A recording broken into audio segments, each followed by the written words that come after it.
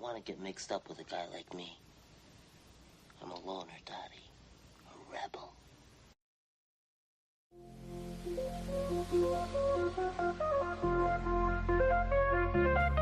Yes.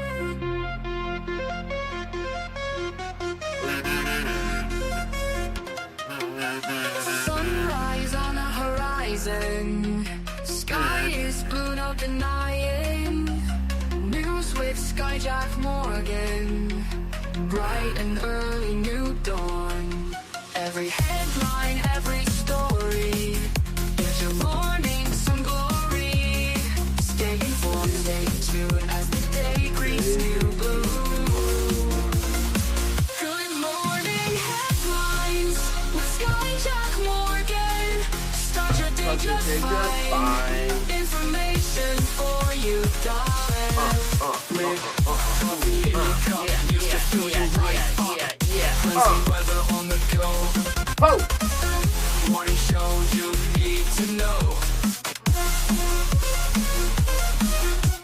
Join us on this daily ride with your morning side by side.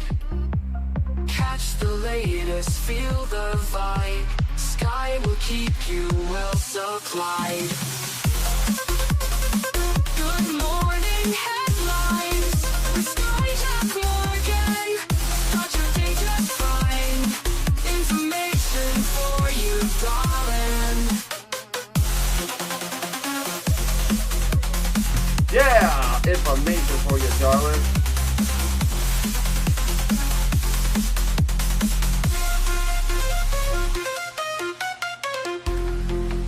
Yes, this is the show for the ages. For the ages! It's for the ages!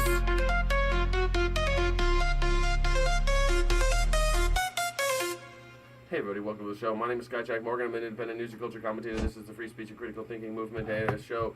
The Morning Sky is the #1 news reaction show on YouTube. Can you believe it? Can you believe it's the #1 news reaction show on YouTube? Yes, the #1 reaction show on YouTube. I'm so glad that you're here. I'm so glad. It's been so long since I've seen you last. We got a long show today. It's going to be really fun today.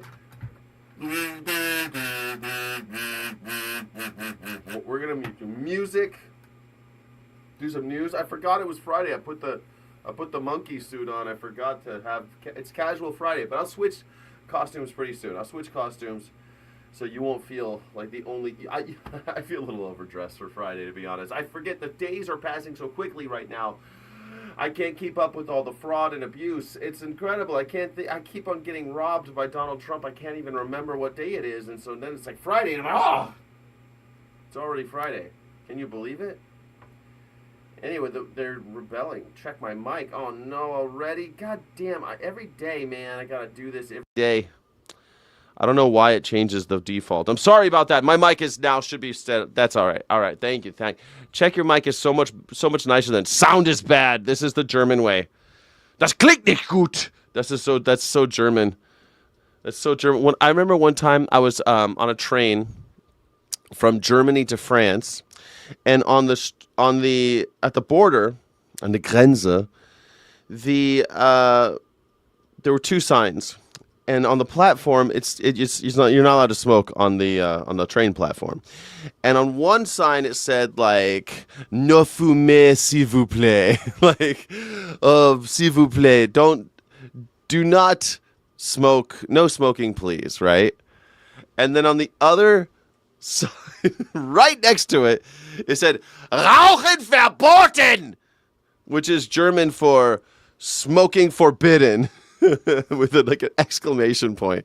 But right next to it was the French that was like, "No fumez, s'il vous plaît." Like, please, if you please, don't smoke. And the German, "Rauchen verboten." I like that. It's always my favorite. That's how you know German. It's just like, here's someone, Satanic Steven, I'm guessing, is like, hey, Sky, check your mic. I think there might be something wrong this morning. Sound is bad! You could tell Ben's from Berlin right off the bat, right there. Better now. There you go. Ich hau dir gleich aufs Maul. Yeah, ich hau dir gleich aufs Maul. Yeah, it's funny. I've been on my Maul, my animal mouth, my Schnauzer. Ich hab doch die Schnauze voll. It's always funny talking with Germans. I've been talking with a German friend almost every day lately. An old German friend. I've known her for over 20 years now. Crazy. I've known her for like 25 years. And crazy. And I've been speaking a lot of German. I'm getting my practice on. Everybody wants me to move out of the country, but I'm thinking New Mexico is the way to go. I think that's the way it should be. Rauchen verboten! I think that's like, you could tell you could tell why these two countries living next door to each other were never going to get along. Germany and France. No fumer, s'il vous plaît. Verboten! Those two guys were never getting along, right? They were destined to have endless wars. Thank God World War II finally ended the endless wars between France and Germany. But who knows? It could come back. Those people, they kind of get along these days, but who knows? Might not last forever.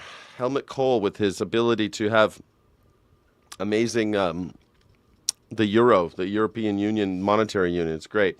Hey, so I wanted you to see this. This is kind of fun.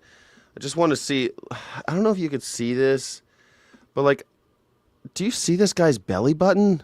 Do you see the guy's belly button next to him? Like, what's going on with that belly button, buddy boy? Does he have a piercing? Is that like a... what's going on? He's got like a... Is he got a belly button? Maybe he's got like a little... he's having a gender-affirming care. He's getting a little... I don't know what is happening here. He has an Audi. Is that what that is? That's an Audi?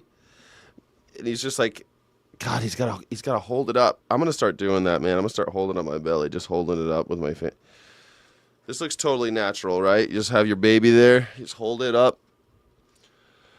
Oh, damn it. Why did I wear this shirt? My wife told me to wear this shirt. She says it looks good. I look good in horizontal stripes. No one told me that it was going to go around my belly button. That is not a pregnant woman. No, that is not a pregnant woman, everybody. Hernia? No. You think that's a hernia in his belly button? Grossly obese. I just think there's a belly button issue happening here. I think it's like an Audi, maybe. He has an Audi. This poor guy. He just wore I just think it was a wardrobe malfunction. He wore the wrong shirt to the presidential palace here. He wore the wrong shirt. And when it's smaller, I don't know if it's happening for you, but because of the stripes, it makes Newton rings around his belly button. So it looks like a target. When it's small on my screen, it looks like a target. You know I'm talking the Newton rings when you have lots of horizontal lines? Yeah, I mean, this ain't looking good. Oh, it's popping out because he's obese. Oh, no. Spoiler alert, the tomahawk that hit the girls' school was traced back to the Afghanistan withdrawal. Yeah, okay, yeah, spoiler alert. Yeah, totally. Traced back. They traced it back to the Afghanistan withdrawal. The tomahawk. It had nothing to do with us. Just they saved it from Afghanistan, and they were waiting for America to bomb Iran. And then the second they did, they've been waiting all these years since 2023. When did we get out of Afghanistan? so 2023, whatever it was, they've been waiting for 3 years. One day in 3 years, they're going to bomb us. They're going to bomb Iran. And therefore, that's when we're going to jump in. That's where we're going to use it. We're going to use the tomahawk right in 3 years' time. Wow, that's a long game. Pretty rad. Great, good for them. Yeah, blame Biden for that one. Anyway, what do you think Donald Trump's belly button looks like? That started getting me thinking. Like, if this guy's belly button looks like this, what do you think Donald Trump's belly button looks like? Thank you, Crazy Jack. Oh, thank you, Crazy. Can I get some green hearts of courage in the chat for Crazy Jackdaw? Thank you. If Donald, what do you think, Crazy Jackdaw? Can I get some green hearts and W's in the chat for Crazy Jackdaw? Jubilation. Can I have some jubilation, please, for someone who supports independent media? What do you think his belly button looks like? Donald Trump's belly button. Man, this guy makes me want to go work out. I got to go work out. This guy makes me want to go for a walk. All right, let's look at this. See what Donald Trump has to say. It looks like GOP is rebelling. Rebel, rebel. Where's my rebel, rebel? Rebel, rebel. Even the GOP can see that Donald Trump is stealing from me. A rebel, rebel. A rebel, rebel. You never thought about it, Jackie Boyle? Jackie. Crazy Jack Daw never thought about Donald Trump's belly button. Crazy Jack Daw. I think about Donald Trump's belly button every day. No, I never thought about it until I saw this guy. I never saw it until I saw this beautiful specimen over his shoulder. I love it. I can't wait to hear. All right, so I haven't seen this. Donald Trump is getting grilled by the JOP. Grilled by the GOP. Grilled by the GOP. Let's see what he says. Let's see what he says here. Here we go. But are you in control of the Senate, sir? Are you losing control of the Senate? Are you losing control of the Senate, he asks. Shit, I mean, are you losing control of the Senate, you stupid octogenarian piece of garbage dumpster fire? Hey, Mr. Dumpster Fire, Mr. Dumpster Fire, are you losing control of the Senate? The people control the Senate, asshole.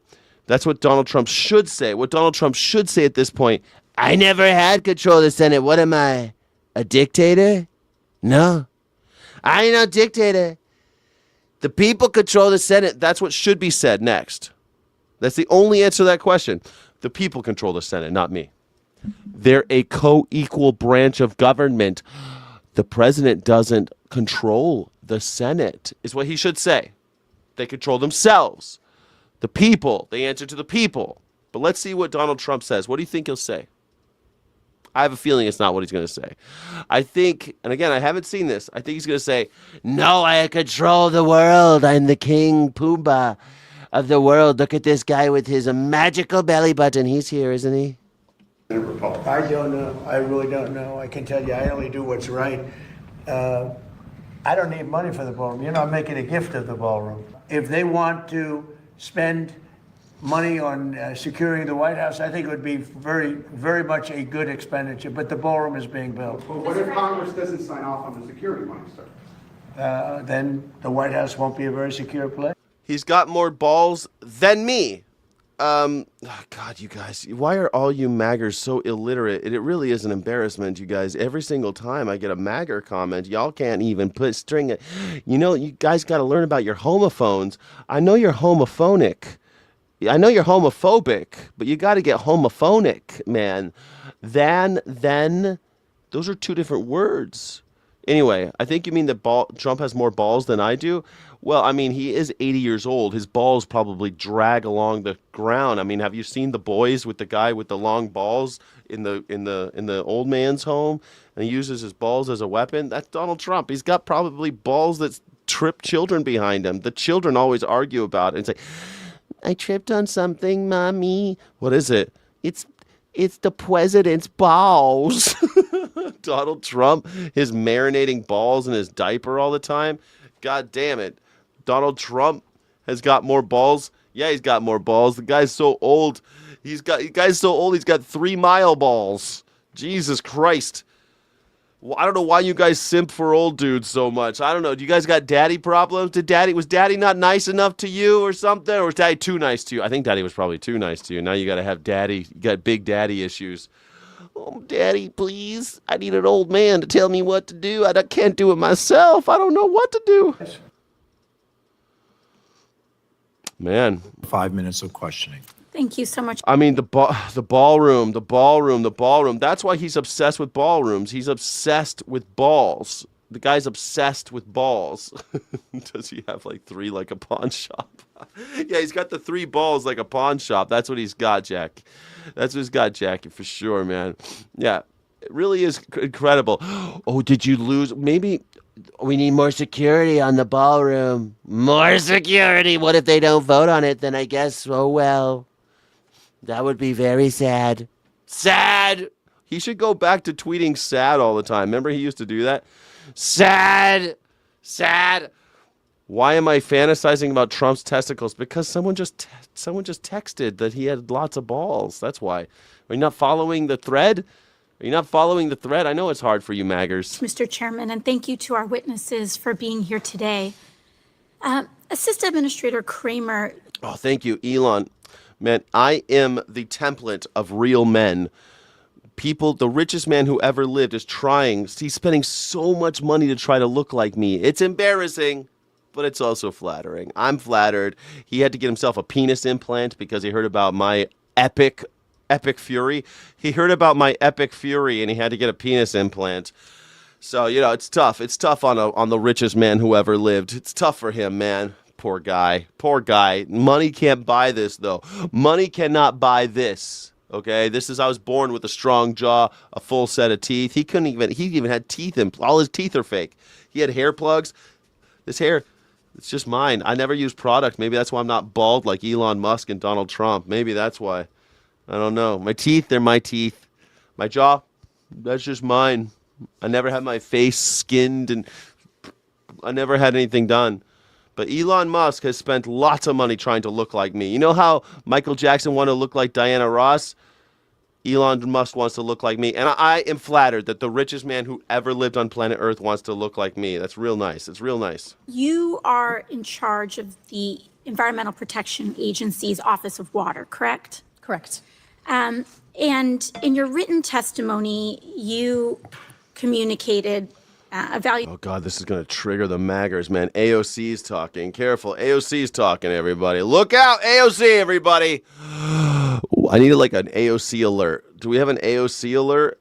Oh, God, we need an AOC. Oh, it's the AOC alert, everybody. Look out. Oh, you poor little babies. All you poor little maggers cry every time. You guys cry so much. Cry more. Cry more. A woman's talking. Look out. That I think we all appreciate, which is that a top priority for EPA is ensuring continued drinking water safety, right? Correct. And this is a bedrock. Look at John Anthony thinks Donald Trump is a total bullshit. He says he lean conservative. I don't know I think he says he's leaning conservative. Middle of the road conservative. What's a middle of the road conservative? What is a middle of the road conservative? God, all you fucking simps. All you stupid hall monitors. Is that a hall monitor? You turn in your neighbors? But the dude is a total dipshit. Yes, Donald Trump is a total... We can agree on that. Donald Trump is a total ridiculous bullshit artist. It's funny that the Democrats would call us who want to make this country great again some sort of derogatory name. We are proud of our... No, you're not proud of your country. Billy French, if you were proud of your country, you'd stop trying to make it like Saudi Arabia. Stop trying to make America like Saudi Arabia. Stop trying to force everybody to think the way you think. Start worrying about freedom for all. You fucking bigot.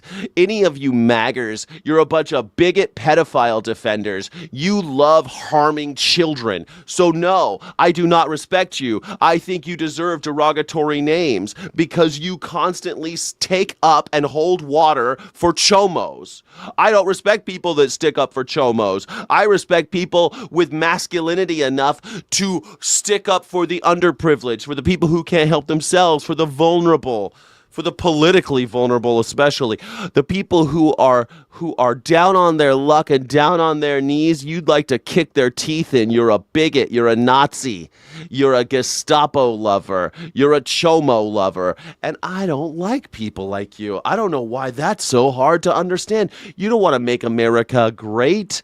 You want to make America El Salvador. You want to make America... the UAE, you and all your Emirati friends. I mean, shit. Donald Trump is about as American as Saddam Hussein. You want to make America like Iraq? And I'm supposed to be like, oh, let's hear you out. Yo, we shouldn't call you names. No, sorry. You guys, you pieces of garbage, you horrible human beings. You harm children, you think that's okay. You support people who harm children, you think that's okay. At this point, you're a co-conspirator of Jeffrey Epstein. You're an accomplice after the fact. That's what you are. You're an accomplice of Jeffrey Epstein. Donald Trump is a co-conspirator, and you're an accomplice because you support him. You aid and abet. You aid and abet Chomos. I'm sorry. I don't like you. I don't think that's so crazy to understand. I don't like people who support Chomos. Don't like you liberals either. Libtards. Libtards will always be libtards. Billy French, you obviously can't read. You can't see the word anarchist under my name. I don't know why. Is it so hard to read? Stupid maggers. Foundational value of the EPA, and it's one of the big reasons why it exists. I also appreciate your commitment to clean water specifically. In fact, you said it very well on a MAGA action call just last month. Oh man, remember yesterday we just saw a story yesterday in Trinidad, Texas. Lady went to jail because she took a video of her faucet pouring brown water and posted it on Facebook. So they showed up at her house and threw her in jail. Yeah, that's freedom, folks. Texas, the freedom state. Really into that. Way to go. A whole lot of freedom going on over there. Lots of freedom of speech happening there. That quote, when I turn the tap on and when every American turns the tap on, there should be confidence in what's in your drinking water. And I think that's a value that we all share. I wanted to ask you, while I have you here, if you've been receiving complaints or if you are aware. It's funny, yeah, she went to Brown, which is, Ivy League. She went to an Ivy League school. And she's a smart cookie. I mean, I got lots of criticisms about AOC because I think she's a hypocrite. But I think most of these politicians are hypocrites. But she went to Brown when it was hard to get in. It's hard to get into Brown, especially as an undergrad. Getting in is tough. But Donald Trump, he went to like Vassar or something. When he went to Wharton, and he went to Wharton when it had a 78% acceptance rate. Basically, if you were white, you could get in. And he brags about it. Like, the dude never even showed up. People who went to school with him, like, the dude was never there. Like, he never did his homework, still doesn't do his homework. The dude does not believe in doing homework. He's a moron. Of folks reaching out about data center construction impact on drinking water quality. I am aware. You're aware. And what are some of the things that you're seeing and hearing? So one of, I think, the biggest concerns is related to water availability, which is why we... No, graduating college does not make you smart. Well, kind of. It shows that you can actually stick with something for 4 years, bring it to a reasonable degree of completion, actually do reasonably well at something for 4 years' time. That does prove something, actually. Shows that you can set a goal and stick with that goal. I think that's mostly what college shows, but it also teaches you how to organize your thoughts and organize projects and kind of see the steps to get things done. So there's a lot there. And also even navigating bureaucracies, because there's a lot of bureaucracy in college, just getting through, especially a university like Brown or like where I went. I went to a very fancy university as well. And so it's kind of like there's a lot. And plus you have to get in. You have to be smart to get into college. That's something too. So you might not, it doesn't make you smart to graduate. Like, not going to lie, there's stupid people at every college. And it depends on what major you did and all that. It depends on what departments those universities are known for. Like when I went to my university, it was considered the best in the world and it had the best department that I went to in the world. So I was pretty proud of that. But there were other people studying like, practice of art. Is the practice of art degree from UC Berkeley the same as a degree from, computer science or math or English or rhetoric? I don't know, maybe. But that's something that's a whole other discussion. College really just shows you that you can have an idea, carry it out, meet criteria along the way to a degree of success. Yeah. It's not a marker of, this person's so smart. It just shows that they can do stuff. They can think. And AOC went to Brown, which is kind of like, it's a fancy school. Trump is a rich-ass businessman? What? He's not a rich-ass businessman. He is a con artist. He's a con artist. He's president. You broke as shit, dumb one. Yeah, Gabe, you are a ball licker. You are a bootlicker, Gabe. You think because someone was born rich and they got richer through con artist shit? The dude has never worked an honest day in his life. Trump is a rich-ass businessman. He played a rich-ass businessman on TV, and you believed it. And that's how he became president, because of suckers like you, because you're a sucker. A lot of rubes. Suckers born every minute in America. So we relaunched the Water Reuse Action Plan 2.0 to focus on ensuring that whether it's data centers or anything about water quality, though? I mean, that's so funny. People like, well, I guess Al Capone was a real smart man, right? Al Capone must have been a real smart man. He was rich. He actually had to work for his money. He actually had to get his hands dirty. But he was a criminal. He tried to get it the easy way. You can try to get money the easy way, and you're a criminal piece of shit no one respects. That's how it goes. That's how social capital works. So it's perfectly reasonable to call Donald Trump a very stupid con man. He's a criminal. That's all. Nothing more. He belongs in jail with John Paul Gotti. He should be in jail. Everyone knows he should be in jail. Even the MAGAs know he shouldn't be in jail. They just think it's funny that he's not in jail. They just think it's cool because they're idiots. They're these people who watch, I don't know, they watch Scarface and they think Al Pacino's playing the hero of the story, or they read Lolita and they think Humbert is the hero of the story. That's more like it. You guys read Lolita. Well, you guys can't read. Maybe you watch the movie Lolita and you think Humbert is the hero of the story because you're a bunch of chomos. I'm not aware of that. Okay. Are there any complaints? I mean, are you observing any negative impacts on data center construction on water quality for Americans? I don't think anything like that's been raised to my attention. Okay. I would like to do so. A few weeks ago, while Congress was in recess, I visited Morgan County, Georgia, where Meta is building a massive data center campus. They are clear-cutting forests and began heavy construction, including explosive blasting. And families in the area are starting to see not only their water pressure decrease, to your point about water availability, but their appliances have all stopped working because it is decimating their water quality. Can you imagine you live in Georgia of all places? God damn it, Georgia. It's always on my mind. Georgia's always on my mind. I love Georgia. I spent a lot of time in Georgia. I love Georgia. And these fucking maggers are letting billionaires shit all over Georgia. This is what happens. This is what happens, man. Corporatism. Now, don't forget what Mussolini said fascism should be called. He said fascism should be called corporatism. They now rely on bottled water to drink and prepare meals, and nearby residents' water bills are expected to increase by 33%. In fact, I have a jar right here. Oh, no. This is the current drinking water. Is that Mama's peach tea or something? Oh, no. That's gross. That's your water supply? Jen Batch. Can I get some W's in the chat for Jen Batch? What the hell is that? What is that? Gross, dude. That's what they're drinking in Georgia? Oh, man. That's worse than what they got in Florida.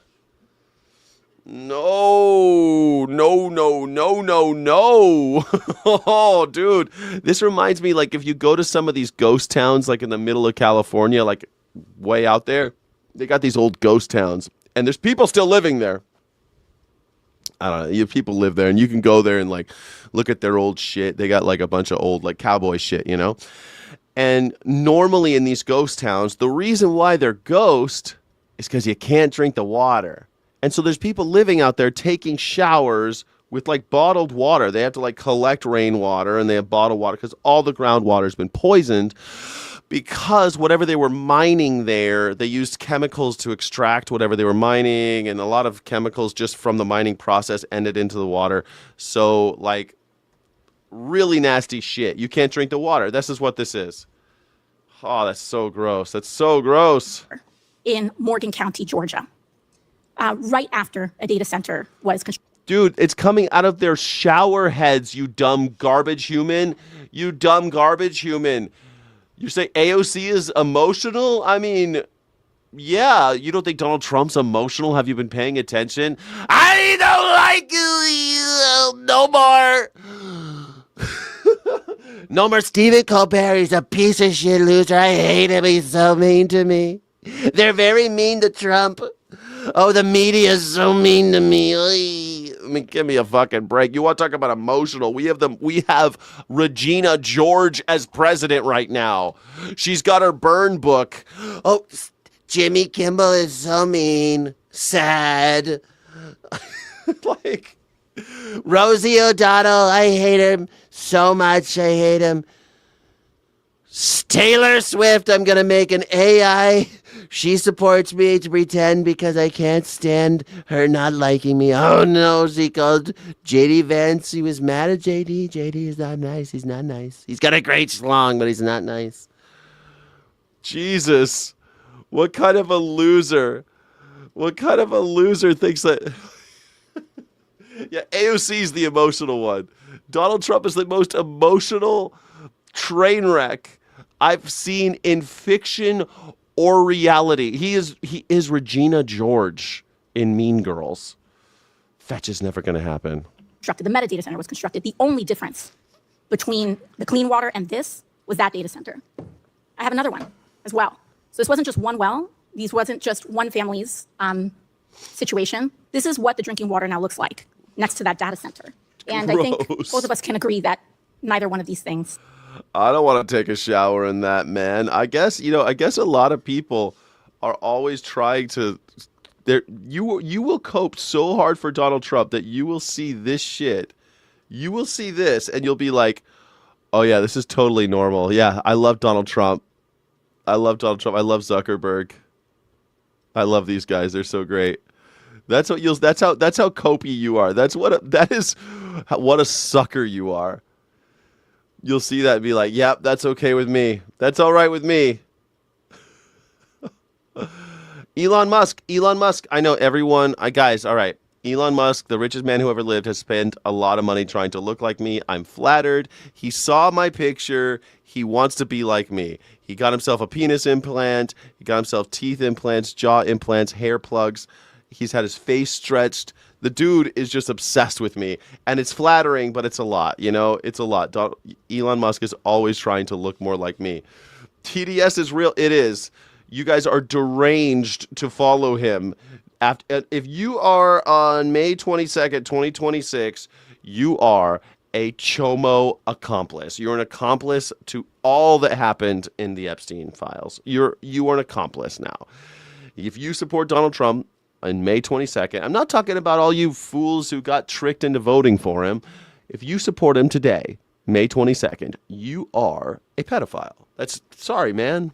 You're an accomplice. You are aiding and abetting. Their crimes are on your hands. Sorry. Are drinkable. These families now have to ship, in a rural area, have to ship water to their house in order to cook and bathe themselves. Now, I'm curious if the EPA plans any investigations on how data centers are affecting water quality and availability. I understand what you said about the rule, but are there going to be any open investigations on this issue? So as soon as I get back to the office, I will be... You live in a city where you won't drink the water? Microbe Joe, where do you live? What city do you live in? If you live in a big city, it's safe to say it on the internet. No one's looking up for you. I live in a city, and coastal cities are always a little rougher because the water comes from so far, right? Like coastal cities, the water comes from very far away. So once it gets to me, and I've lived near the coast for on and off different years, a lot of years, but every time I've lived in a coastal city, you just have to use a Brita just to get some of the metals out of it. But I just use a Brita. Works. And I stretch my Brita too. Do you guys stretch your Brita? I stretch my Brita too far. Am I the only one who does that? I use a Brita. It's like, it's good for 2 months or however it's supposed to. I'm going to use it for 3 months. I'm always stretching it an extra month. Do you guys do that too? I always stretch it. I figured, fuck it. Went for below the belt for sure. If you broke as shit, you can't live in a city with clean water, get a job or buy us a bottle of water, twin. I don't know what the fuck you're even trying to say with that. I'm sorry. These illiterate maggers are so tough, man. It's tough. The water in Scotland is clear and delicious. Well, you guys are like, it's falling out of the sky, isn't it? Like where I live, water ain't falling out of the sky very often, so we're not collecting it. We got to ship it in from far away. It's called the aqueduct. It comes from a long, far, far away, and then it gets pushed through the pipes. Yeah, it's good. You stretch that Brita. I stretch my Brita, man. I stretch that shit. Who's a Brita stretcher? Let me see. Let me do a little quick. Let me just do a quick. A quick poll. Are you a Brit or stretcher? Do you stretch that Brita, son? You stretch that Brita? Yes and no. Okay, we're gonna find out who stretches that Brita. I can't. All right, do you stretch that Brita? Everything's spelled correctly. This is how it done. That's how it's done, MAGA. I look at it, I'm like, oh, everything's spelled correctly. Okay, cool. Let me put it up. You fucking illiterate maggers. All right, here we go. There we have it. It's 1 for yes, 2 for no. Do you stretch that Brita? Do you stretch that shit? Because I stretch that shit for realsies, man. I stretch my Brita hard. I have carbon ones that should last a year. Bought it during lockdown. No free refill. Yes. So that's a 1. You're going to put 1 then for yes, Twisted Hippie. Yeah, I think most people probably stretch that Brita. Yeah. Who does my hair? I cut my own hair. I just do it myself. Jesse Waters. Jesse Waters, what do you mean? His hair looks like plastic. What do you mean? Jesse Waters. That's funny. Jesse Waters. Let's see. Why is it not showing? How come I'm not getting is it working for you? I'm not seeing the results. Damn it. I see people putting 1 and 2 in the chat, but I don't see any results. Shit. I don't know why it's not working. It looks like 1 is definitely winning. 2, some people don't do it. Yeah. You could smell the chlorine again. Until I could smell that chlorine. Yes! Waters wears a wig. I think Waters does wear a wig. Because his hair is just like, it's too weird looking. Jen Batch says 1 as well. Looking into exactly what you just talked about, because anywhere, whatever type of construction it is a priority to ensure that water quality standards established by EPA are being met. And so we'll be looking into that certainly. Thank you. I sincerely appreciate that because I think this is of utmost importance, and we're seeing this happening across the country. I'd also like to ask about the administration's push to build more data centers by fast-tracking construction, because the administration's been issuing executive orders. Oh, yeah, for sure. Yes wins. I think more people definitely stretch that Brita. I stretch that Brita, too. I stretch the Brita as well. Sorry, I stretch it. To fast-track data center construction when we know that water quality is encountering major issues. Are there any mandates for data centers to do water quality testing prior to construction? Of like coming from a public water supply, drinking water supply sampling? Wells, yeah. I'm not aware of anything like that. However, it doesn't mean I'm just not aware of it. Might exist, Yes, but I'm of not. course. I think it's important that, you as an agency official, we have to make sure we're doing these investigations. And then us, on a congressional level, I'd like to note that I think it's... You don't understand the question because you don't have a water filter in Scotland. You don't filter your water, so you don't need to stretch it. I stretch it. Of utmost importance that we also launch congressional investigations into this matter as well, so that we can partner with the EPA. And yeah, I know the data set. She just held up 2 jars of water. It looked like that. It looked like. I was gonna say it looks like shit. It looks like shit water. It looks like there's shit in the water. ensure that the drinking water for this country continues to be safe and accessible for the American people. So thank you, Administrator. Thank you. Gentlewoman yields back, and I now recognize Representative Weber for his 5 minutes of questioning. Thank you, ma'am. I don't get it. Why? How are these data centers poisoning what? How are data centers polluting the water so badly? Why is it so bad? Chemicals to prevent the growth of bacteria, mold, and algae in the cooling system. Oh, it's poison.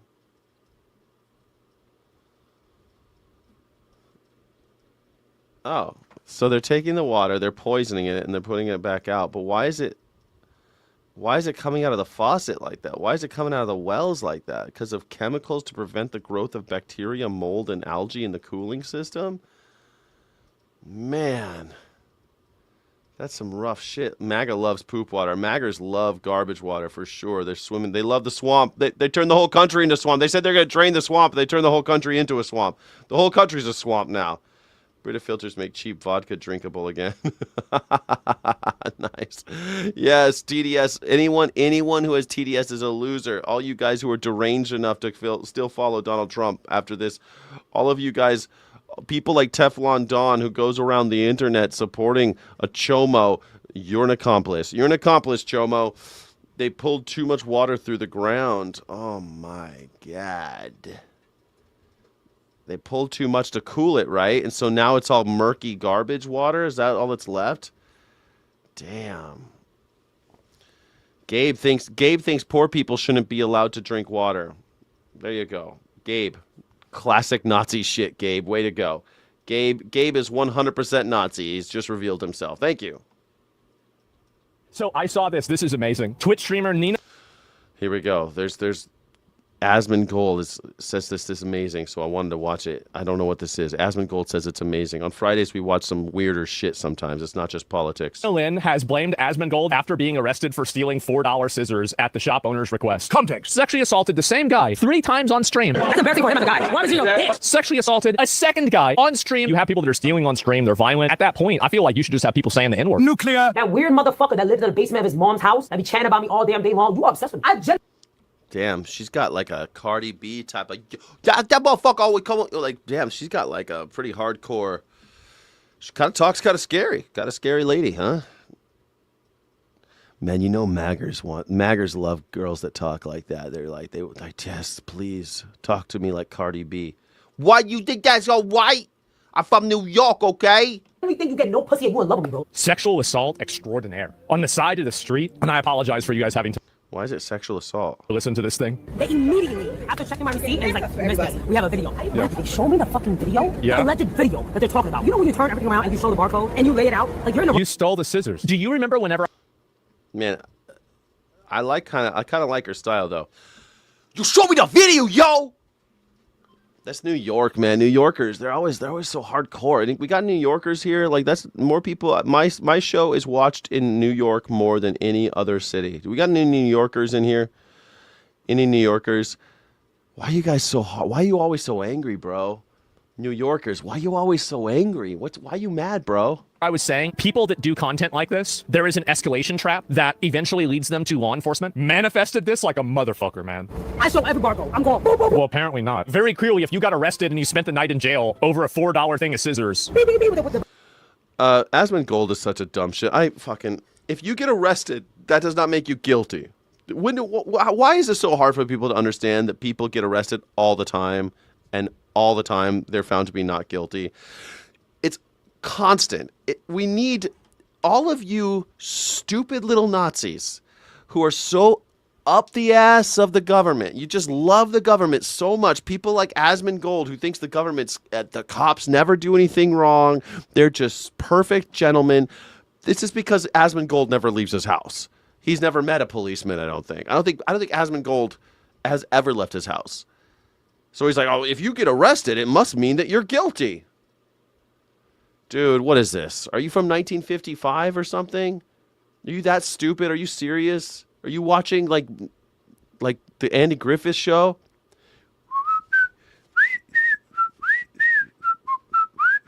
Well, looks like Opie got in trouble today. He must be guilty. String him up. God damn, it's painful, man. Red barcode scanning thing.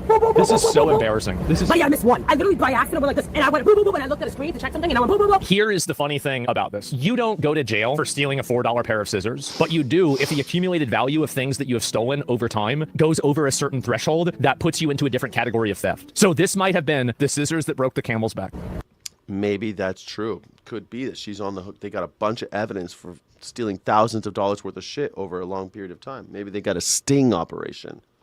Oh my god, yo, no bullshit, like no bullshit. Like I have never been wronged in that way. I was like, are you seeing what I'm wronged in that way? Officer, are you seeing what I'm seeing? And he's like, it was an honest mistake, but the guy wants you in the precinct. I'm like, what? Who's the guy? Dude, he has to be a viewer, right? He goes, the guy in the store. I'm like, the guy in the store want me in the precinct? He's like, yeah, normally these cases we just bring you back and you just scan those items. But the guy wants you in the precinct. I'm like, New Yorkers, man. It's like something about New Yorkers. It's like, God, why are you talking like that? Did we have any New Yorkers, please? I'm outside NYC by 35, 60 minutes, depending on traffic. Why do people talk like this over there? Do you talk like this? Do you talk like this? Man. New York energy. That New York energy is just like... I feel like it makes my teeth on end. I feel like it's like you have you ever seen what's that movie with the planes and the trains and the automobiles? I forget what it's called. Something about planes and trains and automobiles.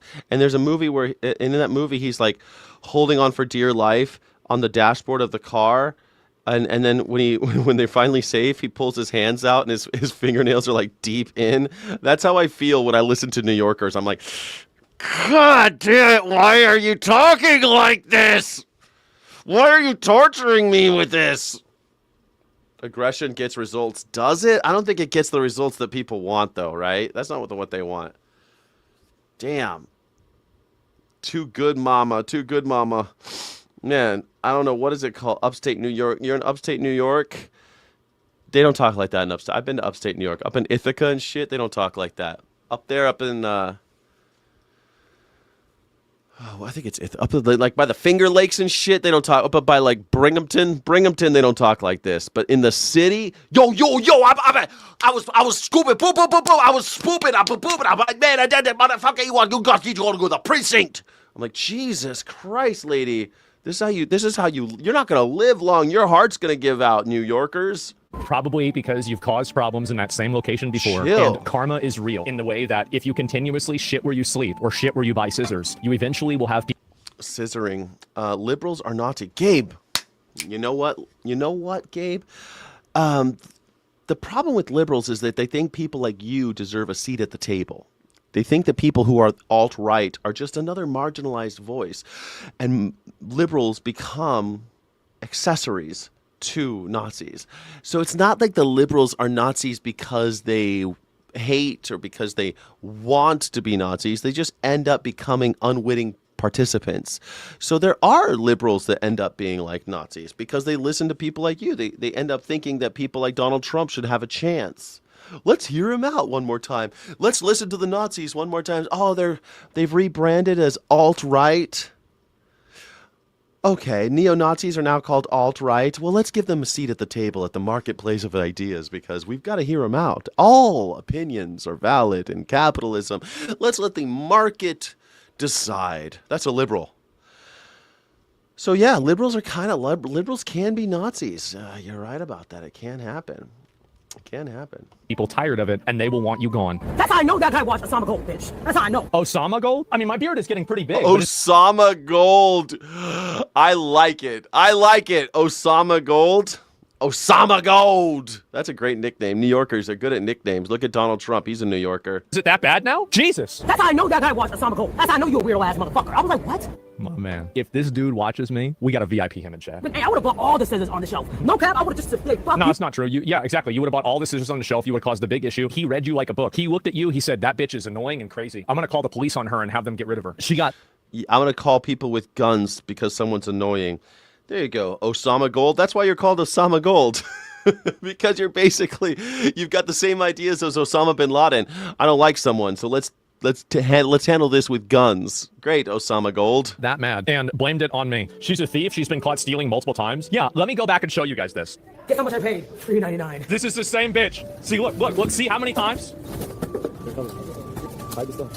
This bitch is so retarded that she's gonna end up in jail. She is. Again, no, sorry, excuse me. End up in jail again. She's gonna end up in jail again. Well, you got to go outside to go to jail, Osama Gold. What does Osama Gold stand for? What does he stand for? What's his mission? What's he doing? Where my democracy at, says President Reagan. Oh, it's gone. That's gone. It's been gone for a while. That happened. It's over. Yeah, liberal means tolerant Nazis. Well, they're tolerant of Nazis. That's the problem, right? The liberals are so tolerant that they become tolerant of Nazis and give Nazis a chance to rise up. Liberals are the problem. They're a big problem. Liberals are a huge problem. I hate liberals. So tolerant. We're so tolerant. Let's be so tolerant of the Nazis. And here I am like, no, Nazis, we need to punch them in the face. And liberals like, no, we can't punch people in the face. That's violence. Whoa, what are you, violent or something? And you know what? All of those MAGAs will say the same thing.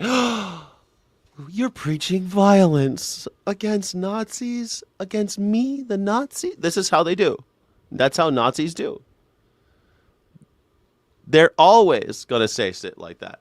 What? That's violent. You're preaching violence. Yes, against Nazis. But why can't we just let everybody have their voice? After all, it's capitalism, and capitalism's the best. You see, liberals are the problem. Liberals are part of the problem. Everything left of anarchist, I'm sorry, everything left of anarchist is against capitalism. Everything right of anarchist is for capitalism. Capitalism has destroyed America. Capitalism has destroyed the world. It's a major issue, and liberals are in support of it. It's the marketplace of ideas. We need everybody. Everyone needs a chance to talk, especially the Nazis. The loudest let's give the loudest person in the room one more shot to convince us all to be Nazis. It's going to work this time. That's every time with liberals. So the number I've put in is $30 million. $21.5 million is for the wrongful imprisonment. People who took part in January 6 are hoping for big payouts. We endured a lot. Our lives are still not the same. So I don't know what kind of price you can. Yeah, I get it. Jackboot, rainbow hair. Yeah, I mean, but a lot of those people are cosplay, right? A lot of folks that's all virtue signaling. They want to have this moral superiority, but they're still invested in a hierarchy. Even the hierarchy of moral superiority, they want to be seen as better than somebody else. So they'll be, oh yeah, I've got my purple hair, whatever, and I'm so accepting. And I'm accepting because I'm a good person. But you're not a good person. You're a good person when you fight for those who can't fight for themselves. You're a good person when you speak up for those who can't speak up for themselves. You're a good person who stands in the way, who fights. And that's it takes violence sometimes. It takes vandalism. It takes a lot of stuff that people aren't comfortable with, because you've been taught that if you're really, really nice, then nothing bad will happen. Martin Luther King Jr. was arrested 30 times. And you want to keep telling me that we have a First Amendment, that we have freedom of speech. He was arrested 30 times, and he was famously not violent. Gandhi almost died in prison, and he was famously nonviolent. Like, these guys write these things from jail. Martin Luther King Jr. wrote the Letter from Birmingham Jail, one of the greatest pieces of literature ever created in the English language. And he blames the liberals, by the way, that the liberals are worse than the conservatives. That the liberal white is worse than the KKK in terms of how difficult it is to overcome them and how truly detrimental they are to a movement. But hey, so all I'm saying, if when Gabe says liberals are Nazis, you can't really take people like Gabe seriously. The guy clearly is like so far up Donald Trump's cult. He's so deep into the cult that you can't really take anything seriously that he says. But when somebody says that, it does mean something, even though the person who's delivering it is a moron. The argument is valid. Are liberals Nazis? Well, they make Nazis possible. So, sorta? Put on that. Even before the DOJ and without Barack Obama and Joe Biden and Bill Clinton, for that matter, and George W. Bush and Reagan, of course, Trump wouldn't be possible. Trump happened because of those people. He's just the next step in a line of assholes. We've had horrible presidents who have done horrible, horrible things. They're all war criminals. And they've consistently clawed more and more power for the executive branch and the cops and the military. And it just keeps getting worse. And Congress, the people who are supposed to be representing the people who are supposed to be our power represented in government, their power has been diminished consistently. And so as time goes by, you finally get to Donald Trump. But if you forget that Barack Obama and George Bush and George Bush Jr. and Reagan, I mean, everyone, all the presidents in my lifetime, even Carter to some degree, all of them, all the presidents in my lifetime led to Donald Trump. But people just want to blame Donald Trump and pretend like, oh, well, if it were Biden, it'd be so much better. If it was Kamala Harris, it'd be so much better. And yeah, it probably would be better, but it'd still be the same. It's still the same. Announced its so-called anti-weaponization fund this week. How long were you in prison for? Jail and prison, I combine those numbers, 1,075 days. People like Brandon Fellows had already begun making claims for compensation. What's the reaction within the wider January 6th community to this fund? Some people are whining and saying it's not enough, and we're not even hearing numbers yet. Fellows was sentenced on felony and misdemeanor charges for entering the Capitol on January 6. Yeah, we went in there. Seen here in a red beard costume, Fellows spoke to CNN. I thought that was a real beard for a second. No, that guy looks totally different. Look at these guys LARPing on January 6th. So, how long do you think it's going to take for Mike Pence to die when you put the little necktie around him? A couple minutes. We're all taking bets about how long it'll take him to suffocate. And Ellie Reeve during the riot. But they were smoking a bunch of weed in there. The charges against him were dismissed after a pardon from President Trump. Now Fellows expects compensation. According to ChatGPT and Grok, and also my knowledge of January 6 cases, I'm in at least the 3 to 5% upper tier for how terrible and also how strong of a case I have. It's like surreal to me. I mean, look how angry I look. Rachel Powell, a mom of 8 and a grandmother to 8, spent 3 years under house arrest. We interviewed her before she began her prison sentence in 2024. I don't deserve this. My kids don't deserve it. Like, have we not been through enough? She was really... Yeah, we've not been through it. I love how no accountability whatsoever. I thought that MAGAs were all about accountability. No, not at all. Not at all. You took a shit on someone's desk and rubbed shit all over the walls? No accountability for that whatsoever. Last year after being pardoned by Trump. What do you say to people who are outraged and say people like you don't deserve a penny?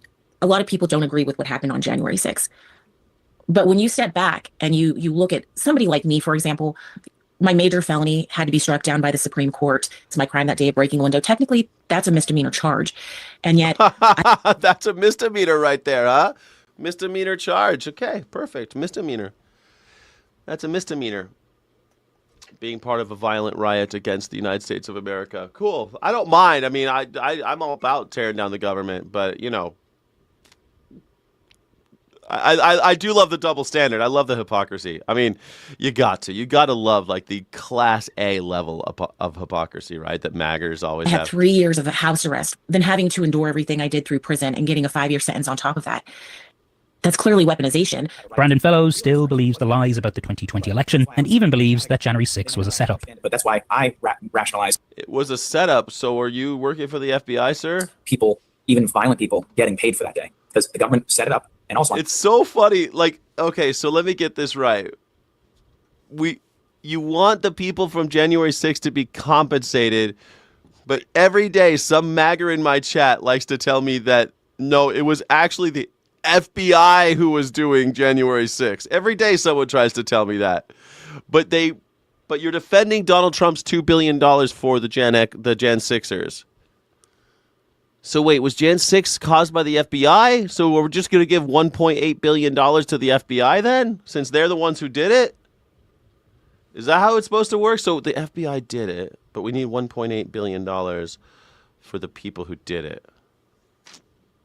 Seems odd. On top of that, they stole the election. And both Fellows and Powell remain loyal to President Trump and thankful for the so-called anti-weaponization fund. I feel like he has kept us in his mind. How much would Nick Fuentes get? How about Alex Jones? Alex Jones was there. 1776! Man, it's too bad Charlie Kirk's not alive to get some of that money, huh? Charlie Kirk was very instrumental in January 6th. It's too bad he's not going to be here to have that money. Sorry, Charlie. Oh, sorry. Sorry, Charlie. Sorry, Charlie. Charlie's looking up, getting fucked in all 3 holes by a team of demons.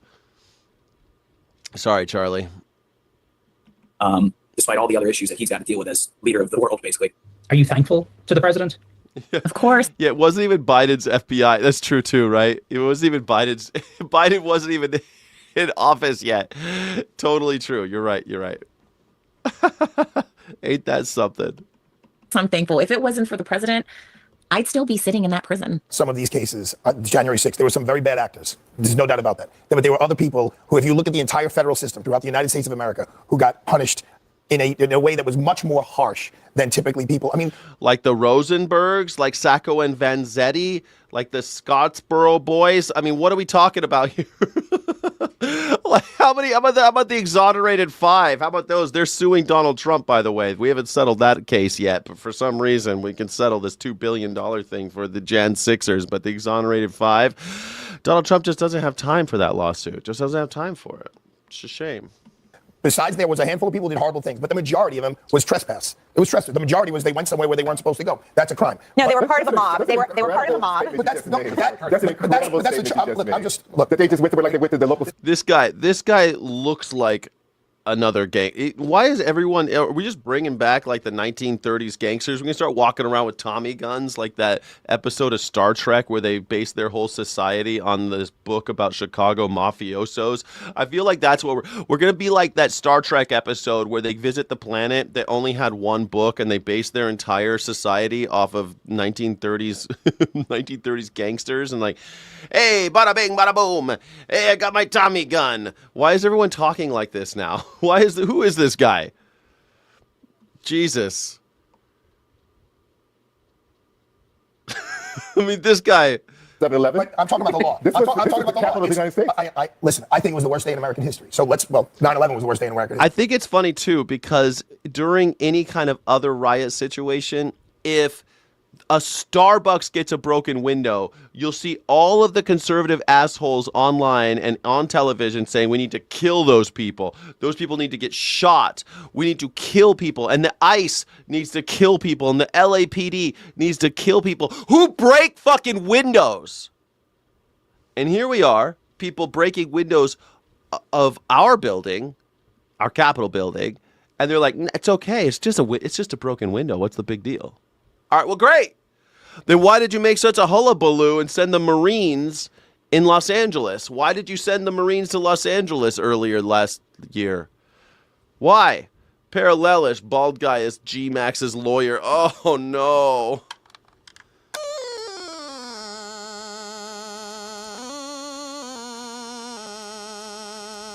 Thank you so much, Parallelish, for being a channel member. Sky City Rebels Unite. Can I get a W in the chat for Parallelish in the house, please? But this is a horrible, horrible day. I'm not defending what happened that day.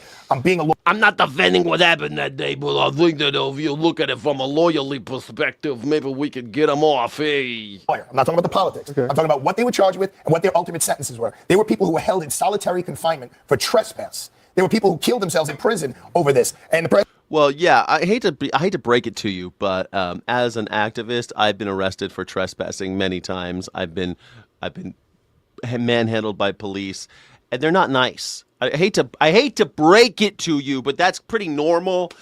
People get busted for trespassing, and they get put into solitary confinement for a while, just to prove their point. They do it all the time. They want to make sure that you learn your lesson. So the cops take you and they put you in confinement immediately. And you're in a little room by yourself. And they'll keep you there for 8 hours. It's messed up. Welcome to the criminal justice system of America. That's just how it happens. You just get put in.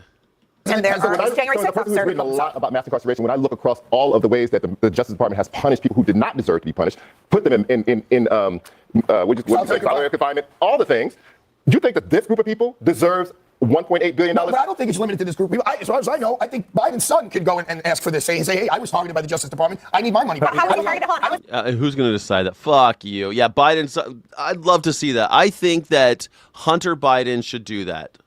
Hunter Biden should do it. See if he gets a piece of that $1.8 billion. He's hard up on cash. I mean, I saw an interview with Hunter Biden with Candace Owens where he said he's millions of dollars in debt. So, hey, I think he should do it. I think Hunter Biden should apply, see if he gets the cash. I'm not saying it would be a viable claim, but I don't think the way I read the press release, it's just January 6th. You don't see this obscene. I see the absolutely obscene. I would agree with the first senator. It's a little beyond the pale of normalcy. Yeah, it's a little beyond the pale. Thank you for joining reality and stop defending your fucking chomo president. Everyone knows this is garbage. Everyone knows. Dislike this live because YouTube removed the dislike count. Piss Sugar. You just anything you do, piss sugar. I love it. Any kind of reaction is fantastic. I love it. Thank you. Go back one step, because this is a perfectly good debate about why would you pay money to people who are convicted criminals. There is a system already to deal with those issues. But let's just talk about the fact that we have a quote unquote settlement for $1.8 billion. Let's leave aside that it's collusive, because the plaintiff and the defendant are the same person. Yeah, that's not typical. But then so one of the reasons you know it's collusive is not just that they're the same party. Donald Trump himself said this when he brought the case, saying, I know this is odd because I'm on both sides. But let's look at the merits of the case. The merits of the case were, and this was in front of the federal judge who had it in Florida, was that there was no case. The reason the IRS general counsel quit is obvious, because the IRS is defending the IRS, the public, for the same type of violations and claims that are made by Donald Trump. But here, when it's Donald Trump, they pay out the money. The clear way that this case should have been dismissed is it was not brought timely. It was supposed to be made within 2 years. Do you know how much money that means that the public would owe Donald Trump? Zero. And zero. Good point. Wow. It is beyond the, if you want to follow the law, it's supposed to be taken in 2 years statute of limitations. It's true. That was 2021. It's been 5 years. How come you didn't bring suit in 2 years? Because you were waiting till you were in charge of the government so you can award yourself $2 billion. Donald Trump is a thief. It's totally true. No judge would have done this, but they didn't have a judge. Todd Blanche just decided. Todd Blanche, acting attorney general. He's not even a confirmed attorney general. We don't even have a confirmed attorney general right now. The people have not spoken on who should be attorney general yet. Our representatives have not weighed in. The president has his sex crimes attorney making decisions about multi-billion dollar decisions. And the Senate, as shitty as they are, haven't even had the chance to confirm an attorney general. Seems weird. Seems like it might be a criminal conspiracy. Is a lot less than $1.8 billion. It's not Donald Trump who's getting the money, correct? But that's irrelevant. Because the money is styled. Some people have argued that it's his allies, that he's able to then reward allies. What do you think about that with that $1.8 billion? Well, again, according to the fund, the way it's written is it's not supposed to go to Donald Trump's allies. It's going to be a process. There's going to be people appointed by, I think, members of Congress, members of the executive branch. The vice president stood up on stage and said that all the people who haven't got any sympathy were the people who had stormed the Capitol and voted for Donald Trump. The vice president was saying that these were going to be Trump voters and people who stormed. He did say that. The vice president in his press conference said that. So these are Trump allies we're talking. Oh, no, it's not going to be Trump allies. It'll be the Congress that decides. Yeah. I want to see Hunter Biden apply. Can we somehow, let's get Hunter Biden on the phone. Hunter, can you apply for this, please? I need Hunter Biden. Here we go. Hunter Biden. All right, there he is. Hunter Biden, please apply for the Trump money, being $2 billion. All right, so I just reached out to Hunter. My friend, he should be rocking it pretty soon. Thank you, Hunter Biden. The capital for him. On the question of who this would be, we do have a clip from Todd Blanche talking to CNN today about who this would be and if it would be people who assaulted cops. This is what he said. One of the factors the commissioners have to consider is what the claimant did, the claimant's conduct. I just now decided I want a Hunter Biden painting. I've just now decided that. I want to hang a Hunter Biden painting on my wall. You know what? I thought Hunter Biden, I talked a lot of shit about Hunter Biden when Joe was president. I regret it. I think Hunter Biden's kind of cool now. I think he's way cooler than all these other fuckers. I think you know what? I used to talk so much shit on Hunter Biden. I'm sorry, Hunter. I know you're watching. I'm sorry I talked all that shit on you. I'm warming up to you. I think you seem like a pretty okay guy. I thought you were just some Nepo baby shitbird. But you know what? You're an artist. You're a guy struggling with addiction. You got a dead brother. You've had hard family life with all the weird shit in your family and you've been targeted by the president and all this other stuff. It's got to be hard, man. Your brother died for this country, and then the country destroyed you. The country went after you. That's so American. Your brother died for this country. Your father served this country. Whatever. I hate your dad. I still hate Joe Biden. But Hunter Biden, I don't know. Kind of warming up to you. Okay, so in the hypothetical you just described, the claimant would have to say, I assaulted. Yeah, I know. People say, like, poor rich boy. Yeah, I get what you mean. But he is millions of dollars in debt, which means that, I don't know. There's rich people and there's rich people, right? And he was never rich. Joe Biden was the poorest president who entered the presidency and he was still the poorest when he left. Joe Biden never has owned stock. Never owned stocks or bonds. Because he thinks that's bullshit for someone who works in government to do it. So he's never done it. You can't say that about all the other ones. Can't say it about Donald Trump. Can't say it about Nancy Pelosi. Donald Trump is just like Nancy Pelosi. They're thieves. Joe Biden never owned stock. Joe Biden made some money off of his book, and he had his paycheck, but he took the train and shit. So Joe Biden isn't that rich, and fucking neither is Hunter. Hunter's in debt. Hunter had a house in the Palisades, so he wasn't poor, but he's millions of dollars in debt. So, you know. I don't know. Joe Biden never owned stocks or bonds. I think that's worth mentioning, right? He was also the poorest president the poorest person to become president and the poorest president to leave office. He did not get rich while he was president, and he wasn't rich before he became president. So I hate Joe Biden because of a lot of other reasons, but he wasn't on the take. It doesn't seem like he was on the take, and that matters. Like, because you could be a piece of shit and I could disagree with your politics like I do with Joe Biden. I disagree with him politically, but I don't think he stole from me. You know, I don't think he fleeced me. Donald Trump is fleecing us. A cop, and I want money. So whether the commissioners will give that person money, that claimant, it's up to them. But that's one of the factors they have to consider for the very reason that was raised yesterday, which should be raised, which is that President Trump, this Department of Justice, does not stand for assaulting law enforcement. So we still don't have a clear answer. There's clearly not Why is that guy even talking? Todd Blanche is a sex crime attorney for Donald Trump. He's not a attorney general. Oh, he's acting attorney general. Call me when you have an attorney general. Assaulted a cop, you can't apply. You can. It's the commissioners who again can be fired by Donald Trump at the president at any moment, and they get to decide who this would be. We also have reporting now that the head of the Proud Boys is going to apply for this restitution. Look, you can be very reluctant to say that nobody deserves restitution for things that happened in the Biden administration. I'm reluctant to say that, and also acknowledge that this is obviously a gimmick designed to advantage the president's political allies, not necessarily. The mandatory minimum wacky. I hated Joe Biden since I was a little kid during the time that he grilled Anita Hill because he, for some reason, loved Clarence Thomas. And let's face it, Clarence Thomas is one of the worst Supreme Justices we've ever had. He's a sex offender, and he's on the takes. He takes bribes. He's the worst person to ever be in fucking Supreme Court. And Clarence Thomas was basically handed the job by Joe Biden, who went after the woman who accused Clarence Thomas rather than actually addressing the issue. He's a horrible person. Joe Biden is a political... I hate Joe Biden. I've hated him for a very long time. He's a flip-flopper. He's stupid. This stupid Catholic thing. He likes to pretend he's a Catholic all the time. Fuck that guy. But, you know, he's just an old, dumb, 50-year politician. Everything about Joe Biden, I hate him. He should have never been president.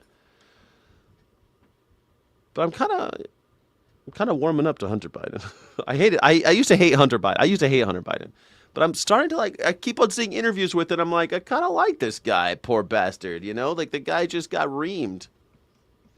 I like an underdog, you know? I don't know. Necessarily financially, but certainly ideologically. It's not just 1.8 billion, it's 1.776 billion, because it's definitely not a gimmick. However, he's tied it to the 250th anniversary, right? However, the president does have a point insofar as what he's doing is not necessarily unprecedented if you're talking about rewarding your ideological allies, which Joe Biden did at the very end of his presidency. How did he reward his allies? Joe Biden? I'm about to tell you. At the end of his presidency. I'm about to tell you. This guy's gay as fuck, right? You guys got your gaydar for this guy? This guy's gay as shit, right? Rewarding your ideological allies, which Joe Biden did at the very end of his presidency. How did he reward his allies? Joe Biden? I'm about to tell you. At the end of his presidency. I'm about to tell you. God, what is it with these? Like, he's just like Brian at the whatever podcast. Brian is gay, right? Charlie Kirk, gay. Lindsey Graham, gay. What is it? Nothing wrong with gay people. Love me the gays. But these closeted homos with the Donald Trump crew, it's weird, man. It's weird. Come out of the closet, man. It's fine. Ollie oxen free. You're fine. Just come out. It's fine. I'm about to tell you what the Joe Biden. I'm going to tell you right now.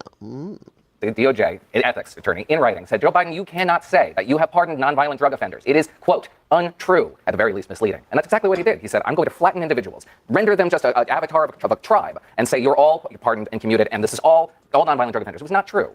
To say nothing of the fact that you had fraudsters, this Cuyahoga County guy, the cash for cars. Noah Rothman is not gay. He's married to a woman, Jessie Allen Toback, with whom he has tied the night in 2019.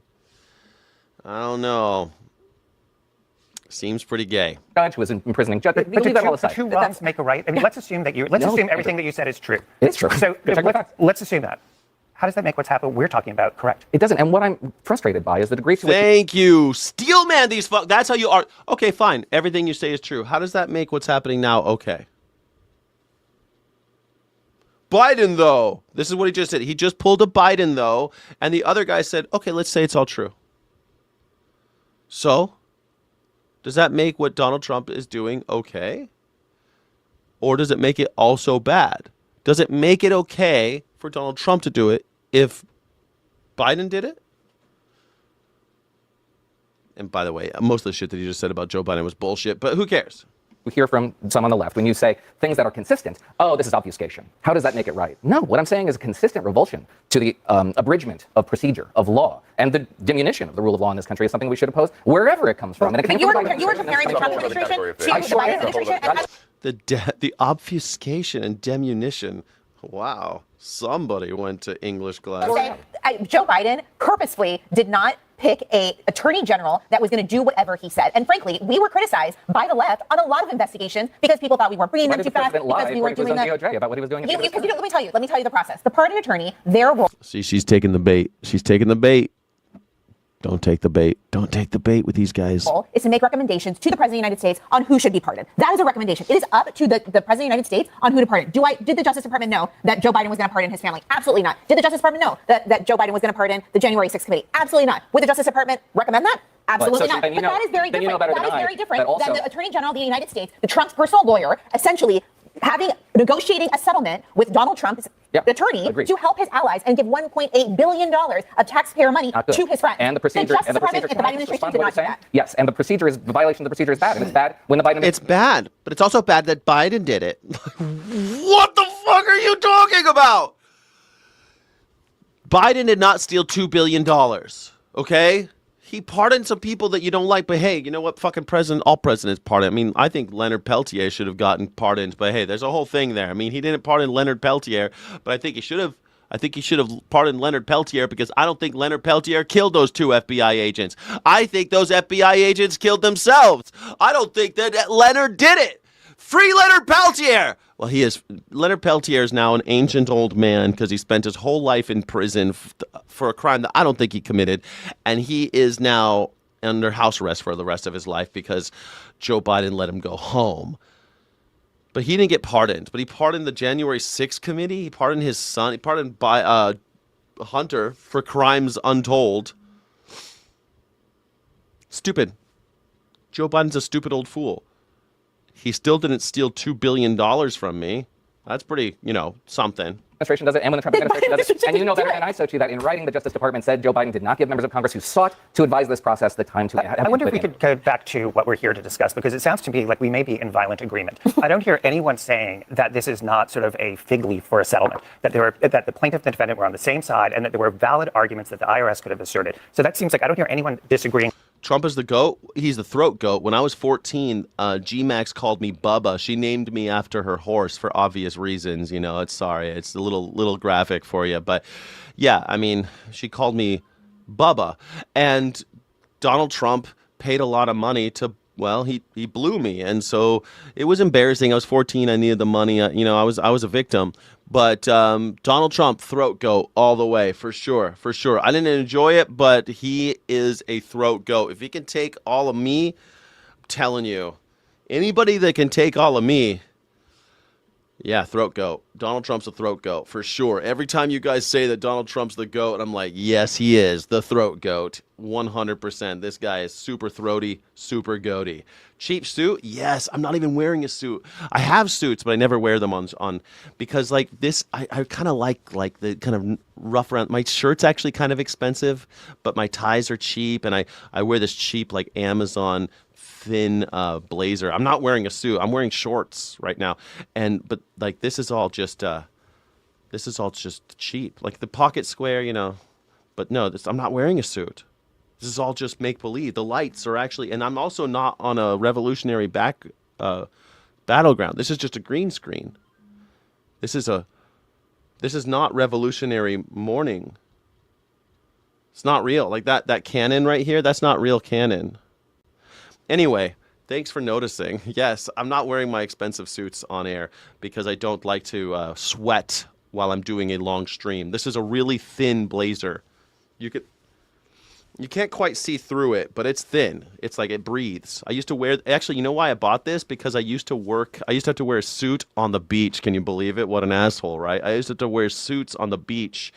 So I bought like a very nice breathable shirt. This is like a Twillery breathable shirt. And this is a really breathable blazer so that I could go on the beach. I think I usually wore jeans. I can't remember what kind of pants I used to wear, but that's why I bought these. And no shoulder pads. These are my shoulders. There's no shoulder pads right here.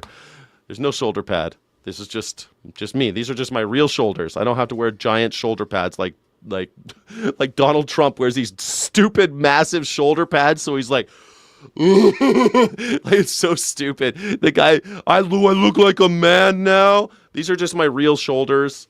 There's no shoulder pad right here. But thank you so much for saying that, Melissa. I appreciate you.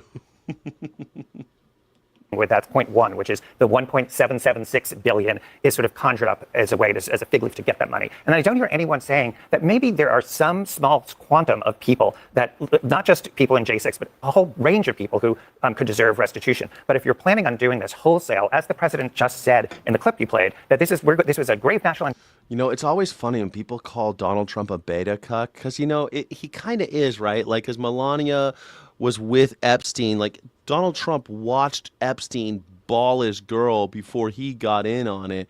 I mean, it's kind of sad, right? I mean, Jeffrey Epstein said in a recorded interview that he hit it first, and then he let Donnie hit it on the Lolita Express. I mean, this is some sick shit. So yeah, that's some beta shit. You're right.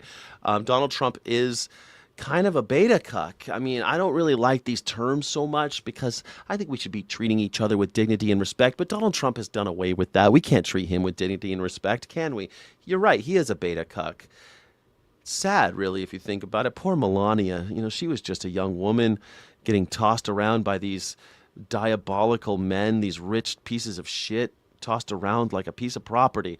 It's not right. It's not right to treat people like that, maggers. Why do you treat women like property? Why do you treat children like property? Why do you treat people and animals like property? Why are maggers so horrible? Why don't you believe in the sanctity of life? How come you don't think that life is sacred, maggers? Why do you hate life, maggers? Why is maggers so anti-life? Justice, and we're going to be paying all of their legal fees. And remember, he pardoned them all en masse. He did not do a triage. So I don't hear anyone here at the table. He used an auto pen, too. He used an auto pen for all those pardons. Auto pen's not legitimate. It's not legitimate. He didn't sign all of those pardons for January 6th. That's why auto pen. Saying that they would disagree with the commission saying, oh, you know what, we're going to give huge amounts of money to people who attacked police officers and did more than just trespass. Well, it sounded like Todd Blanche was saying that that's not what the president wants, and he's on the record saying Oh yeah, for sure he ate Jeffrey's cream pie. Yes, he ate Jeffrey's cream pie for sure. These guys are all Eskimo brothers. They're disgusting human beings. They tossed around young women and children. Yes, that's how they do. That's what they were into, man. Supportive of anyone attacking a police officer. I just want to talk about the two officers who brought their lawsuit. He's already pardoned people. I understand. There's a difference between pardoning them. They already did their jail time. So there's a difference between pardoning them. Okay, but they did a 4 years ago, 3 years. The two officers who said they were bringing a lawsuit, and I'll defer to Andrew and my colleagues here. I don't think they have standing to bring a lawsuit. You have to be harmed. So the fact that there's money that goes to people that could harm them. You have to be harmed. How was Donald Trump harmed $2 billion worth? How was he harmed? You have to be harmed. It's a good point. How were $2 billion worth of harm done to Donald Trump? There's not a controversy. To bring a case, there's got to be some controversy. It can't be, there might be a controversy. This might lead to somebody harming me. So I think on a summary judgment motion, if they bring that lawsuit. Well, I don't know. Did they actually eat a baby? The thing is, who knows if they ate a baby? But there's allegations in the Epstein files that are being actively covered up by Donald Trump and his supporters, his followers. So if there's evidence in there, I think we should have. I think if there's allegations of baby eating and Donald Trump's best friend is the person that's being accused, I feel like we should look into it. Don't you? Do you feel like we should look into it? If your best friend was accused of eating babies, would you be surprised if they asked you some questions? Would you be upset that they asked you some questions? Or would you try to cooperate? If somebody found out that your best friend was eating babies and raping them and trading them and doing all the nasty things that they say he did. If someone found out about your best friend, would you cooperate and answer questions about your best friend? Or would you try to cover it up? It'll be dismissed. We have to go to break, but quick question just for my clarification. But what if they were there that day and were emotionally harmed? Does that count? So I actually agree that the argument for standing, because it turns out, like, not every taxpayer could say, oh, I want to sue because you're using my taxpayer money. That's it. Under the law, you would be basically open. You think that Stockholm syndrome is real because of her? I think I don't think that's Stockholm syndrome. I think she got to where she was by being ruthless. She got to where she was by being ruthless, and now she's married to one of the most powerful men in the world, and she's got a movie named after her and stuff. Greatest movie ever made, by the way. Just a touch, just a touch, just a touch, just a touch, just a touch, just a touch. Love that movie. Such a good movie. Has everyone seen the Melania movie yet? It's fucking fantastic. Up the courts too. Brett Ratner's best work. Brett Ratner's best work since Rush Hour 3. Just myriad lawsuits. So here I agree that the reason that these people say they're individually hurt is pretty weak. Yeah, I think so too. Lobo? I'm from the U.S. The U.S. Where in the U.S.? Arizona. Wow, this is that Chip guy. Man, that Chip guy. You guys familiar with this guy? This guy goes out at Amsterdam and talks to people. On Fridays, we do things a little differently around here. It's not just all politics. We try to mix in some other stuff. I love this shirt, Commodore 64. It brings me back. Look at this guy's shirt. He's got a Commodore 64 shirt on, man. How cool is that shit? Guys, does anybody remember the Commodore 64? Anybody remember that shit? I loved it when I was a kid. I'm Tim, by the way. Riley. Riley, nice to meet you. Oh, we actually talked to another Riley out there. Yeah, nice. What brings you to Amsterdam? We're just touring in Europe. Cool. My friend lives here, so not in Amsterdam, in Spain, but so we're just hopping around. Nice. Let's go. Let's go. So, we're Jesus, guys. Already. doing this experiment where we're asking people, because we're animal rights activists, and we're asking people, what would you do in a situation where you see somebody on the street kicking a dog, kicking a dead dog specifically, they're just kicking a dead dog. Would you try to stop them? Would you walk on by to nothing? Or would you try to join them? I would try to stop them. Yeah, we appreciate that. And if when you're going there to stop them, the person's telling you, wait, I'm doing it for exercise. And I give them a good life, I just kill them quickly and painlessly, like maybe shot them in the back of the head. Would you find any of that right? Or would you say, okay, then do your thing? Or would you be like, no, stop? No. You guys follow the question. So the question is, if you saw someone, they have a dog, they shoot the dog in the back of the head, and then they use the dog as like a kicking punching bag. They use the dead body for exercise. They want to exercise with the dead dog. Is that okay? What do we think in the chat? Is that all right? Is that all right for everybody? I want to see how you guys feel. Let's see how she answers the question. So, well, why do you kick a dog for exercise? Like, go for a jog. Well, it's just always done it that way. Like, it's part of his family tradition. He's always, we need to exercise, and that's just how his family always exercised. They brought dogs into existence, kept them for a year, fed them nicely, and then shot them in the back of the head and used them as punching bags. Yeah, no, that's still wrong to me. That's wrong. Okay. Okay.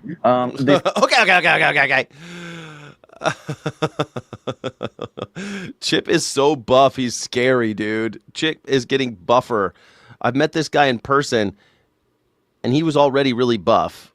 Chip, the shirt's not even fitting you anymore, Chip. I think it would be wrong if they did that to other animals, or is it just dogs? Like cats, maybe like dolphins? Yeah, I mean, I think like across the board, it's wrong. Yeah. Do you think that, and I'm just going to shift gears a little bit, do you think that then if he chose to eat them afterwards, would it be okay? No, but ironically, I don't eat meat. You don't eat Vegetarian. Hey, she doesn't eat meat. People think vegetarians are pretty cool. What do you guys think about vegetarians? I don't know. I couldn't be a vegetarian. I could never be a vegetarian. I couldn't do it. I could never, ever be a vegetarian. I hate vegetarians. I think vegetarians are the worst. I don't. Why not? It was kind of a personal choice since I was a kid. I never really liked the idea of it. Is it in regard? Yeah, that's Chip. Yeah, you didn't know? Yeah, that's Chip. He's a monster. The dude weighs his food. He's like always talking about protein and stuff. He's like, he takes note. He like has a food diary. He's like one of those guys that are all really into like just all the muscles. He's just all muscle. The dude's just all muscle. To animals, or is it in regards to the taste of it? Is Yeah. what is it? Yeah, it's an animal thing. It's an animal thing. When we were younger, like in the US, they teach you like in history class, you learn about like the like food service acts, and part of that is like learning about slaughterhouses and like kind of the background of those. How do you guys feel about vegetarians? I don't like them. I don't like them.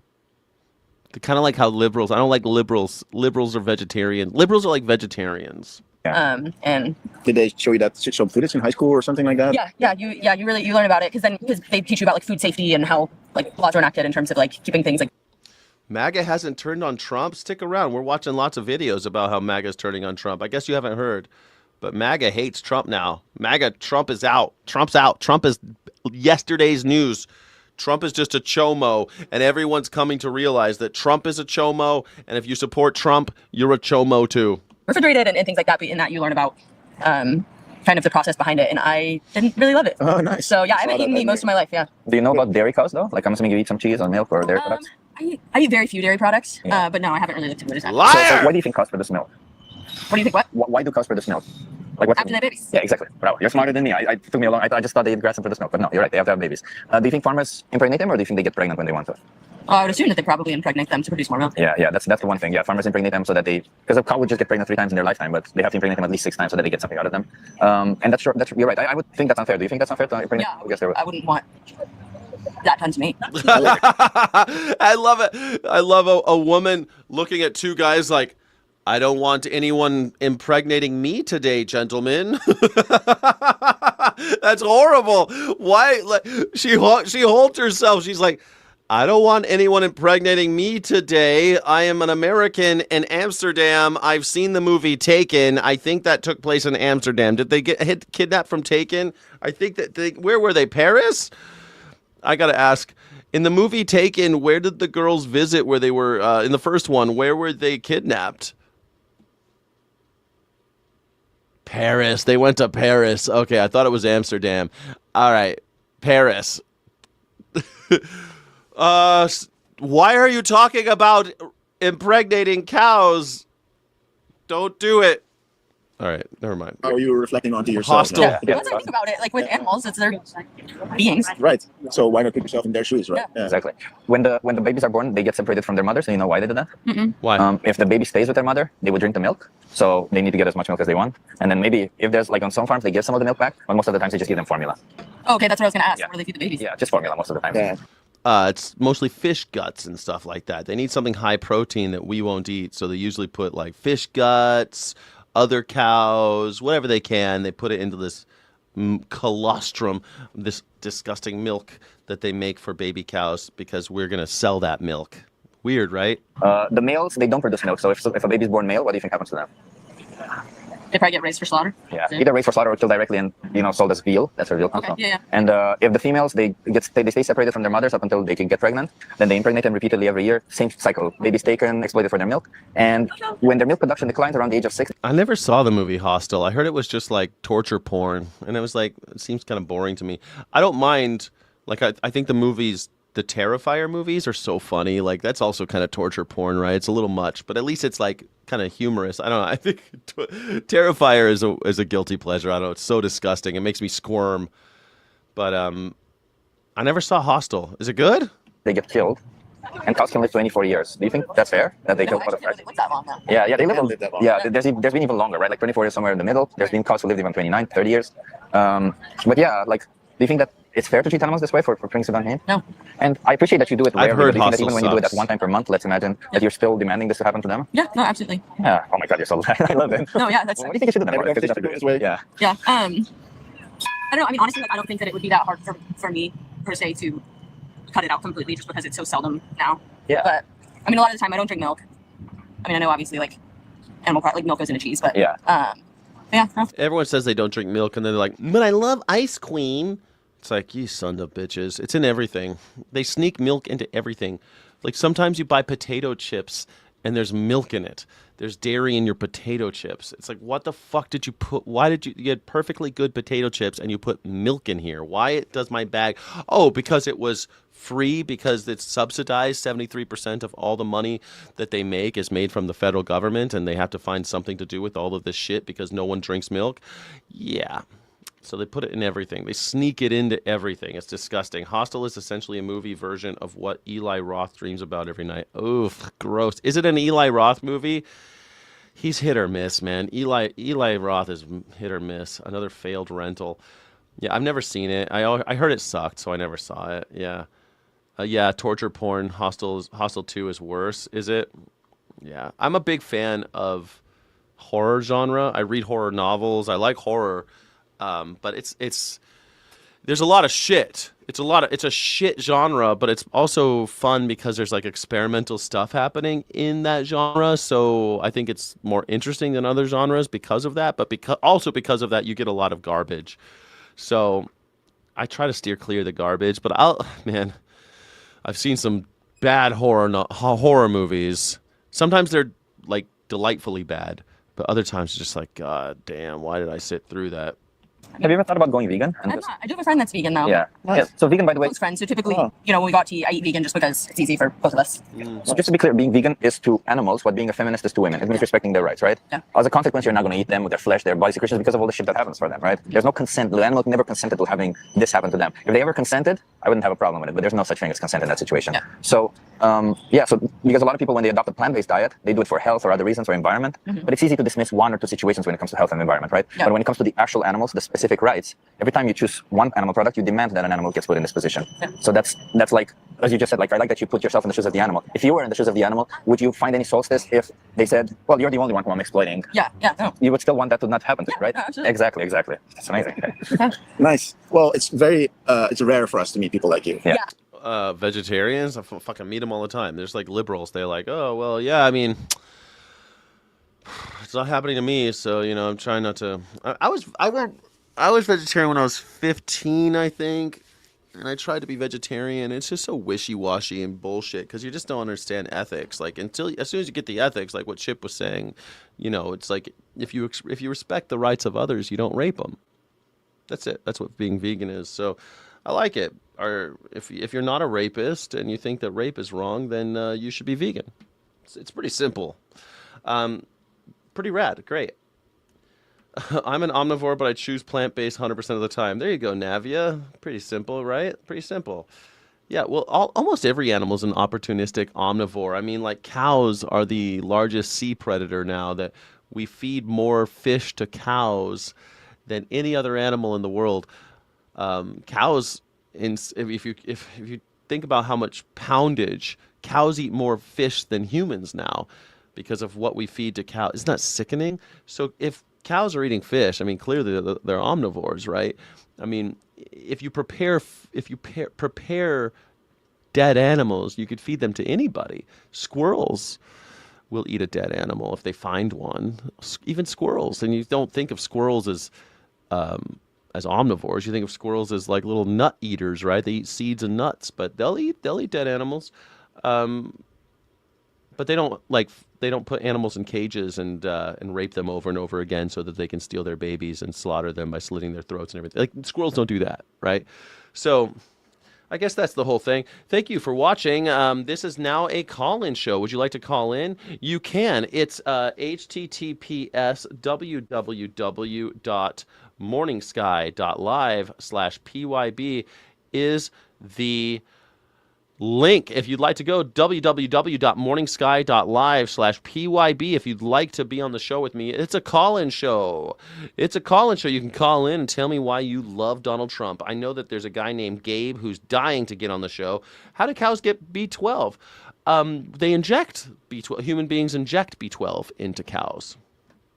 Yeah, they get injected with B12. I don't know. They don't live in a place where there's any way for it to ferment naturally. None of us are. Not like in modern life, no human being is living in a way that can just like absorb B12 naturally. So all of us have to get it from someplace. Usually we get it from fermented stuff, but like there's B12 in lots of stuff. But like I don't take a B12 supplement, so I did when I was on the road, though. I took a B12 supplement when I was traveling a lot because I knew that I wasn't going to be able to like have nooch, and I didn't have what I needed. I couldn't buy like fortified foods, but I was on the road. I was living in hotels, you know, so I did take a B12 supplement then. I also took a multivitamin. So when I was on the road living in hotels, it was a little bit different. I made a protein shake every morning, and I took a B12 and took a vitamin every morning so I could have energy. But you have B12 gummies? Yeah. I mean, I don't know. You snort lines of nooch. Nooch is so good. It's so good, right? Yeah. Yeah. You got to have that Universal steak. Universal, like Universal Studios, like at Universal Studios, Florida. If you say clean needles for cows. No, they don't use clean needles for cows. They just inject. They don't care. They're not going to live long enough for it to matter. They're not going to live long enough. Smoking Blondie's here. Smoking Blondie, how the heck are you? What's the deal and how you feeling? I'm on my lunch. Oh, nice. What are you having? What am I? Oh, dragon fruit and pineapple and cherries.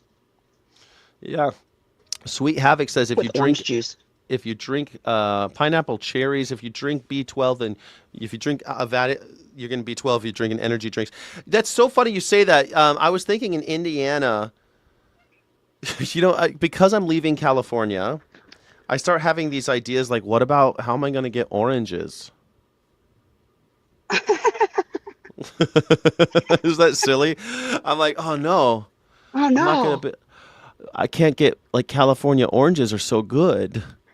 I couldn't imagine. Am I going to get gross oranges because I'm in New Mexico? They're going to be gross. Do you remember when we were kids, we could only have fruit from the grocery store that was in season? Yes, I do. And now nothing tastes like it? Yeah, but in California, we had shit was mostly in season all the time. Well, not everything. There were certain vegetables, especially like Brussels sprouts and artichokes and watermelon, that were only like certain times a year. Even tomatoes in California, out of season, taste pretty fucking good. When I was in Virginia, though, those out of season tomatoes tasted like mealy. Nothing? Oh, so gross. When I was in Virginia, out of season tomato, but an in season tomato in Virginia was like the best goddamn, like nectar from the gods. It was unbelievable. I couldn't imagine. Oh man, so good. But Indiana, they don't grow anything, so I don't know how you guys are getting by with. But you have a pineapple and cherries. I grow a lot of produce myself, and then like I freeze whole my berries. I freeze them and put them in my water. Like all year, I have fresh berries. We have wild stuff growing. I harvest wild raspberries, blackberries, wild strawberries, grow strawberries. I can a lot of stuff. Yeah, I guess like it's kind of funny when I was going to the food bank, they would just give me so much produce, and I'd have all these amazing like squash and oranges and apples, just fresh all the time, like so much. I'd be eating what I could and throw it away. I don't know if that's going to be the same way in New Mexico, but I don't know. Probably not. I'm sure they have. Well, they're on Route 66, so I'm guessing they get all the stuff, right? They get all the stuff we get. Well, I can tell you from experience that, like my great grandmother, she had a full acre of nothing but personal garden, and it supplied us all year round. The neighbors, everything. New Mexico is the largest producer of pecans. Wow, I do love pecan. Maybe pecan pie in New Mexico. I'll just eat pecan that's so pie. good. It's so goddamn good. I didn't know that New Mexico was the largest producer of pecans. But I guess, I'll just have to figure it out. I mean, I don't eat that many oranges. I could just pay top dollar for nice oranges, right? Let's have to figure it out. Well, I do know that we have a semi truck that comes like twice a summer, and it has grapefruit and oranges, and I'm guessing from Florida. Yeah, probably from Florida. When I was in Florida, it's like, as you drive through Florida, there's like billboards that are like oranges, oranges, orange, and then you drive off the road, and there's just like a sea of oranges, and you're going, what are you going to do? There's no way you could sell all these oranges. You must be throwing away like 60% of your product. But just beautiful, unbelievable in Florida, the oranges. We don't do that shit in California. We have orange trees off the side of the road and stuff. You see them, but we don't have like orange, like drive off the side of the road and see a sea of oranges for sale. Sometimes up in the fields you'd see like that for some things, but I don't know. It's weird. My best friend was well, he was born in El Salvador. He was adopted by a rich white family in like 81. Nice. Yeah. That's yeah, the best way to be adopted. Oh yeah, be that token. I would gladly be a token. Do any rich people want to adopt me? He has flashbacks every time he tries to eat a mango because they don't taste the same as they did down there when he was, because down there at the orphanage, when the sun would come up, they would kick all the kids out and they'd be on the streets, you know, robbing and stealing so they could eat until the sun came down, and then they could go back into the orphanage. And he said mangoes down there off the tree are just nothing like he's tasted since.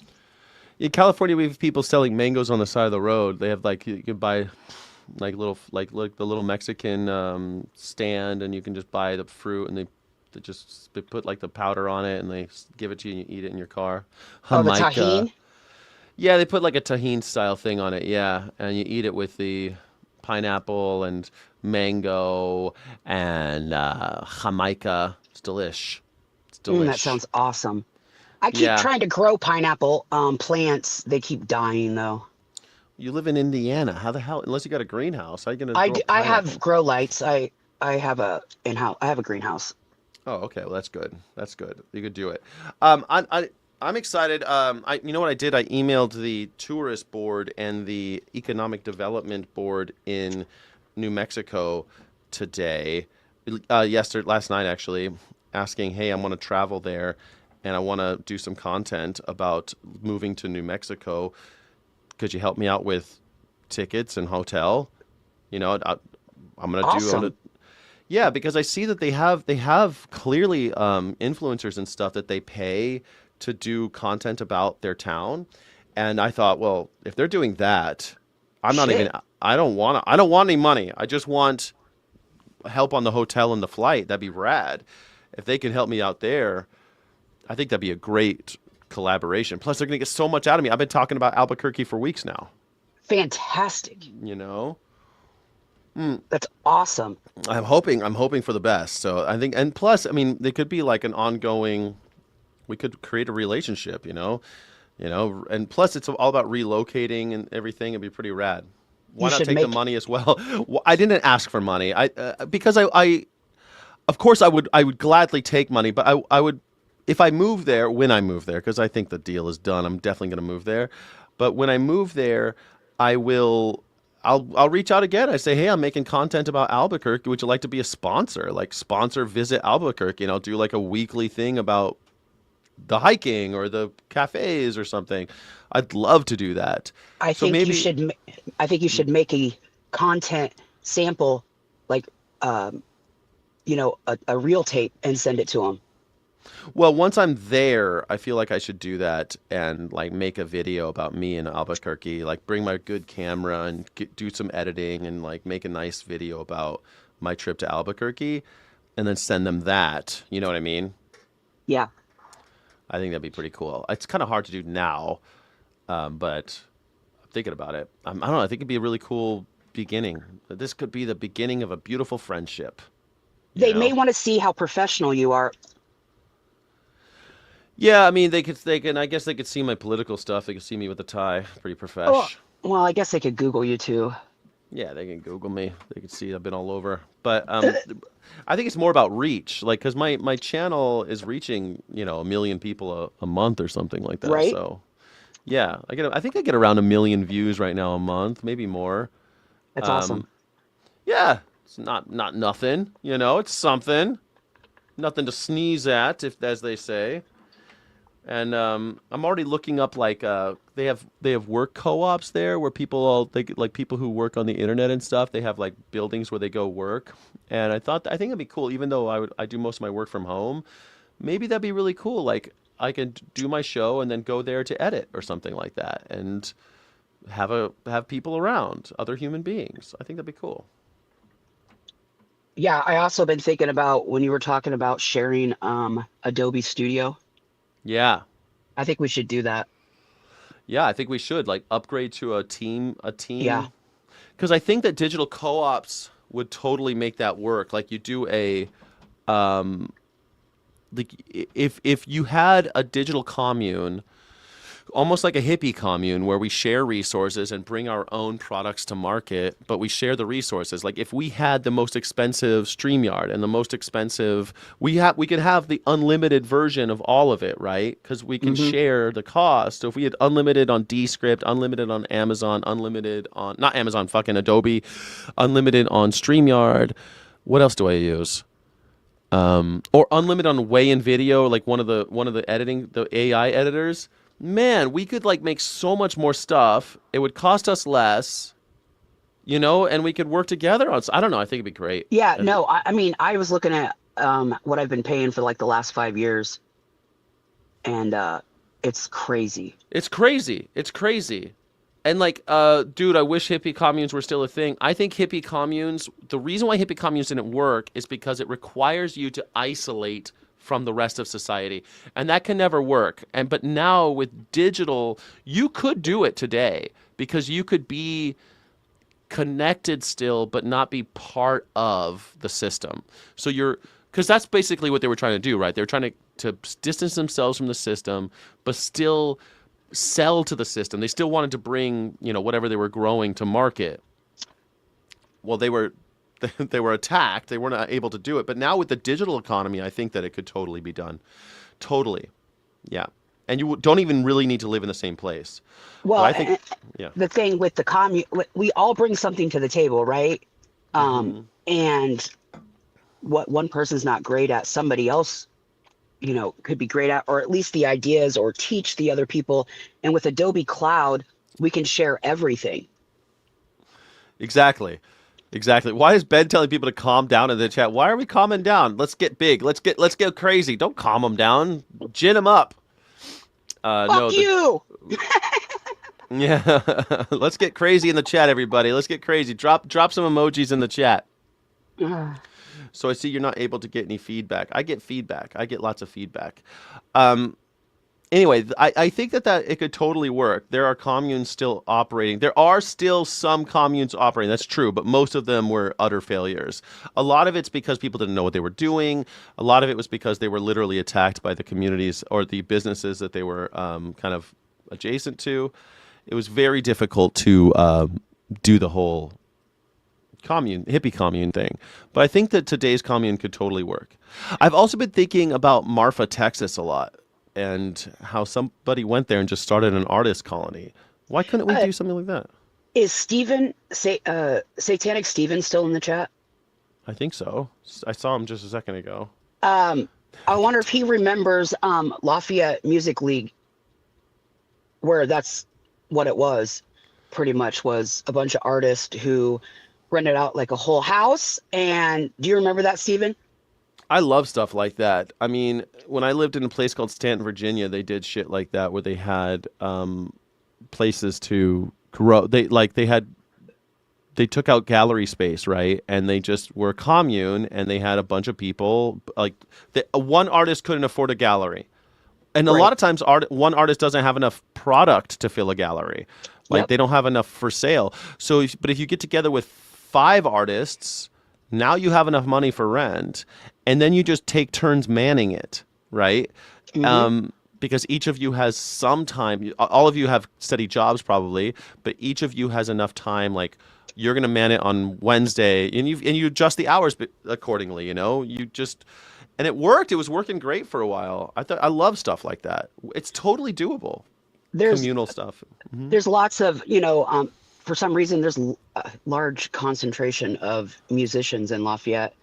And a lot of them, were self-taught. So, you bring in somebody who went to school and could pass on knowledge, with recording and production. And then there are people with, lyric writing, like lots of people were feeding off of it. It just died out because people were struggling to survive.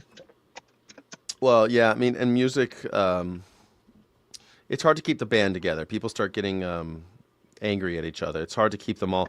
When I was in Virginia, we had a music group where all musicians were supposed to be like part of it, and I was part of it. But anytime I did like an acoustic thing, I got a ton of support.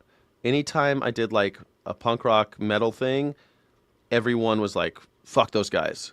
I'm like, wait, I'm like, bastards, man. It's like music is music. Like, yeah. Musicians are a different breed. Some of them are super sensitive, and Lafayette's got a large metal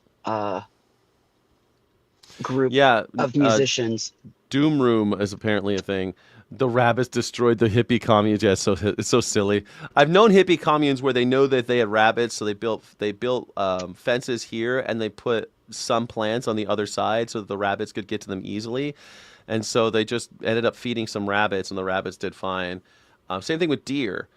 It's hard though. Usually you end up having to kill somebody to keep your shit if you're selling it, but you know. But I love. Seems like you're stuck in 2020. Am I stuck in 2020? Come on now. Metal. Yeah, it's all metal, says Satanic Steven. That's rad.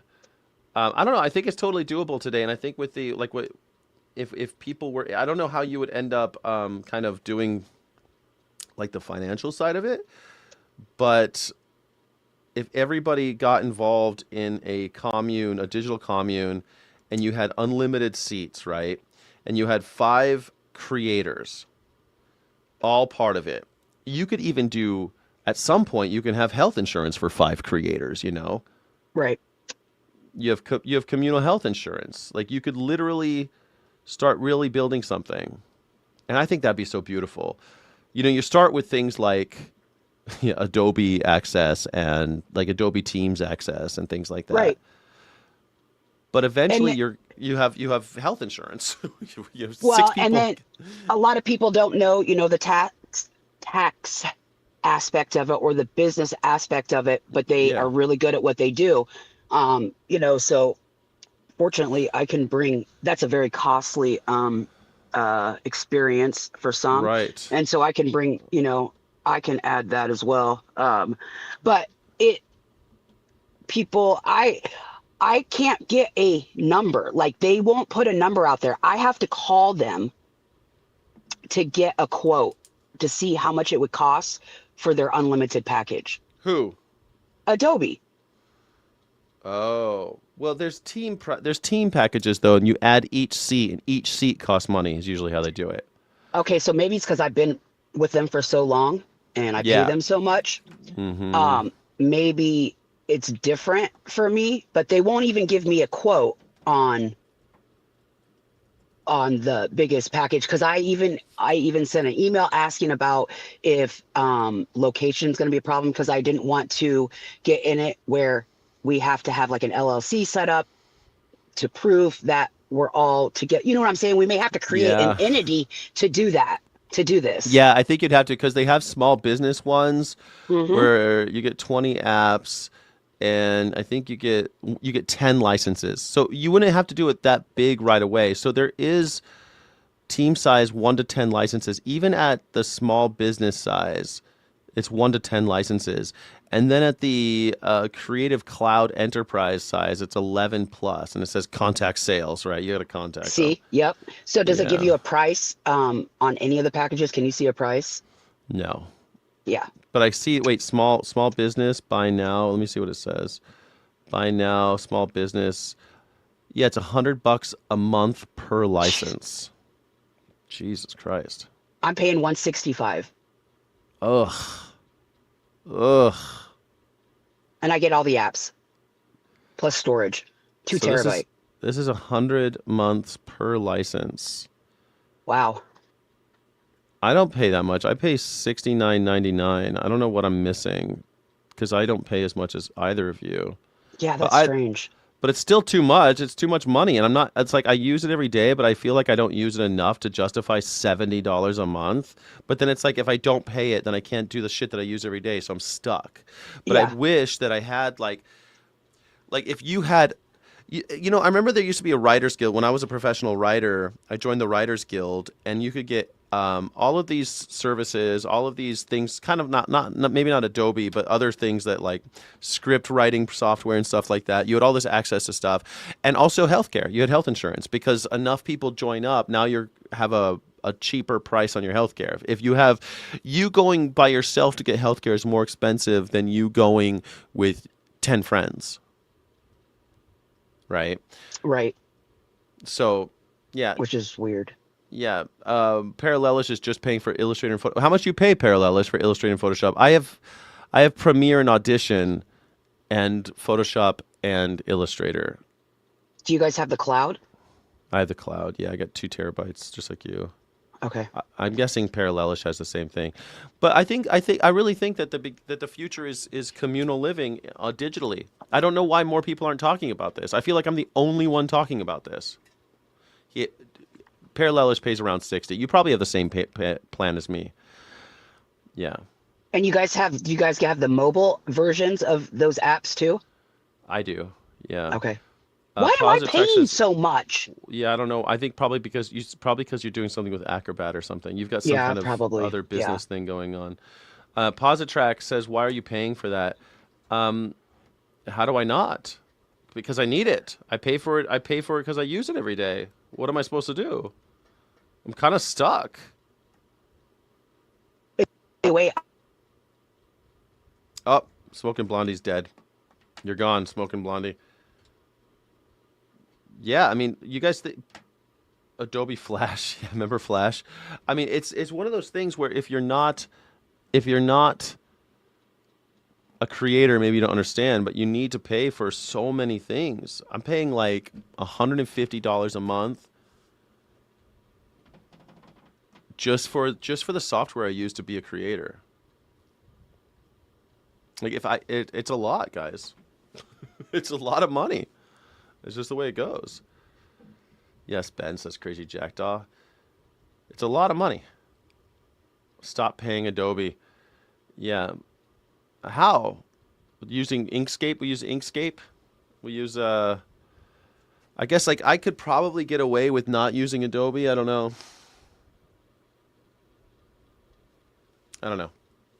But then what would I use for editing, software editing?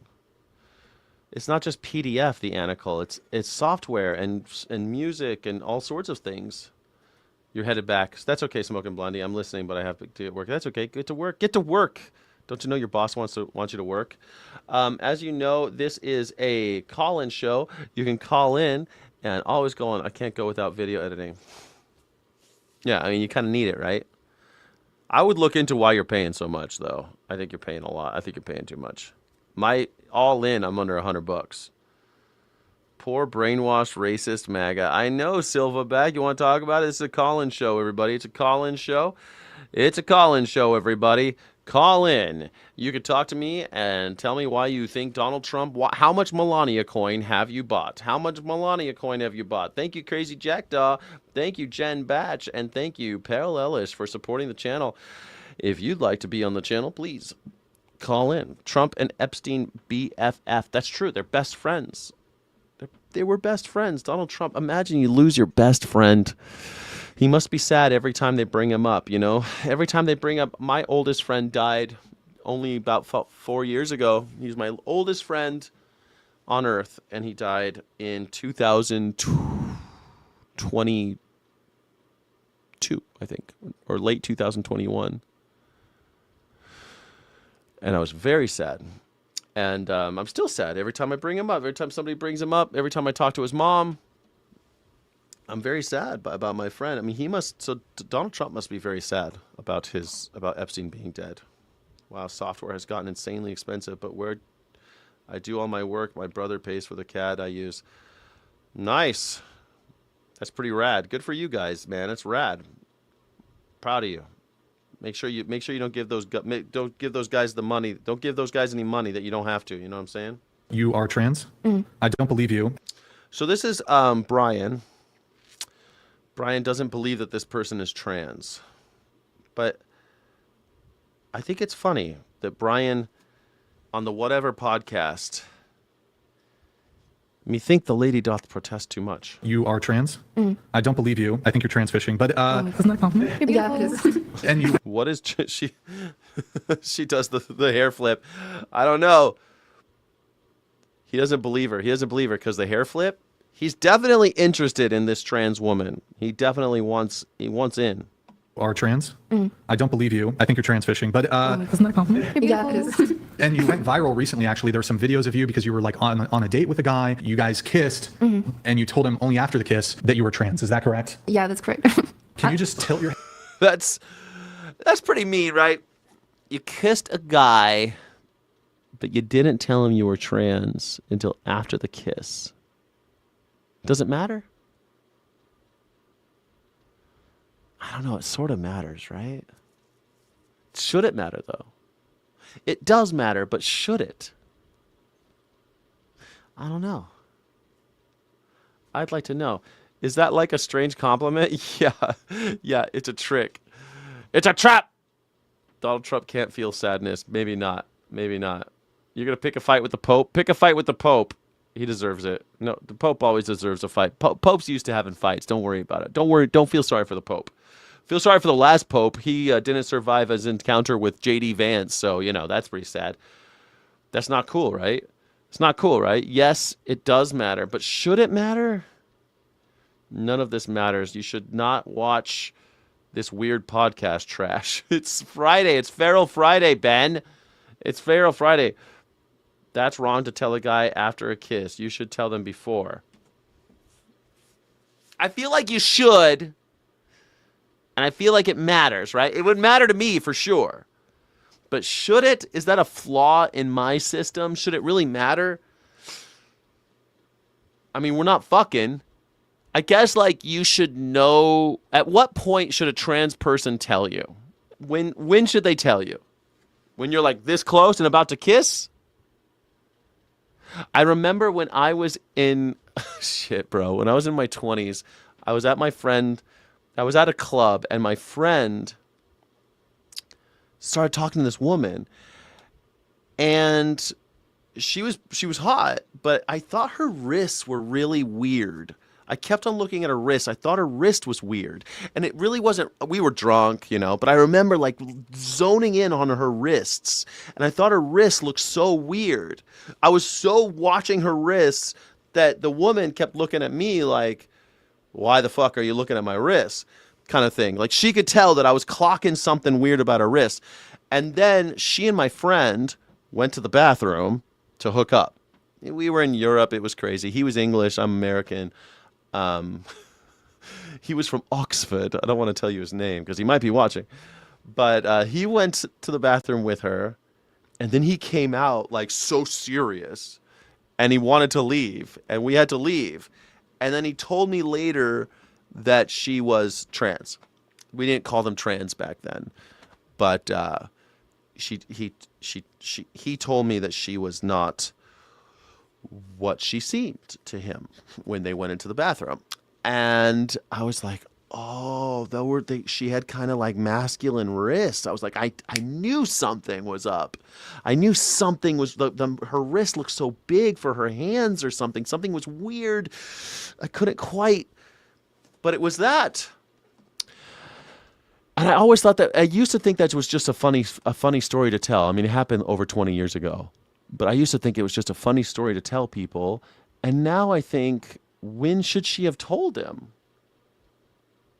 When do you tell somebody? At the very least, before the first date, they should tell you. Definitely before anything physical. How about when females utilize toxic masculinity to try to communicate and then they think they earned a W? How about it? I don't know what that means. It's a call-in show, Ava. You could call in and tell me Microbe Joe, I don't know what you're talking about. Yes, it should matter. You should know who you're kissing. If a guy kissed me and I found out she was a girl, I'd be pissed. They should tell you when you first meet them? You mean you should meet them, shake their hand, and hi, I'm trans? I don't know. At meeting, on a date, or even before. Look under the mask of Halloween before anything happened. I mean, people go to glory holes, don't they? Call in. What is it? If I was younger and drunk, she wouldn't have made it out of the bathroom, honestly speaking. Well, he didn't fight. They didn't fight. You're going to fight this person? What, are you going to fight this person? It's just, for everyone who saw, it was a woman going into the bathroom with a guy. And it's not like, who cares, you people? Who cares? See, that's the thing, Johnny Vegan. See, I feel like I do care, but I shouldn't. I guess that's how I feel about it. Like, I feel like I do care, man. I wouldn't want to. I'd want to know. But at what point do they tell you? Are they supposed to say, hold on, just so you know, what you're seeing does not match your imagination? False advertisement, but everything's false advertisement. Bras are false advertisement. Women wear bras that push everything up. That's false advertisement. Guys wear things that push everything out. Everything's false advertisement. What do you mean? Oh, if I was drunk, I might have done it. Maybe you would have. Maybe my friend should have. He would have had a better story to tell. I mean, he definitely kissed her because I saw them kissing, but I think they wanted to do more, and then it came out somehow. I'm not sure exactly what happened. If like I don't think he went in and like there were penises out. I think probably they went in and he was told probably, or he found out. I'm not sure exactly what happened in the bathroom. I just know that he came out and he was visibly upset and wanted to leave. He was embarrassed. Yeah. Try it once, no biggie. It's not like he went in there with a man. He went in there with a woman who happened to have a penis. You know, you should care. Social peer pressures make you think you shouldn't care. That's why you're wrestling with it. You think it's social pressure? I think social pressure says I should care. What do you mean? That's why I care. I think the social... See, I think you're right, but opposite. I think you're right, but you're opposite. I think I care because I've been conditioned to care. But I shouldn't care. I think that's why I'm wrestling with it. Because if I take away society, then I saw somebody I liked, I kissed them, and then I found out what's going down below, and I have a new decision to make. I think that's it, right? If you see somebody, you like them, you kiss them. If you find out that what's downstairs isn't what you want, like you like everything you see, so you kissed. But you found out that if you open up all the dress and everything and they take off all the clothes, that's not what you want. So you have another decision. It could be anything. Like women say this all the time. Like they like a guy and they take off his clothes and he has a really micro penis. She's got a new decision to make. She liked the guy. She liked kissing him. She liked being with him, but now he's got a micro penis. Or men have the same thing. Like they get with a girl. They're dating. They're making out with a woman. They think she's great, but then they go downstairs and she's got something down there that they don't like a type of vagina that just isn't attractive to them. Whatever. Like there's things that we can't help that you like or don't like, right? You just have new decisions to make once the clothes come off. Isn't that it? Well, don't they hate being misgendered? How are we supposed to know? How are we supposed to know? No swordplay, but hey. I mean, that's the thing. Like I think after the kiss, right? If you kiss somebody, is it so bad? Because you kissed a woman.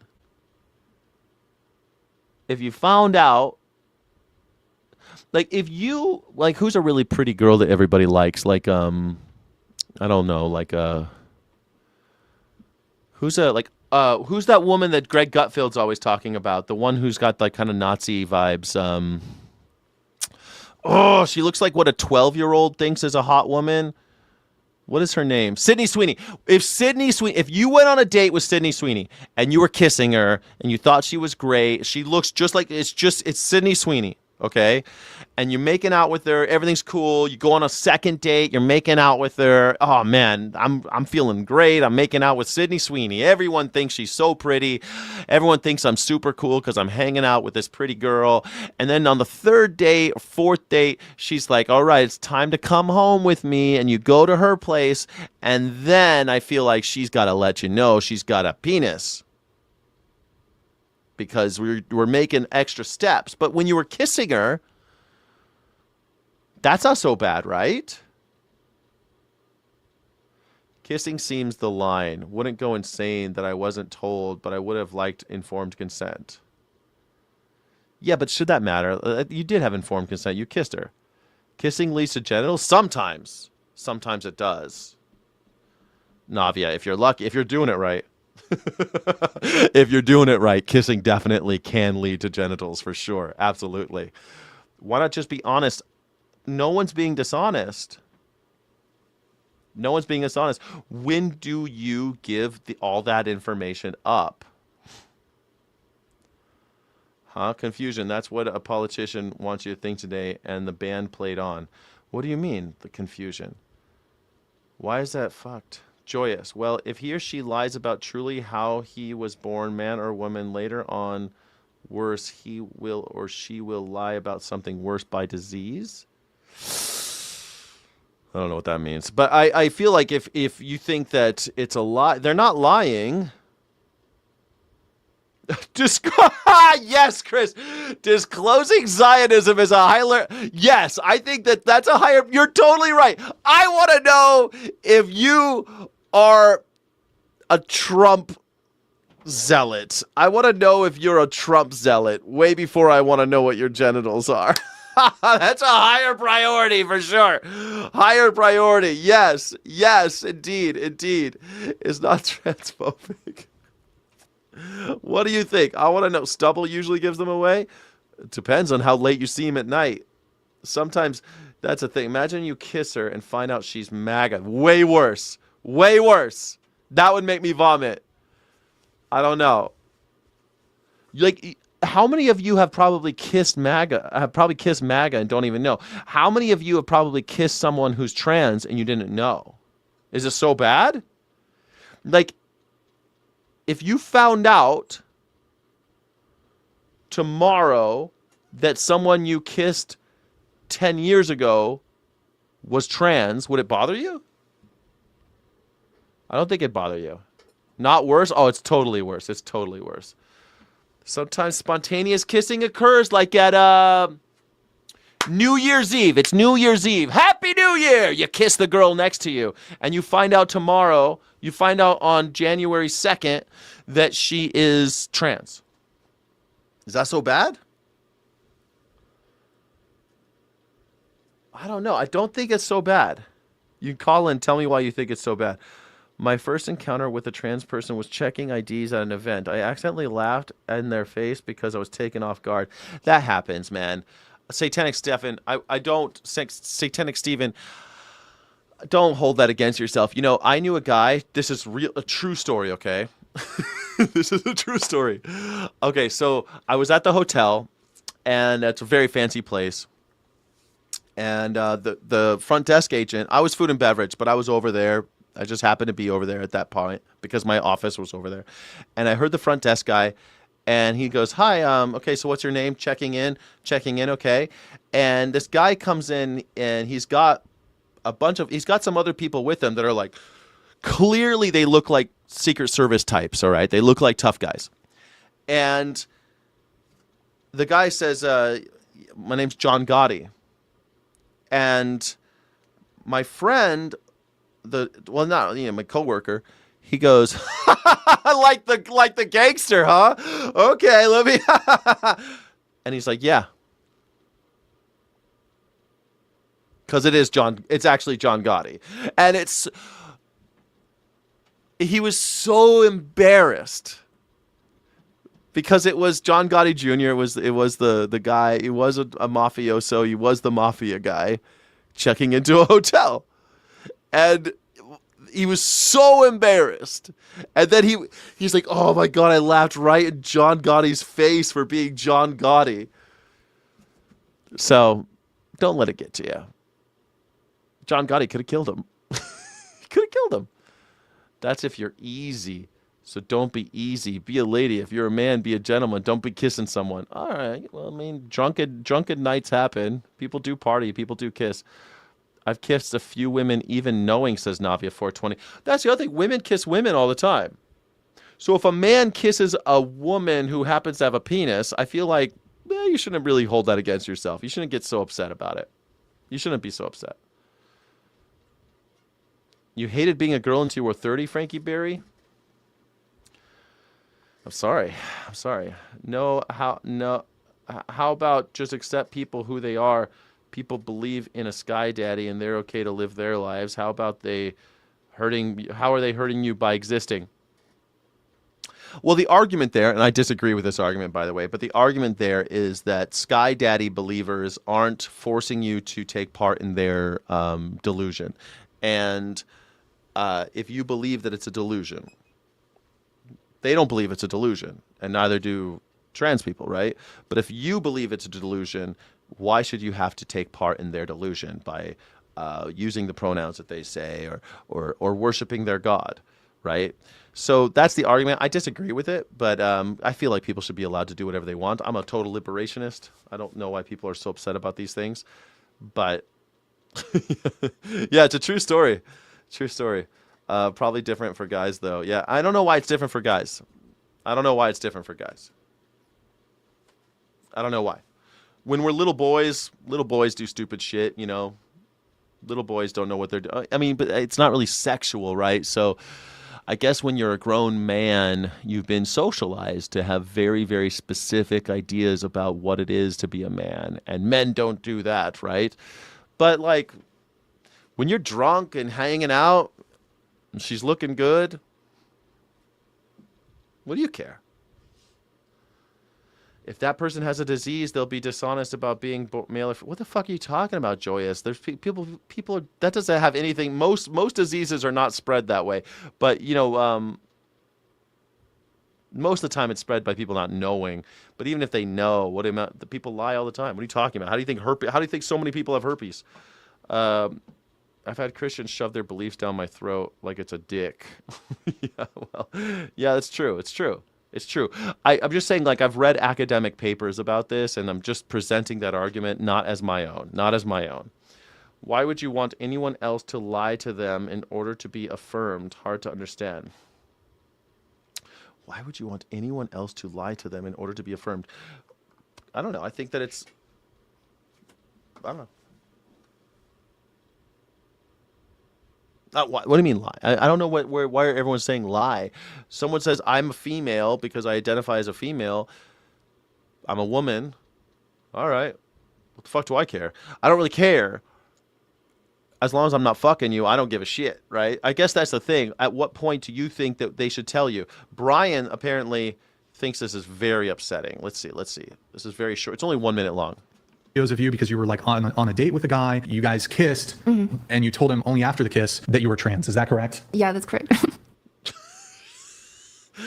I think that little giggle sounded really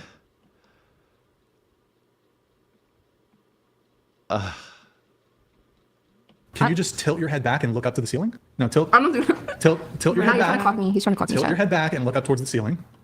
He's trying to clock me, chat.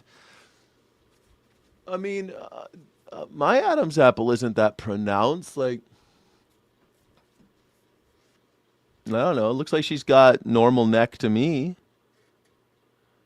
Why is he so interested in this woman? He really likes her. I don't believe you're trans. I want proof. This is how it starts. I want proof. I want to feel it. Can I touch it? That's what it is. Brian wants to touch it. See, she said it. What? There was an Adam's apple? Yeah. Yeah. I'm an expert on Adam's apple. Yeah, definitely. Brian, he likes it. He says, I heart big labia on his shirt.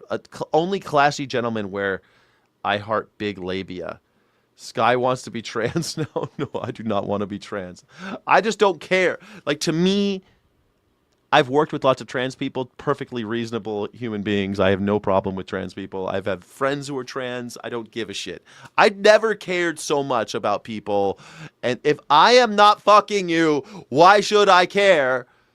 I don't care. I have female friends. I have no idea whether or not they shave their bush because it doesn't have anything to do with me. I don't give a shit. I ain't going down there, so it doesn't have anything to do with me. I don't care.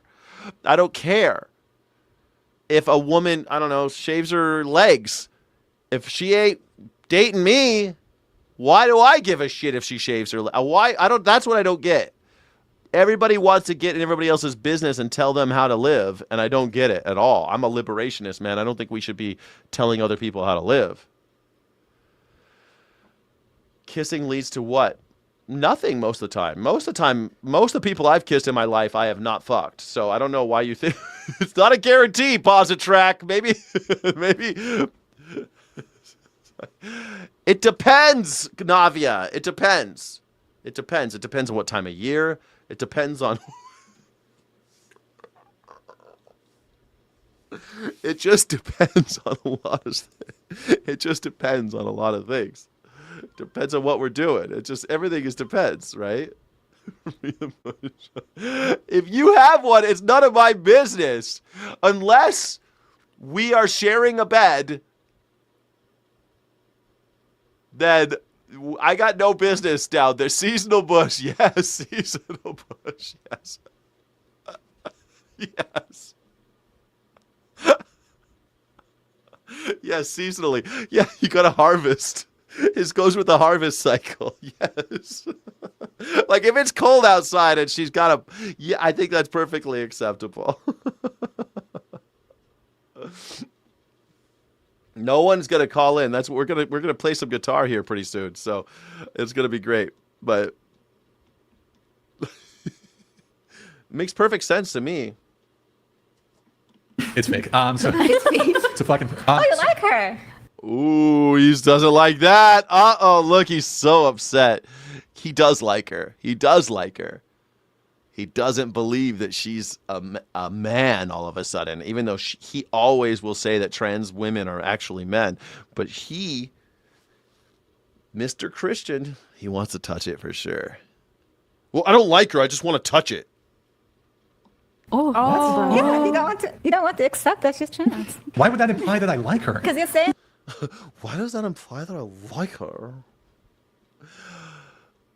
It's pretty clear to everyone in this room that you like her. It's fake. What? I don't know. Okay, the logic is logicking. He definitely had a thing for her. Definitely. 100%. Most of the women I have kissed have... I fuck, but I just don't kiss anybody. James Dixon, I'm sorry for you. I'm sorry for you. I feel sorry for you. Yeah. Every season is Bush season.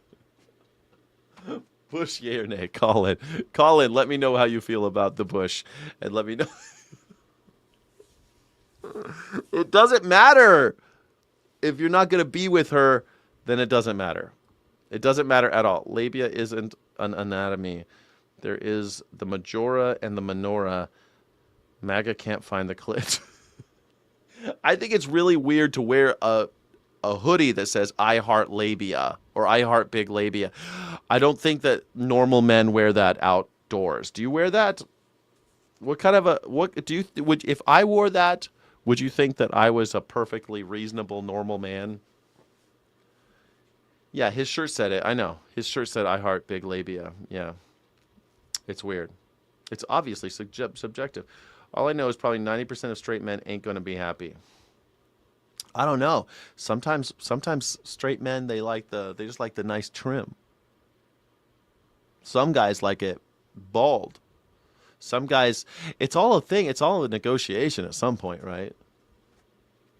Yeah, I came up in the age of the 90s. No Bush, please. Remember that show? That's My Bush? No, I do not remember that show. What about a shirt that says, I love clitoris? Sure. No, I don't think that's a good shirt to wear. I don't think that's good. I don't think that's good. Yeah, reminds you of John Cleese. Don't mention the war. I mentioned it once, but I think I got away with it. One of you guys sent me this. I wonder. Well, it's no secret our country's in some trouble here. What is this guy's name? Trevor Moore. The left is mad, the right's enraged, and the middle's disappeared. The fat cats expect us to bail out them and all their friends. And when they spend our money, they stick out their hands again. It's times like this that each of us... I can see why you guys sent me this. Thank you for sending me this. This is already pretty funny. Yeah. Need to reach across the aisle. Instead of hurling insults, we can try to share a smile. Put aside our differences and remember what made us great. All the people on and on. Yeah, why are tradwives mostly 300 pounds plus? I like this. What are they building? What are they building here? They're all getting together. They're going to build a house for the homeless. Are they building a house for the homeless? In one voice we'll say, it's time for guillotines. It's time to raise the boys. Perfect. It's time to sharpen blades. We just can't take this anymore. It's nothing personal. We gave your way a try. We're sorry, but you at the top all have to die. I love it. I think that this person's probably going to have a. I think Trevor Moore is probably under investigation now. Don't you think? I think Trevor Moore is definitely under investigation. I'm sorry, Mr. President. We need to have your head. A little kid. We need to teach kids this. This needs to happen. Little children need this song. And senators and congressmen, we need all of you dead. And all the CEOs of all the banks. And TV pundits too, let's show our thanks. Oh, it really pains us. We'll have to kill your wives and children too. Oh, it's your business. We just can't have them avenging you. We have to kill the children too. We can't have them avenging you. I love it. Jesus style. I love it. You got a shirt that says free mustache rides? Class act. Class act. Class act. Where do you wear it? Do you wear it in public? Hamptons and Beverly Hills and to Georgetown we'll go. And we'll burn Connecticut to the ground so that nothing ever grows. It's time for guillotines. It's time to raise the boards.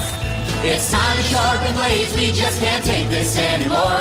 Those peaceful protests just were not cutting it. Martin Luther King and Gandhi both can go suck a dick. Martin Luther King and Gandhi both can go suck a dick. Peaceful protest isn't working. I guess it's time for guillotines. Not bad. I'm just saying, to be honest with you, should be proud whether you're a man or you're a woman. You're trying to be one or the other. Honest, just honesty.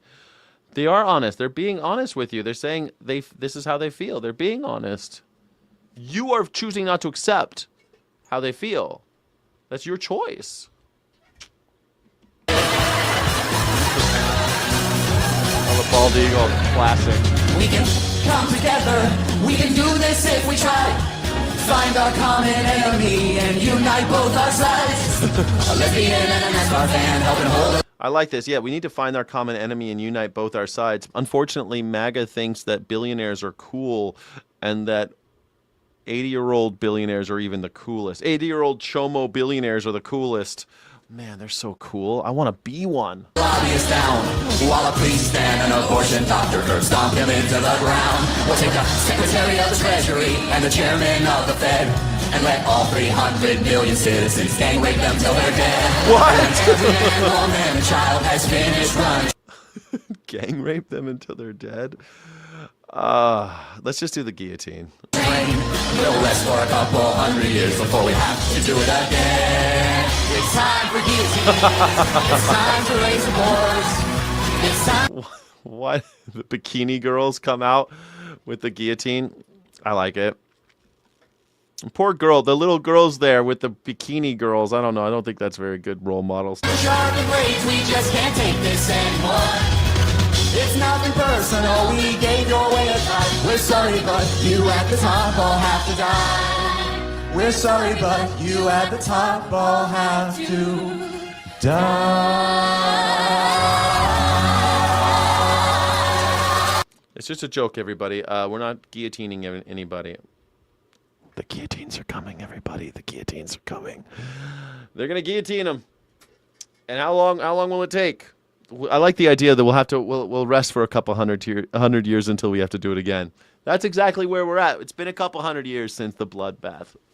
It's been a while since we've had a big one, right? I mean, World War II there were a lot of guillotines in World War II, a lot of actual guillotines in World War II. But, it's time for another revolution. We got to revolve and evolve. Yeah. How do you interact with the news this often and stay sane? Well, because I take the piss out of it and I point out how much of it is propaganda. So much of it's just lies, and I try to see through the bullshit. That's why I think it's great. Dolly wrote that song. Dolly Parton wrote that song. Most MAGA won't see it coming, as it's a French word. That's why they're like, I'm not a Nazi. I ain't the Gestapo. They don't know what Gestapo means. Geheimstaatspolizei. Schutzstaffel. They don't know. They're like, SAS, what's that stand for? They don't know. They don't know these foreign languages, man. They have a hard time. I feel like if I'm the president, it doesn't mean I am. I'm the president. It doesn't mean I am. So why would I tell somebody call me president of the free world if we free because it's a lie? Yeah, well, we're not free. That's for sure. Yeah. Sane? Yeah. What is sane? I don't know. I don't know what sane is. I don't know what sane is here. Yeah, it's fair enough. Tonight, the curtain closes on The Late Show with... Man, tonight, well, it was last night. I didn't watch. I usually watch I've been watching this last week. I'm not a big Colbert fan, but I'm watching this last week. I'm 1 day behind, so I didn't watch last night. Did anybody watch the final episode of Colbert? Stephen Colbert, and on more than 30 years of late-night TV. Congratulations, Stephen Colbert. You're the first late-night talk show host to be canceled because the president wants you dead. Wow, the first one ever. First American talk show host to be taken down by the President of the United States because you told jokes about the president. First ever, first in history. Because America has freedom of speech, right? History. Colbert has entertained and provoked from the historic Ed Sullivan stage for the last decade in ways that transformed the comedic landscape. We take a look now at what led up to this inflection point and what it might mean for the future of late night, part of our arts and culture series, Canvas. Welcome to the... I'm a day behind. I'm gonna watch it though. I'll watch it today. I liked the Springsteen thing. I thought that was pretty cool. Springsteen coming out singing his song. They bleeped him. They bleeped Springsteen. I thought it was good. Seeing Bruce Springsteen up there closing it out. Something sad about it, something sad about, even though I don't like Stephen Colbert, I think there's something sad about the president canceling him because the Ellisons want him dead, because the Ellisons are in charge now. It seems weird. Yeah. There's an extended cut for Colbert.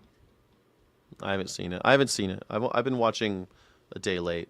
Late Show, everybody. I'm your host, Stephen Colbert. After 11 seasons, The Late Show with Stephen Colbert will go dark tonight. Along the top-rated late-night talk... No, it won't be HBO. HBO is owned by the same people. HBO is owned by the same people as CBS now. It's funny, when I used to always be afraid that Disney was just going to own everything and everything would just be controlled by one company. And my fear came true. It just wasn't Disney, Disney still owns a ton, but these other companies are far more evil somehow.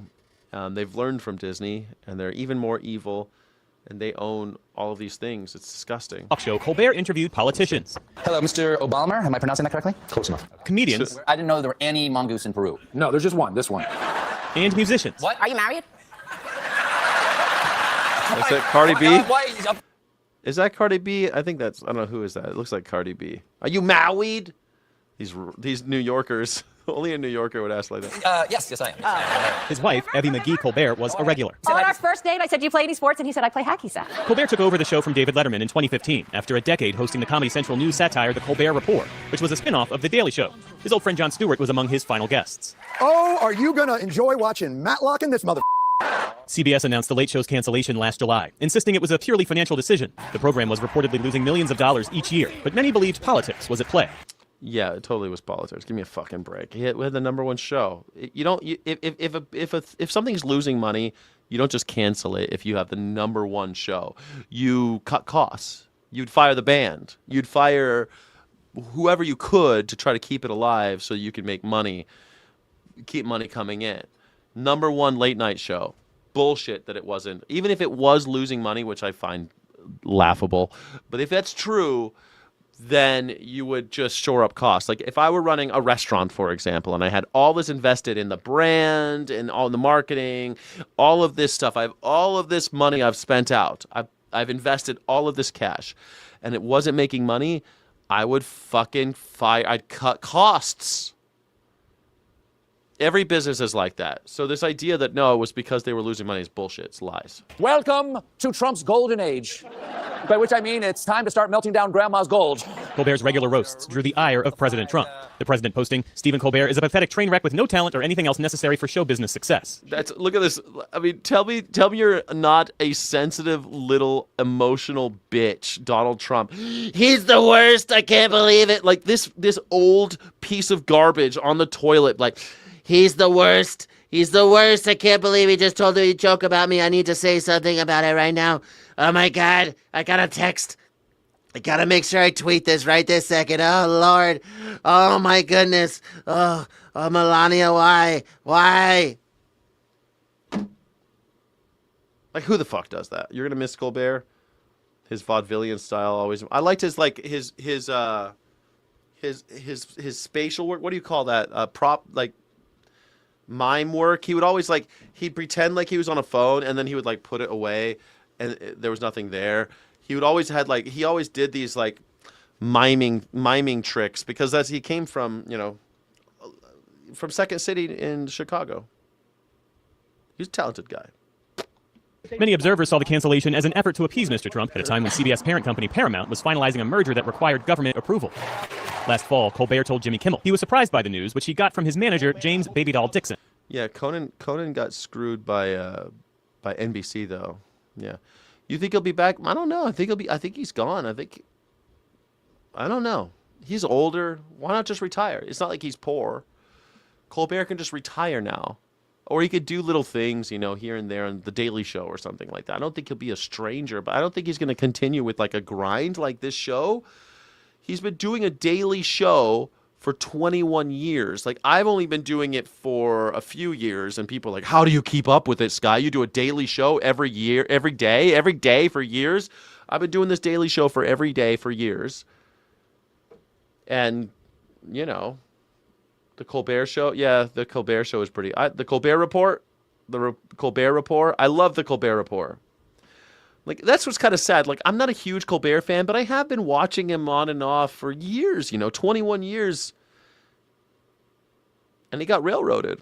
Sucks.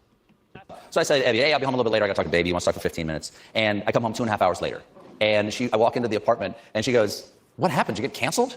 No. Yep. Really? I said, yes, I did. Kimmel and fellow late-night hosts Seth Meyers, John Oliver, and Jimmy Fallon, who co-hosted the Strike Force 5 podcast with Colbert back in 2023, reunited on the show last week. What is my status? Do I become emeritus? You're just hard out. You're just out. I'm just out. Yeah, Strike Force 4, and it breaks our heart. It's like, but it's like gerrymandering. Nobody likes it, but once the courts rule. Yeah. Right.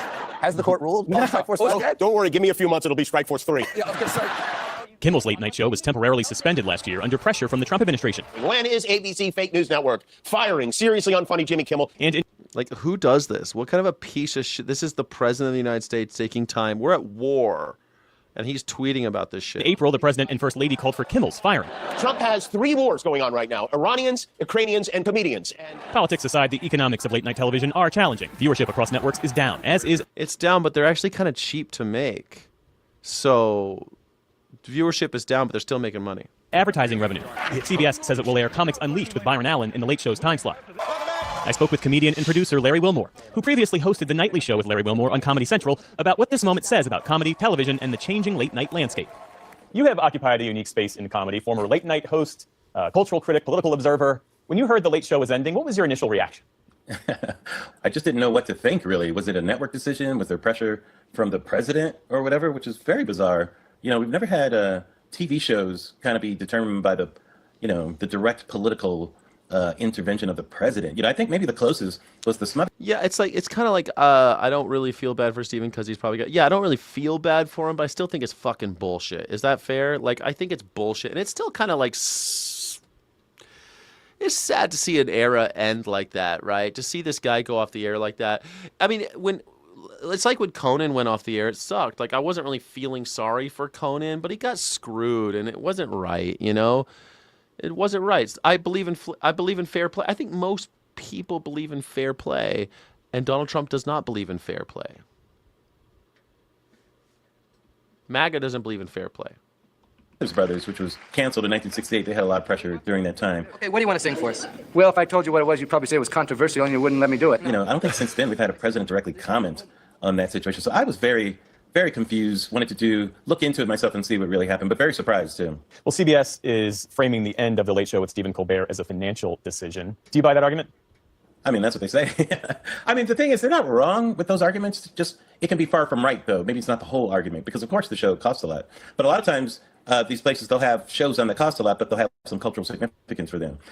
So maybe if it's not bringing that cultural significance, maybe they don't want it around. But I can't talk for CBS. I don't know. All I can do is make things up and figure it out for my own. But it's not like Lyndon Johnson was trying to get the Beverly Hillbillies off the air, commenting on it. Like, since when does the government have anything? Yeah, exactly. Lyndon B. Johnson did not try to get Beverly Hillbillies off the air because they were talking about the Vietnam War.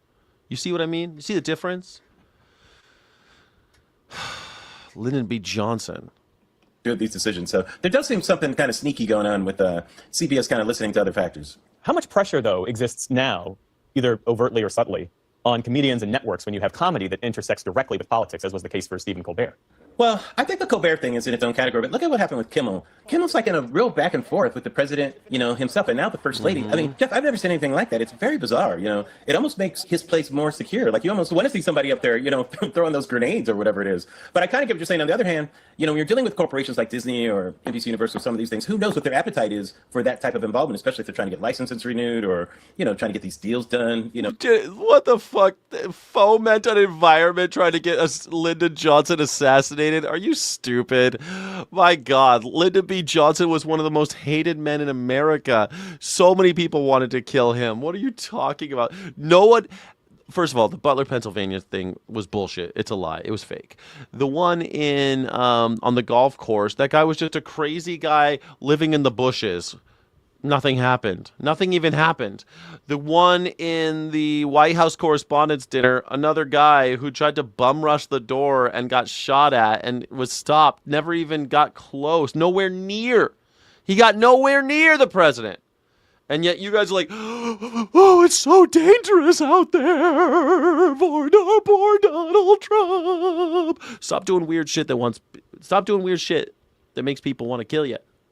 How about that? How about release the Epstein files? Makes people feel a lot less murdery. Stop being a lizard person. Stop being so lizardy, Donald Trump. Donald Trump looks like a lizard person because he's a lizard. Yeah, fragile ego. That's all it is. Yep, sums it all up for sure. Like the Beverly Hillbillies did it. Give me a break. Give me a break. Did really? Is that what Stephen Colbert did? He fomented an environment to get him assassinated? Is that what he's done? Really? Really, comedy makes that happen? Telling jokes does that? Tell me, what was the man's name? I bet you don't know it. Huh? You don't know it, do you? The family of the man who died. It's always so funny that you guys tell these stories, but you don't know anybody's names. What was the guy's name? What was the assassin's name? LFJ? You don't know shit. You just believe in this bullshit. Tell that to the guy, tell that to Evander Holyfield, who got his ear bitten by Mike Tyson, and that ear never grew back. But Donald Trump's got a brand new ear somehow. Miraculous. What a miracle. What a miracle. He got shot in the ear and it grew back. Amazing that a guy who is literally, no joke, this is true, is in the Hall of Fame for World Wrestling Entertainment. Donald Trump is in the WWE Hall of Fame. You think he doesn't know how to fake a little blood? Doesn't know how to fake? Wait, let me get my shoes. I've been in an active shooter environment, and let me tell you, the people in that place, that wasn't an active shooter situation. No way. They clap. Yeah, USA, USA, USA. You want to tell me that all those people were chanting USA, USA, USA while somebody was bleeding out in the stands? Somebody was bleeding out in the stands? Maybe he's got the lizard ear. He's got that lizard ear. How incredible. His name isn't important. What happened is funny. His name's not important. You just brought him up as proof. So he's not important? You're the one who brought him up as proof that something happened. So his name's not important, though. The guy, the man who died. Tell the man who died. Of course he's not important to you. Of course, because you are a sucker. He's not important. Huh? Not important. Only Trump is important. With his lizard ear that grows back like a lizard's tail. Amazing. Yeah, get the view from 100 yards back, and you'll see what really happened. I've seen it. I've seen all the angles now of the Butler, Pennsylvania thing, and I call bullshit. When it happened, I was like, come on, they can't pull it off with all those people there. Total bullshit. It's 100%. With the photographers being moved and the flag coming down and the photo op. Come on. Come on. Bullshit. It's all bullshit. That Butler, Pennsylvania thing was faked. 100%. I am completely convinced that was all kayfabe. The corporate part of it. So it's in kind of a precarious place. But ironically, I think the Kimmel situation, it kind of makes a case for him staying around longer. Late night once created shared national conversations. That was the case with Johnny Carson and Leno and Arsenio.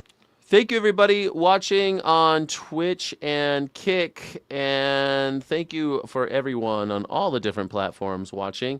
Don't forget, if you are on Kick or Twitch, to go ahead and hang out over on... Please subscribe over on YouTube. It does help the channel to subscribe on YouTube. We've got about 10 more minutes of the call-in portion of the show. If you'd like to call in, the chat on all platforms now has the link. The link is on all platforms, morningsky.live/PYB. If you want to tell me that Butler, Pennsylvania, for example, actually happened, you could call in and let me know how you feel. Please. Please call in. Oh, Letterman. Are we losing sort of the last space where Americans laughed and laughed together and processed things together? We're not allowed to laugh because some MAGAs are such little sensitive snowflakes. They think that if you tell a joke, that gets somebody killed. Jokes get people killed now. I think so. I think it's because of that reason. I think people see it as a divided place already, so a lot of people don't even show up for it because they hear like they're hearing the other person's side of something, so why should I listen to that? And now there are other places for that ideological divide. If you look at like what Greg Gutfeld is doing on Fox, a lot of people tune into his show for the type of comedy and the I watch Greg Gutfeld every day. Angle that they want to hear from. What is it with these Democrats and spies? I'm surprised there aren't more shows like that, to be honest with you. I thought we would see more of that type of thing. But we're kind of seeing it from comedians who are out there in the clubs doing more specials, like streaming. Streaming is doing more of an even-handed thing. We're putting on different types of comedy. Yeah, it's so funny. Oh, yeah, it's so funny. They say J6 was fake, but they need $2 billion to give to the people who did J6. Make it make sense. MAGA, like, they have to cope constantly with this fucking flip-flop. This constant flip-flop. Wait. So January 6th was FBI inside job false flag. But we also need Donald Trump to have $2 billion to give to the January 6th people. What? Nothing makes sense with these stupid MAGA brain. The MAGA brain, they've all got worms living in their brains. They've been brainwashed by the lizard people. Maybe from different cultural sides and that type of thing. It's kind of interesting, So I think a lot of people, they aren't looking to late night shows for that so much as some of their niche comedy pockets that they're kind of looking in for. Who's going to tell me the thing I want to hear about what's going on in the world? That's what it feels like to me. Yeah, they got that kid on the roof, and for some reason, nobody saw him going up on that roof. A miracle. Again, another miracle. He just got up there somehow. Miracle. What do you think Stephen Colbert's lasting contribution will be, not just to comedy, but to the culture? We're lamenting the passing of Stephen's show, which, I'm a huge fan of Stephen. I thought he did a great job, hosting the show. But I think his legacy will be the Colbert Report. Anyone can read the news to you. I promise to feel the news at you. That show still today seems like it was doing something against the grain in a way we had never seen before. Are we witnessing the end of late night? Maybe. I think so, maybe, maybe, who knows? Maybe we'll go down to just one again. It would be interesting if Fallon is the one left, out of all of this, and his show just stays on. I mean, it could just go down to that, depending on what people want. To me, I kind of get more excited about what's going to be next. What's going to be the next form? it's probably more personal comedians, people that are doing humor that is strictly really from their point of view. And it could be about the world, it could be current events, but not necessarily topical. Definitely about their family, definitely about their foibles and that type of thing. To me, that's how I see it kind of evolving. Larry Wilmore, always a pleasure to speak with you. Thanks for your time. Oh, pleasure's all mine. Thanks, Jeff. Larry Wilmer, there you go.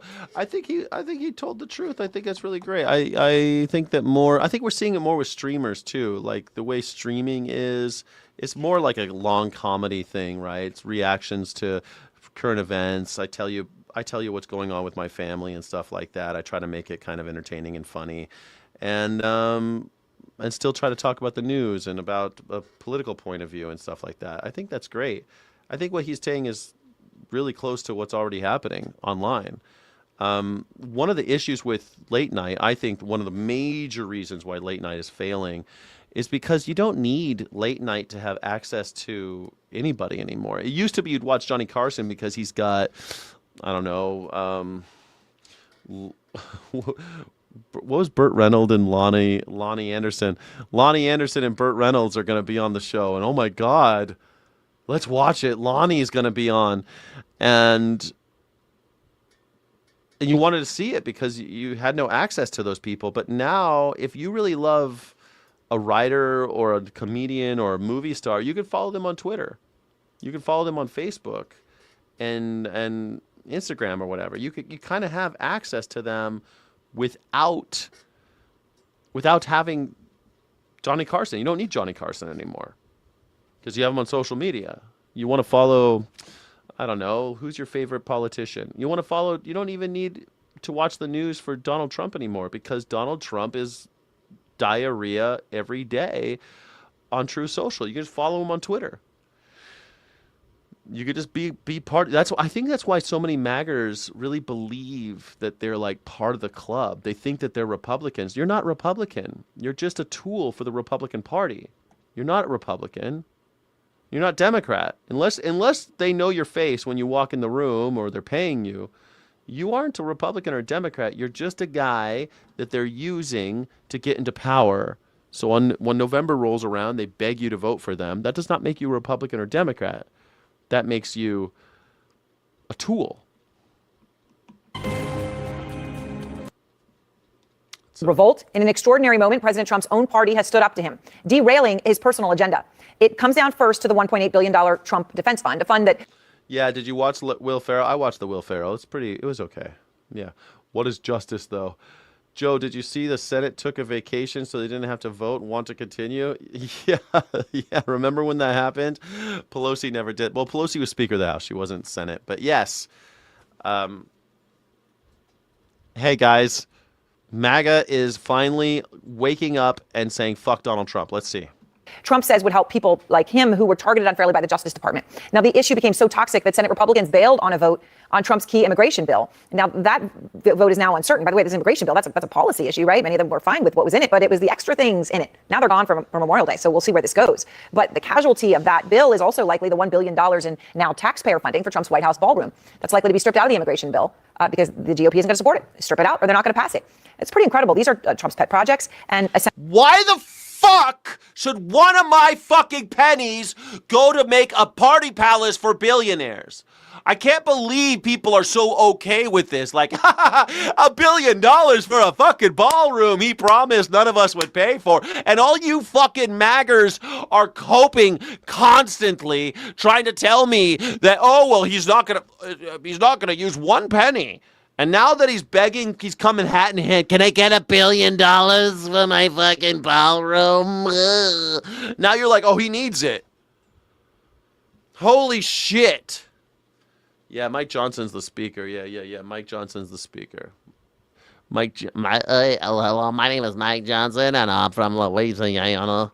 Centerpiece of his domestic policy agenda now stalled because of those pet policy projects. Just listen to some Republicans speaking out about that $1.8 billion fund. This is just stupid on stilts. I do not believe that individuals who are Republicans of violence against police officers on January 6th should be entitled to reimbursement for their. That lady, she's Republican, and she's telling us Donald Trump is full of shit. This lady's super Trumpy, and she's saying he's full of shit. The world's coming. The world's changing, guys. The world's changing. Happening right here. And Republican Senator Ron Johnson told Manu, quote, somebody described it as a galactic blunder, and I think that's probably true. And those are just the ones talking. Behind closed doors, Manu is reporting that hardly any Republican senators have come to the fund's defense. Just pretty incredible. Hardly any. Even as the acting attorney general, Todd Blanche, made an emergency trip to Capitol Hill to try to win them all over. That meeting, by all accounts, was a disaster. And it's not just the $1.8 billion fund. Of course it was a disaster. The call-in is right now. No one's calling in. We had one call-in so far. Here, one more time. Here's the call-in. Oh, thank you, Navia. Thank you, Navia. We have all these cowards. These MAGA, they're always cowards, man. I'm too intimidating for them. They'll never call in. They can't string a sentence together, these MAGAs. Or the billion-dollar ballroom that has many usual Trump supporters saying no. Just listen to this conversation on Fox News about Trump's controversial decision to back the Texas Attorney General Ken Paxton over sitting Senator John Cornyn in the Texas Senate primary. John Cornyn! This is a big race, and John Cornyn, the incumbent, did not get that endorsement. Ken Paxton did. No, he didn't, and the reasons he didn't get it, I think, are pretty flimsy on the president's part, and I think that the seat is now at least in some danger. There you go. No, the president's pretty flimsy because he's an old, stupid old man that we should never have voted for. It's starting to look real awful, starting to look real weird out here. Brit Hume. And now just listen to this Newsmax host question Hume! Trump's decision to indict the former Cuban president Raul Castro. So standing up on a totally different issue. Anchor Rob Finnerty said that he did not buy the White House's argument that Cuba is a threat, even suggesting it was a false flag operation. I think people struggle with how this is America first when gas is $4.55 a gallon right now. And according to a new Fox News poll, Trump's approval rating is at an all-time low among Republican voters, white voters, and rural voters. In fact, only 43% of white voters and rural voters approve of Trump's performance right now. 43% of whites still approve of Donald Trump. Fucking white people. What the fuck, white people? This is Fox News poll. Fucking white people. Well, you always fuck. This is why people hate us. This is why people hate us. 43% of us whites are still defending this chomo. God damn it, you fucking white people. 57% disapprove. 43% of rural Americans, whites. Gas was higher with Biden? No, that wasn't. That's not true. Gas was not higher with Biden. It was high at the end of the fucked up pandemic that Donald Trump fucked up. So let me say, since the first year of Donald Trump, all of that he blamed on Biden. So the first year of Biden, he gets to blame that on Trump. So it's Trump. It's Trump was when the gas prices were so high. That was Trump. So Trump is the only one who has raised gas prices on us in the last 20 years. The last 20 years. And I lived through the Iraq wars. Both of the Iraq wars did not go this high. Yeah, gas was high. It was high under Biden because of supply chain issues after when we were trying to recover from the pandemic that Donald Trump screwed up so poorly, so badly. He inherited those gas prices, but whatever. I don't care. If you want to blame Biden, then blame Trump. Where are your stickers? How come you're not putting stickers on the gas tanks? How come you're not putting, I did that? How come you're not doing that? Huh? For crucial groups in terms of getting him elected. And yet President Trump brags about his approval rating, right? He brags about that crosstab of that one NBC poll. Yes, Biden didn't cause the price of gas to go up. Everyone knows that, but MAGA's stupid. I'm sorry. MAGA's too dumb to understand that. That the supply chain issues caused by the fumbling of the pandemic by Donald Trump caused the fucking gas prices to go up. But they don't understand that. That's what also caused the horrible inflation. That's how it goes. Corporations control the gas prices. Yeah, but also if you're fucking with the country through which 25% of all the gas goes through, you're going to see a little increase. Right? But he's bragging also about an approval rating that's a little stunning for America First, right? Because this one's not in America. I'm right now at 99% in Israel. I can run for prime minister. 99% of Israel, they love me in Israel. Whoa, so you guys are all just like, we just sucking balls at Israel too, huh? Why do you hate America so much, Maggers? Maggers, Why do you hate Maggers? Why do you hate America and love Israel and love the UAE and love Saudi Arabia? Why? Why? Why do you hate America? I'm 99% in 99%. I could be prime minister of Israel. Go, please. Go be Israelis. Be Israel's prime minister, please. They need change and we need a break. Please go. Please go. Please go live in Israel. That'd be so rad, man, if Donald Trump moved to Israel. 99% in Israel. Well, so much for America first. That comment did not go over with one America first. America über alles. time Trump ally Tucker Carlson either. That president has spent the last year looking outward toward the approval of other nations. The last year has not made America great again. The last year has diminished American power at a rate some of us thought was unimaginable. And Karl Rove wrote in the Wall Street Journal, quote, making things worse are Mr. Trump's erratic late-night missives. The president comes across more as a heckler at a UFC match than as a reassuring wartime commander-in-chief. The president's actions are helping Democrats that could give Democrats the House. Is this a turning point? It is. I mean, I think the turning point happened a couple weeks ago, and now the Republicans are catching up, and the barometer is always independence. And Trump has... It's not a dog whistle. It's right out there. America First was the name of the fascist party under Charles Lindbergh, in the Charles Lindbergh time. Like, that's what they called it. America First. It was a translation from Deutschland über alles to America über alles, America First. They called it the America First Party. That's what it was called. That's just history. You could look it up. The America First Party was the Nazi Party of America leading into World War II. It didn't last much longer after we had the war going, but America First, they didn't go away. All those Nazis didn't go away. They just stuck it out, and Donald Trump is one of them. Donald Trump is a Nazi from the old days, and that's why they call it the America First Party. MAGA. Make America great again. Even when Reagan was calling it MAGA, that was considered racist. They thought it was embarrassing that Reagan turned Made in America into a racist chant. Which is crazy because, like, Made in America was great. It was like pro-union, make things in America. But Reagan turned it into this weird Nazi shit, and it never ended. And now Donald Trump just uses old slogans. He doesn't come up with anything. He didn't come up with a Make America Great Again, and he didn't come up with America First. These are old ideas from them, from the olden days, the Nazi times. It's totally bottomed out with independence. Almost everything he's doing is unpopular now. The Iran war, the tariffs, the ballroom, the arch. And I think it's going to get worse because now we've got Memorial Day where people are going to be driving all across America and they're going to see gas prices in some states over $5 a gallon. Memorial Day is going to be a reminder about the human cost of war. We did lose 13 troops in Iran and he wants more war. He's talking about Cuba now. It seems more likely than not that he will hit Cuba. So he's bottoming out with independence. Finally, people are talking about this. Anybody who's been watching the show, you know, I've been talking about how we're going to Cuba. I've been talking about it for over a year now. Remember when we go to Cuba, remember who told you about that first? It was this guy. I told you we were going to. I also told you that China's going to take over Taiwan. I've been talking about that since 2022. I've been talking about how the Taiwan thing's going to happen. It's going to happen. And Ukraine will fall. He's bottoming out within his own base with the people he promised no new wars, no foreign wars, no never-ending wars. And I think people are starting to smell what's cooking here. He's also got people like Cassidy that he came after who are now turning against him because they're empowered on Iran. They crossed him on Iran. I think that's the beginning of what could be to come. He got rid of him, except for that isn't going to happen. I'm giving you hope. Man, the hope's in short supply these days. We need people to stand up and overthrow our rulers. We need to finally get some democracy in this country, in this globe. We need to abolish borders and kill all the billionaires. Like it's just, I don't know. I can't believe you're saying that. I think you're being sarcastic. I'm Mr. Hopeful. I mean, I hope that we can build something off the side. Like maybe all of us can like build something off to the side and be away from all this bullshit.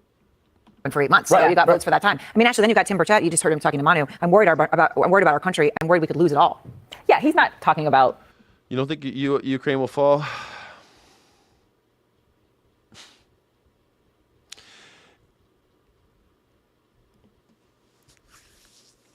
The United States just pulled all our soldiers out of Poland.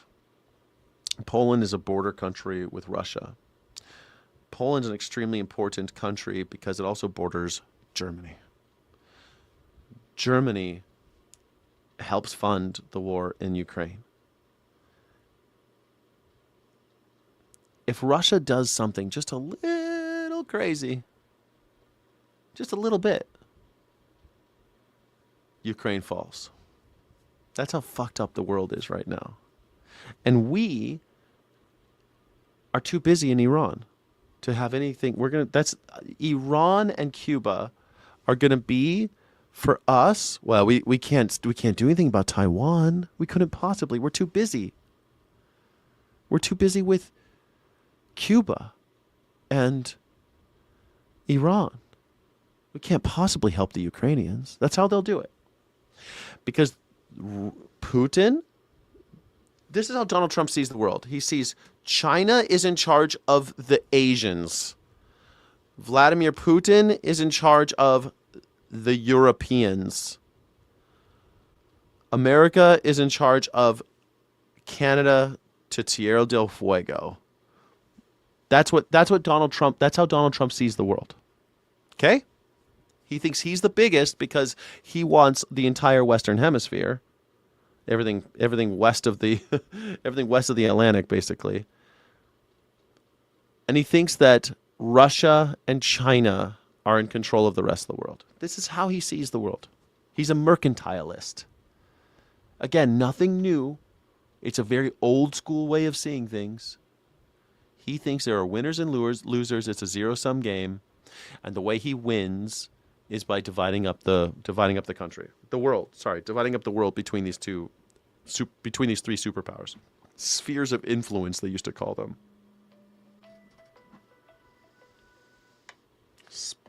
I'm getting lots of calls these days because I'm selling my house, and it's just my phone ringing off the hook constantly. He's talking about losing the midterms and then losing power. He doesn't. I mean, maybe he thinks that we could. It felt more existential to me. I don't buy that. I'm sorry. Thank you for liking and subscribing. Everyone should like and subscribe. Thank you so much for liking and subscribing. It helps the channel, helps America, helps independent media. If you believe in independent media and you're sick of all the propaganda and bullshit, please like and subscribe. I think he's literally talking about losing the House and losing the Senate. I am not as optimistic as you on the turning point. I wish it was. I wish a girl could dream. And yet, if Paxton in Texas in the primary on Tuesday pulls it out, if in the runoffs in Georgia for the Republicans, the candidates that Trump has supported pull it out, I could see people in the chambers running back scared again. I think they went on vacation and didn't vote on these because they are hoping that the attention span of Donald Trump runs out on these two projects. And when they come back on June 1st, he's focused on something else. Oh, that's true too. Yeah, Gitmo. I mean, if you think about it, like if I were Cuba right now and you're embargoing, like Cuba's out of oil right now, out of diesel. Like that's when people start doing something crazy. And if I'm doing something crazy right now, I'm Cuba. I'm killing everyone in Guantanamo Bay. Just go full in. Else that is more palatable for them. I know that I agree these are all both bad options, and yet I don't think it's a turning point yet. I don't think anybody thinks he's going to just forget. It works. www.morningsky.live/PYB.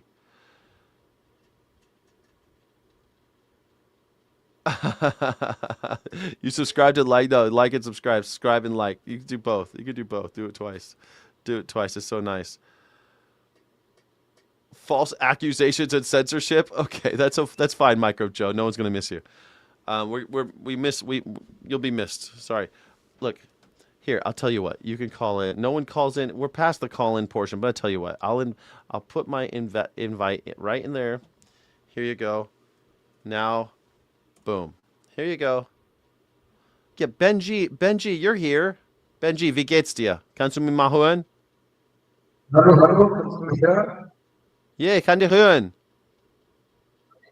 I just wanted to test if it's working. It does work, right? It was easy. Just like 3 clicks and I was in. 3 clicks and you're on the show. Yeah, Terra Firma says he can't use it. All right, thank you. You're echoing, so I'm going to say goodbye. Goodbye. Tschüss. It works. Can't call in. He just called in. So anyone telling me that the link isn't working, people use the link all the time. Use a link, click on the bot. It's 3 clicks, you're in. Benny just did it. If Ben could do it, you could do it. Just saying. About the ballroom? No, never. Or the arch, for sure. Yeah. And not the slush fund either, because I believe the real reason for that was so that he could never be audited by the IRS again. So I don't think he's going to give that up. But we said it here last night, that the real turning point is the fact that when the primaries are over, what will his power be over these Republicans? I mean, let's just look at a state. For example, let's say Republicans start to move away from Trump and they're more moderate. Let's pick Texas. Let's say John Cornyn pulls out a victory and it's Cornyn against Tallarico. Is Trump going to say, don't vote for Cornyn? Vote for It'd be great. I mean, amazing. Don't vote for Cornyn. Vote for Tallarico. Tallarico might take it now because Donald Trump is fucked up so gloriously. Morningsky.live/PYB. Thank you. For Tallarico? He could not spend a bunch of money, though. He could not spend a bunch of money. He could tell MAGA base to stay home. this live? That could be that's the only red herring in what I'm saying. I think the only way Republicans win or have any chance of winning the midterms is to distance themselves. But can I just clarify? I don't think we should. Yeah, he's too stupid to see that Russia and China are already teammates against America and have been for the last 75 years. 75 years they've been teammates against America, but Donald Trump is too stupid to see it. You're absolutely. Donald Trump thought that the Declaration of Independence was a product of the Civil War. Literally said that on TV. That's how stupid he is. He literally said on TV he thought that fucking Harriet Tubman and Frederick Douglass were still alive. That's how crazy he is. Assume that free and fair midterms are going to happen. I mean, Trump telegraphs every single punch, and he's been saying that he will disrupt it. Steve Bannon saying, ICE at airports is a warm-up for sticking ICE on the election booths. And the real problem with this $1.8 billion is it's a pardon and it's a payout for people who attack the federal government. So it becomes Plan C for him. It's a green light for anybody who wants to attack the government. He can go to the military first to disrupt the election. If that doesn't work, he can go to ICE. And if ICE says no, this is Plan C. Well, not and that's where it scary. and we should be. You guys, type it into your browser. Morningsky.live/PYB. Cray. What do you mean you would never call in, but it doesn't work? What are you? You're watching on mobile, and sometimes you can't click it, which is why I went ahead and made an actual URL. Morningsky.live/PYB. Terra Firma's right here. Look at this, Terra Firma. It worked. How you doing, Terra Firma? Not bad. Yourself? Man, I'm rocking with my, you know what I'm talking. I'm jamming with my clamming out. What's the deal and how you feeling? Oh, conflicted. We've been seeing some major changes in. I don't know if you've heard, but in Arkansas, they're starting to put in data centers, and they just put Swarm Arrow in the university town of Fayetteville. Swarm Arrow's like that's like the cameras, right, where they record everything. Isn't that how that works? They're actually 42-inch wingspan, about the size of Cessna military drones. Their cameras watching you all the time, right? Yeah, I mean, these are drones with like a military payload on them, like rockets and missiles. No. Yeah, the whole town was basically protesting against it. They had 48 people speaking out against it, and it still went through. That keeps on happening, huh? The will of the people is subverted every time. I mean, Arkansas Swarm. What are you calling it? Swarm what? Swarm it's called Swarm Arrow. AERO. Arrow. Swarm Arrow. Arkansas. They're based in California. They are? That doesn't surprise me. All this shit, everything's made in California. If it's made in America, it's made in California these days. Fayetteville. Wow. Swarm Arrow appeal gets okay, allowing business to stay in current Fayetteville location. Man, I've been to Fayetteville. I love Fayetteville. Yeah, it's a good town. They're saying is keep it funky, but yeah, I like to share news from abroad, but I think that could be a niche for your channel too. People telling you what's going on around the country, and I love that. I mean, that's what I try to watch as much like local news. So I think YouTube's pretty good at it because they show you kind of some of these things, but it looks like a lot of this is getting kind of suppressed too because I keep on clicking on links and like. It says it's been taken down, 404. Wow, dude. Yeah, drones in little public knowledge or input, in part because of non-disclosure agreements with Swarm Arrow compounded with city staff's decision to classify the company as by right industrial use business. So are they deployed? What's the deal? They got a grant to drone manufacturer Swarm Arrows to appeal to lower panels vote. They're continuing operating at its current location. What are they doing? They building these things, or are they actually deploying them? Yeah, they're using they use carbon fiber, and they compared that to bicycles in the meeting, and they they're putting these things together, and obviously there has to be they're AI. They're completely AI operated, Mm-hmm. and they're promising they're not going to test them in the airs above Fayetteville, but you know how that works. Yeah, where are they going to test them then? I was working in a business, and they were testing military drones. Just right, it was like I forget what company name it was, but they were testing military drones right outside of our business in this industrial park, and it's like, what the fuck? This isn't an airstrip, man. Like, it's just in the parking lot they're doing it. I don't believe that they're not going to do it. And then every time I go out and look at it, I'd be like looking at these drones and standing out there just watching, and they'd all get like real skittish and like look at me like I'm some kind of spy. It's like, man, I'm allowed to be here. I'm across the street. What are you doing? Right? You know? Yep.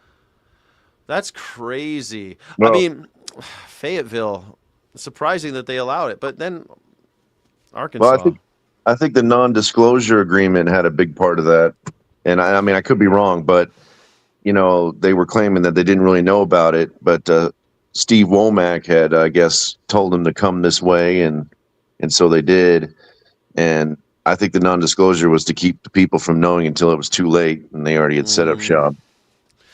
That makes sense. They do that, right? Then it's easier to ask for forgiveness than it is to ask for permission, right? Oh, we're already here, you know? Right. Sorry you missed it, but we're already here. What are you going to do about it? Kick us out of our homes? We live here now. Mm-hmm. Yep. Damn, dude, that's fucked. That's unfortunate. That's unfortunate. Yeah, I think they had like 48 people in opposition and 12, and the county meeting too, was because full. like if your community doesn't want that business there, then why are they saying like who are they to go up against their own constituents? I mean, do you think the constituents are going to vote these assholes out now? I mean, what's the plan now? You know. Well, Steve Womack, they're saying that, and I didn't verify this, but they're saying that he received $10,000 or something like that. I mean, of course, there's some kickbacks, man, but I mean, like, is that enough? I mean, you gotta you still gotta keep your job, right? They're gonna vote all these assholes out, prosecute them. Anything gonna happen? And meanwhile, you said there's data centers going into Fayetteville too. Well, we haven't confirmed it yet, but I'm hearing that there might be one south of Fayetteville that might be starting up, and I know there's some in Missouri, so on the border of Missouri and Arkansas. So. Jesus, I left my truck in Fayetteville when I was on the road, and I came back and a tornado had ripped out all these trees and stuff, and I couldn't believe it. It was like, I said, "You guys have a tornado while I was gone?" They said, "We had 7 tornadoes while you were gone." Jesus, I'm glad I wasn't here. Well, and there's a thing that's, I guess, the Ozarks, and I was just reading about this. The Ozarks has the largest like underground reserve of water, apparently, and they're saying these data centers are popping up all over the place. It's going to drain the water supply. So. Oh my God! Or poison it, because there's even the ones where they cycle it in and they cycle it back out. They have all these antifungal things. I just looked it up today, and they have all these antifungal herbicides and other biocides that kill organisms that are in the water. So when it cycles through the cooling, and even if they dump it back out, it just poisons the water supply. It kills everything in the water. Yep. I mean, that's crazy. Like, it's happening so quickly. Like, we could have a world where the Ozarks are dead. Like, it could be that bad. I mean, all those trees are living off of water. You know, there's not just rainwater. And they say that water, you know, it's always been there. It's always, you know, we've always had it. It's always been almost like an infinite supply. But when you're burning 400,000 gallons a day or a week or whatever, doesn't matter. That's a lot of water.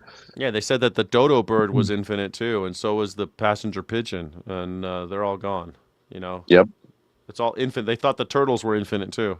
Now the sea turtles are endangered. You know, like they always say, "Oh, look how many of them are. We could kill all of them. They couldn't possibly. We could kill as many as we want." No, they're done. Damn, dude. So, what do you think about? So when you're over there and you have, because Fayetteville's interesting. It's one of those parts of Arkansas that's kind of divided. I'd say it's diverse. It's got like people of both sides live there, right? People think of Arkansas as just monoculture, but it isn't. Just like California, there's I live in a Republican district. Everyone I know is MAGA around here. They're so MAGA that they're afraid of talking about it. It's weird out here. They're like embarrassed that they're MAGA. But out there in Arkansas, when you talk to people, how do they feel about this? How are the MAGers feeling about data centers? And is this making America great? Well, the thing about that is, over here it seems like nobody seems to know about anything, and so you got people protesting in the middle of Fayetteville. You got them trying to inform others, but some people are like, "What's that?" And some people kind of know about it, but people love not knowing shit, huh? I guess that's possibly because all the local papers are dead. Like, you guys have the Fayetteville Democrat Examiner or something, what do you guys call it? Democrat Gazette. Gazette. Yeah. I remember the Gazette. I just saw it. Let me see. Yeah. You guys have the Gazette, but most places don't have local newspapers anymore. And the local news, if they don't report it, then how is anybody going to know? Yeah, and then I noticed you can't find the council meeting. Like it went on for 8 hours. It didn't stop till like 1:20 in the morning. That's how many people showed up. Nice. That's something. And they still didn't care. But the council didn't care.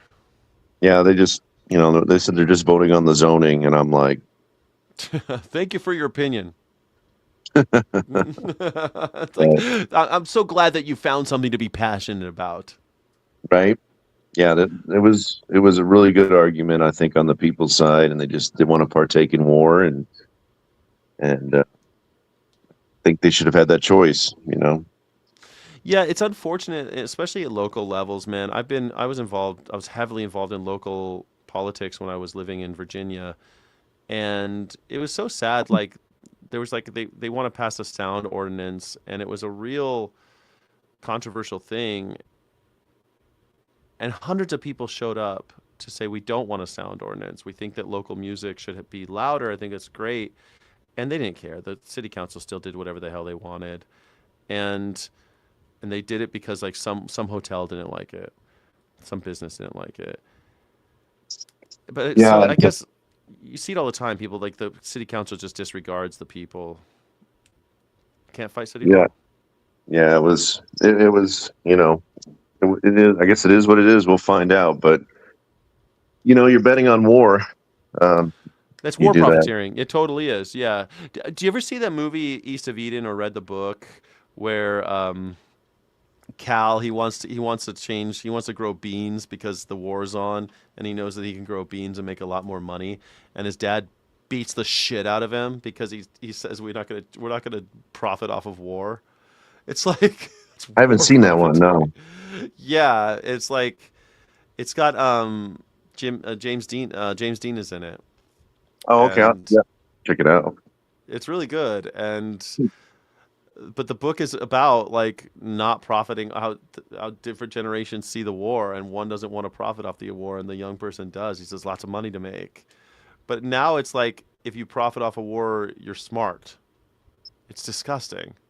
Yeah, and that was kind of the argument. They were like, well, it's not about the morals of this, we're just creating jobs, and it's not about the outcome. It's just about what's happening here. And a lot of people disagreed, but it is what it is. Well, I guess that's better than what else Arkansas is known for. It's known for what, home of Walmart and chicken farms. Is that what Yeah. mostly? Yeah, and we do have some facilities that do is it phosphorus? Yeah, phosphorus. It's true. I think it's for like some sort of gas or something for like when they gas like white phosphorus when they crowd suppression or whatever. Yeah, I mean, phosphorus is and it's also a finite resource. So phosphorus they use phosphorus gas, phosphorus bombs. It burns. It does all sorts of gas, and the inflammable part really valuable. It's funny. Phosphorus is also something we put in food, like Coca-Cola has phosphorus in it, right? And there's this whole thing like I forget where the community. It might have been in Arkansas where they took a community and they had them collect their urine because phosphorus wheat we eat a lot of it, but we don't absorb any of it. It just goes straight through us, and we piss it out. I guess there's something about the taste that it does for us that we like. So they put in a lot of food, but we pee it all out. So it just basically just goes into the water. And so you have like, it's a problem. Like oceans and streams, they got too much phosphorus because of all of our urine and the animals' urine, of course, going into the river streams and lakes and the oceans. And so they collected this town's urine, and they were able to harvest like a lot of money's worth of phosphorus. I thought that was so funny. I don't know why we aren't just collecting urine from everybody through like some mechanical process, but it's a thing. It's like how helium, we're losing it all the time. We're not, in enough time, give it enough time, we won't have any more helium on planet Earth. Oh yeah, and you look at your vitamins, and I'm sure there's some sort of magnesium or phosphorus. I don't even know anymore, but yeah, the stuff they're putting in food. Totally. Yeah, phosphorus is in fertilizer too. Yeah, it's true. Phosphorus is really important, and it's not something that we're gonna. Phosphorus is why fertilizer can be used as a bomb, right? I think that's why vegan and tomato. Isn't that why? Because something about the phosphorus makes it explosive. Why you can make. Like how they blew, I think it was a fertilizer bomb that blew up Oklahoma City. Yeah, matchbooks too. Matchbooks have phosphorus. Yeah, it makes sense. Yeah. Hey, did you ever check out that Freetown Christiania? It's basically anarchy. No, is it called Freetown Christiania? Yeah, like I honestly thought. Remember, I think we had a discussion way back about how anarchy. I was seeing the absolute anarchy.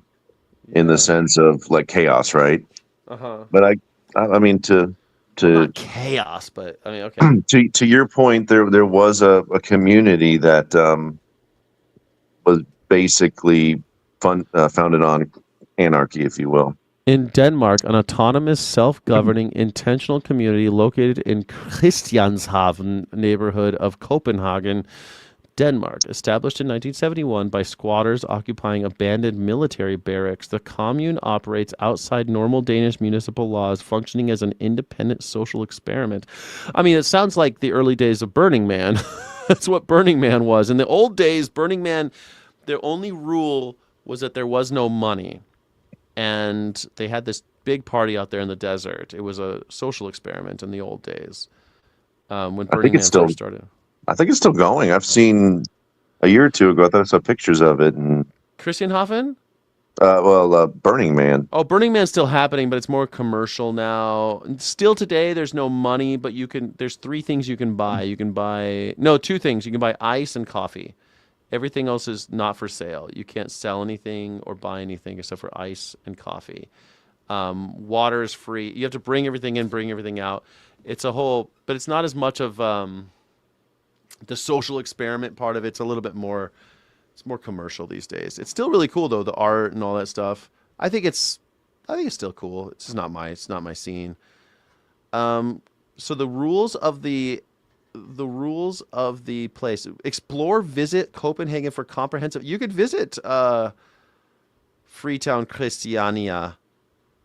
Hard drugs are strictly prohibited. No photography or filming in the Green Light District, famous for its hash trade, and along Pusher Street and Green Light District. That's funny. Violence is not tolerated.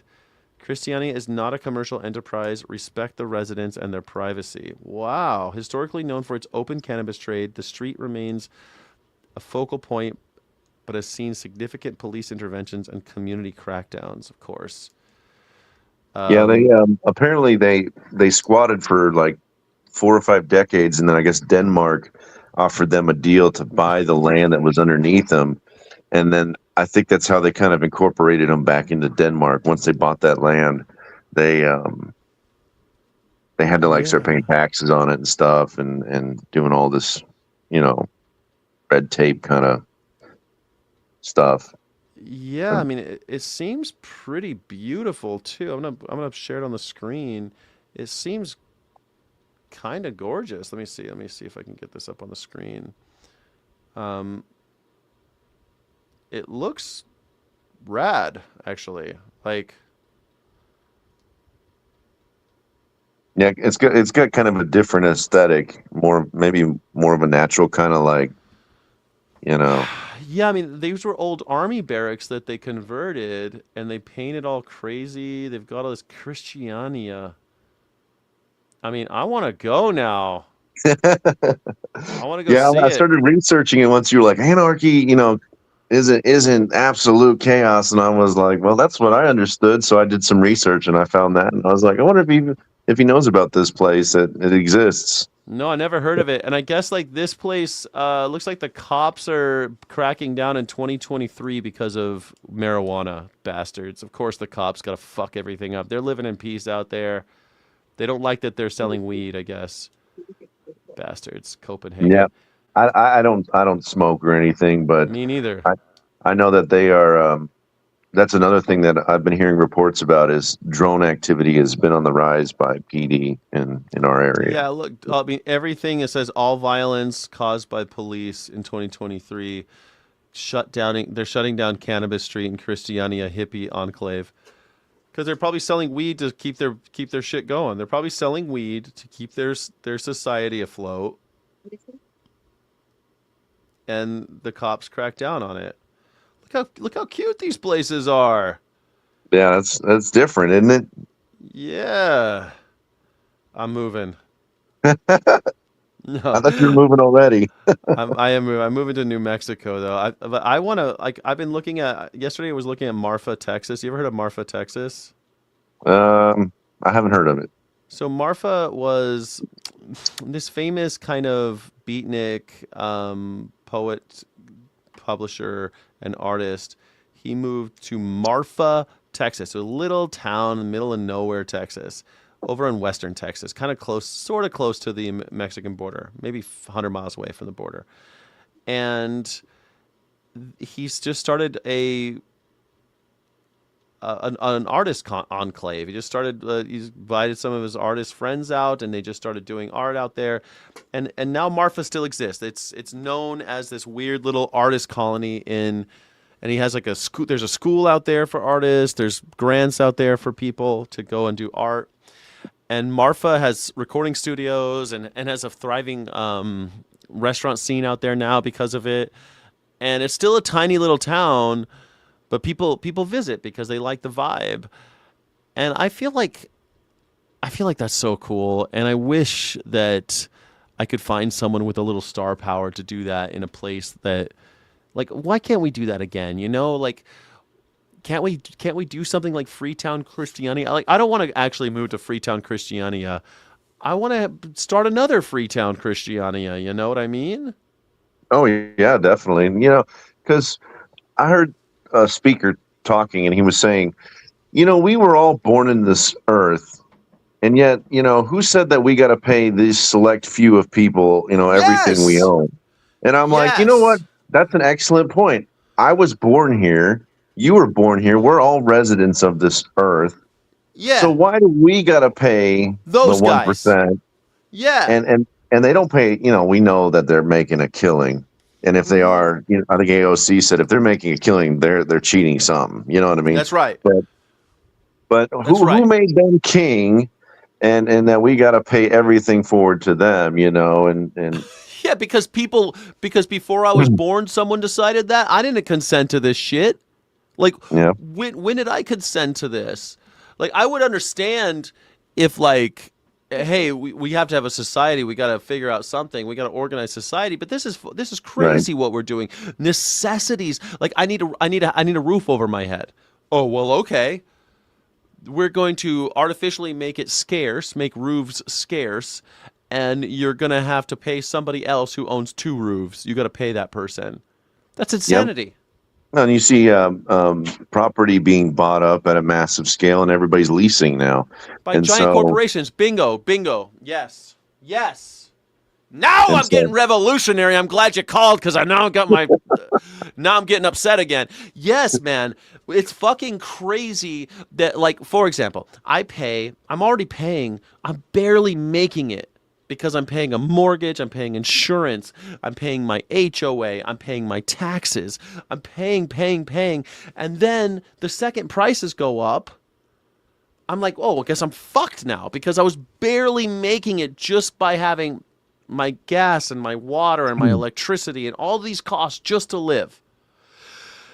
If I weren't paying all that much every month just to live, I'd be living on Easy Street. I'd have it made right now.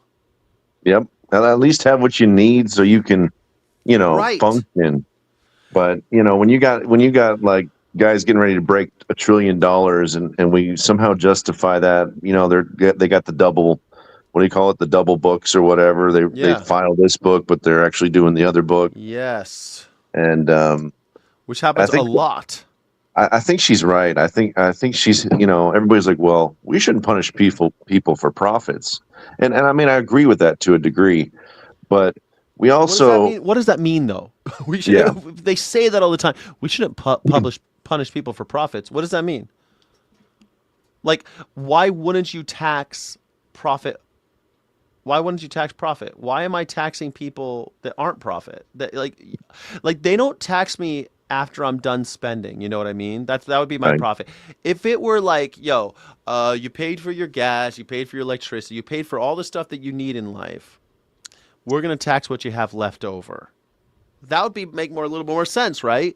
And then if you have a lot of profit, it would make people reinvest in their companies, reinvest in themselves, reinvest in their homes if you only taxed the profit. Right.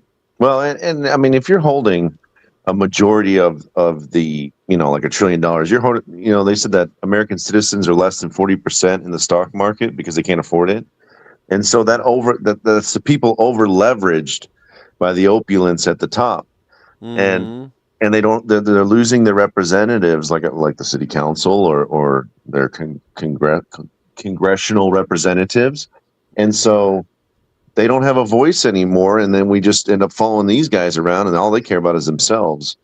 And it's kind of a thing of the heart too, in my opinion. I mean, like if you're a trillionaire, you should be looking out for the little guy. It's just, that's kind of some Jesus stuff there. But that's not Jesus. That's basic human dignity. When I have enough, I help somebody else.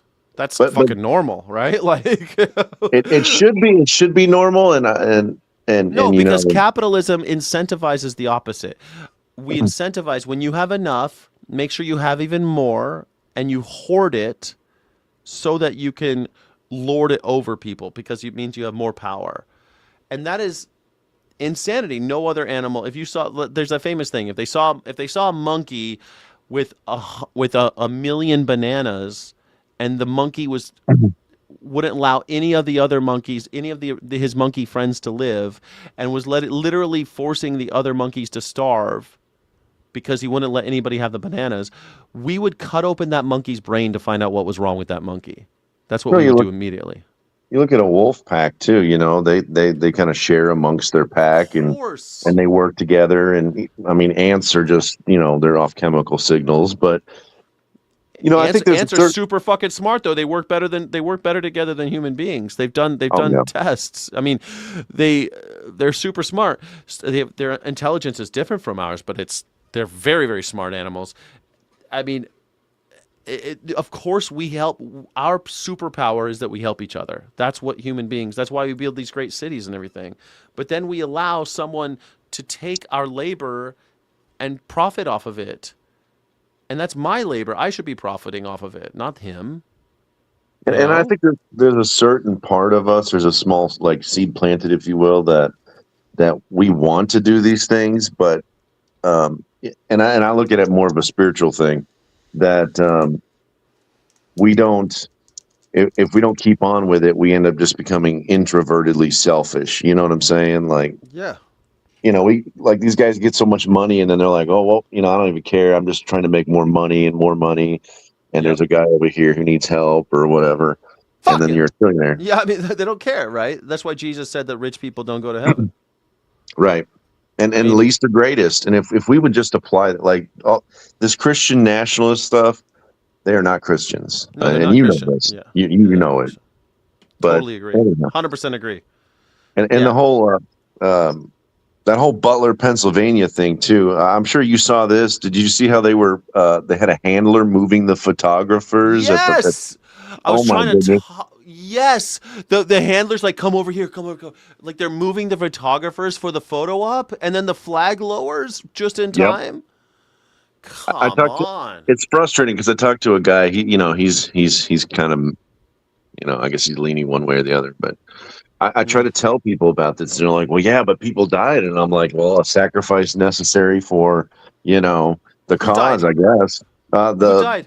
The fireman behind him got shot, I think. Who was that guy? They say, isn't that a little convenient that they say that? They like, a fireman died, and everybody loves firemen. They do. I don't think that fireman died. I don't think that's true at all. We hear that all the time. I never saw a picture of a body. Did you? I saw a picture of Charlie Kirk's body. I never saw a picture of any dead firemen. Are you am I supposed to believe that while there was a fireman on the ground gushing blood, because that's what happens when someone dies. We saw it, right? Charlie Kirk got shot, blood just pouring out of him. So there's a guy with I actually didn't see the blood with Charlie Kirk. I mean, in all the footage. Oh my in all the footage I saw the hole, but his shirt was never stained, and I always thought that was odd. But anyhow, oh, man, I feel like ripped him. Oh, that blood poured out of him like a bucket of blood came out of that guy. But that's neither here nor there. When someone gets shot, a lot of blood comes out. And am I supposed to believe that when there's a guy, a fireman, a proud American hero, was dying in the bleachers, and everyone was going, USA, USA, and no one was, am I supposed to believe that's what happened? If that is what happened, that makes it worse, not better. USA, fight, fight, fight. Like, if that is actually what happened and there was a dude bleeding out, MAGA's more villainous than ever. I don't think that happened. I don't think he did. Well, and then what they're saying too is, well, and I'm guessing this is from Fox News because a lot of people watch them. But he was saying, well, the Secret Service had the shooter in their targets, but they were waiting for the green light. I'm like, I'm sorry, if you got a guy aiming a rifle at the president, you're not waiting for a green light. You're pulling the trigger. Yeah, I don't believe that. I don't believe any of it, man. I don't believe it because these guys, they are professional liars. Donald Trump's a professional liar. Yeah. Why am I supposed to believe that Butler, Pennsylvania, the second, just like moments after Kamala Harris came out and had her big party, remember? That was a big deal. Like, oh, Kamala Harris, she's the day of love, and everyone's freaking out. And, oh, yeah, Kamala Harris is so great. And Oprah came out. And then all of a sudden, huh? Mm-hmm. All of a sudden, we got ourselves a little situation. All of a sudden, we got an attempt on the president. Yep. Come on. I don't believe it for a second. I did it. I sort of believed it when it was happening, but the more I saw, the more I think total bullshit. I don't believe it anymore. Yeah, and then the ear, and there's no scar tissue, and the ear. And argument. It should look like a Vulcan or something, right? Yeah. He should look like Evander Holyfield. He got shot by a 5.56, I think. I forget what the caliber was supposed to be, but I think it was like a NATO round. Shot him through the ear. Yikes. And somehow Evander Holyfield, he doesn't have his ear. Like, he should look like Evander Holyfield, a man with half an ear. Yeah, but even UFC fighters have the cauliflower ears. They're just being struck in the ear, not even shot. So totally. If someone punches you in the ear, Edison was deaf. He had to talk in Morse code with his wife because Thomas Edison was deaf at some point because when he was a kid, somebody boxed his ears. Yep. And so it's no joke to get shot in the fucking ear, is my point. Like, that guy put a little Band-Aid on, he was fine. Bullshit. Yeah. Yeah, it was a NATO round 5.56, right? Smoking Blondie? A 5.56, man. That's not a small caliber round. That's a big bullet. Well, and even with they were saying something. I think it was a 2.23 or no, what was it? They said it was a 30-06 with 30-06 with Charlie Kirk. Yeah. And I'm like, I mean, I didn't see the footage where the buckets poured. I guess maybe I looked at a lot of footage, But I mean, it wouldn't have just, he just wouldn't have leaned over. It would have been all over the white canvas behind him. Right. It would have been a big, yeah, totally. There was a guy talking about maybe, and this is kind of out there. I'm not confirming it, but he was thinking like a air compression in the microphone in his shirt. I was about to say, yes, I heard that there was an exploding microphone that got him. There's all these conspiracies now, but also I heard this other thing about the exploding mic, and that pieces of the shrapnel from the mic went into the concrete that he was sitting on. And that's why the next day they just got rid of all the concrete. They drilled up all the concrete and took it's the weirdest thing. They poured like a huge slab or something. Yeah, they jackhammered everything up and then poured a new slab of concrete like the next day. It's odd. And I remember it happening. I was like, this is fucking crazy. But the day it happened, I said, this is an inside job. There's no way this isn't an inside job. And I didn't think that about Butler at first, but I definitely thought that about Charlie Kirk. I don't think Charlie Kirk was faked. I think that Charlie Kirk was an inside job, that there's a lot going on here. Candace Owens is doing a lot of talking, which is probably not good for her as far as safety, but yeah, she just God had Hunter her. Biden. She just did a Hunter Biden interview. Oh yeah, yeah, it was crazy. I'm like watching Candace Owens and Hunter Biden talk. I can't believe it. That'd be interesting. It was a good interview. It was good. It was good. She's like, I thought you were a crazy asshole, stupid person. She says that to his face. That's awesome. I thought you were. He's like, well, I'm really. I benefit from everyone having a low expectation when I come. Like that's funny too. He's like, I've benefited so much from people having low expectations of me. If I don't do a line off of the bench, then if I don't do a line off the table, people think I'm a really nice guy. Like everyone thinks I'll be coming in smoking crack. Right. Yeah. Well, I mean, that's what happens when people just throw a bunch of propaganda. Anyhow, it's everywhere. So. Yeah, no, Candace is making it so if you question it, you're a crazy conspiracy theorist like her. Maybe. I mean, I don't know. I'm not a big fan of Candace Owens or anything, but I think it's funny that she is Little Miss Right Winger, and she is coming out swinging about a lot of this stuff, and I'm here for it. I'm here for it. They love the conspiracy theorists. She's part of it, says Parallelish. Yeah, maybe.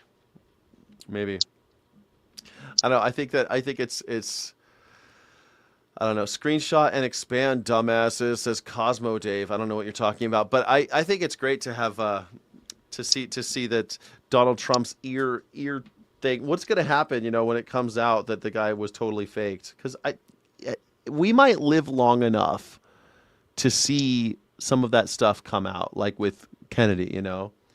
Right. Like clearly something wasn't kosher with Kennedy's assassination with Lee Harvey Oswald knowing how to speak Russian and stuff. That's weird, right? And then being killed by Jack Ruby, a famous mafioso.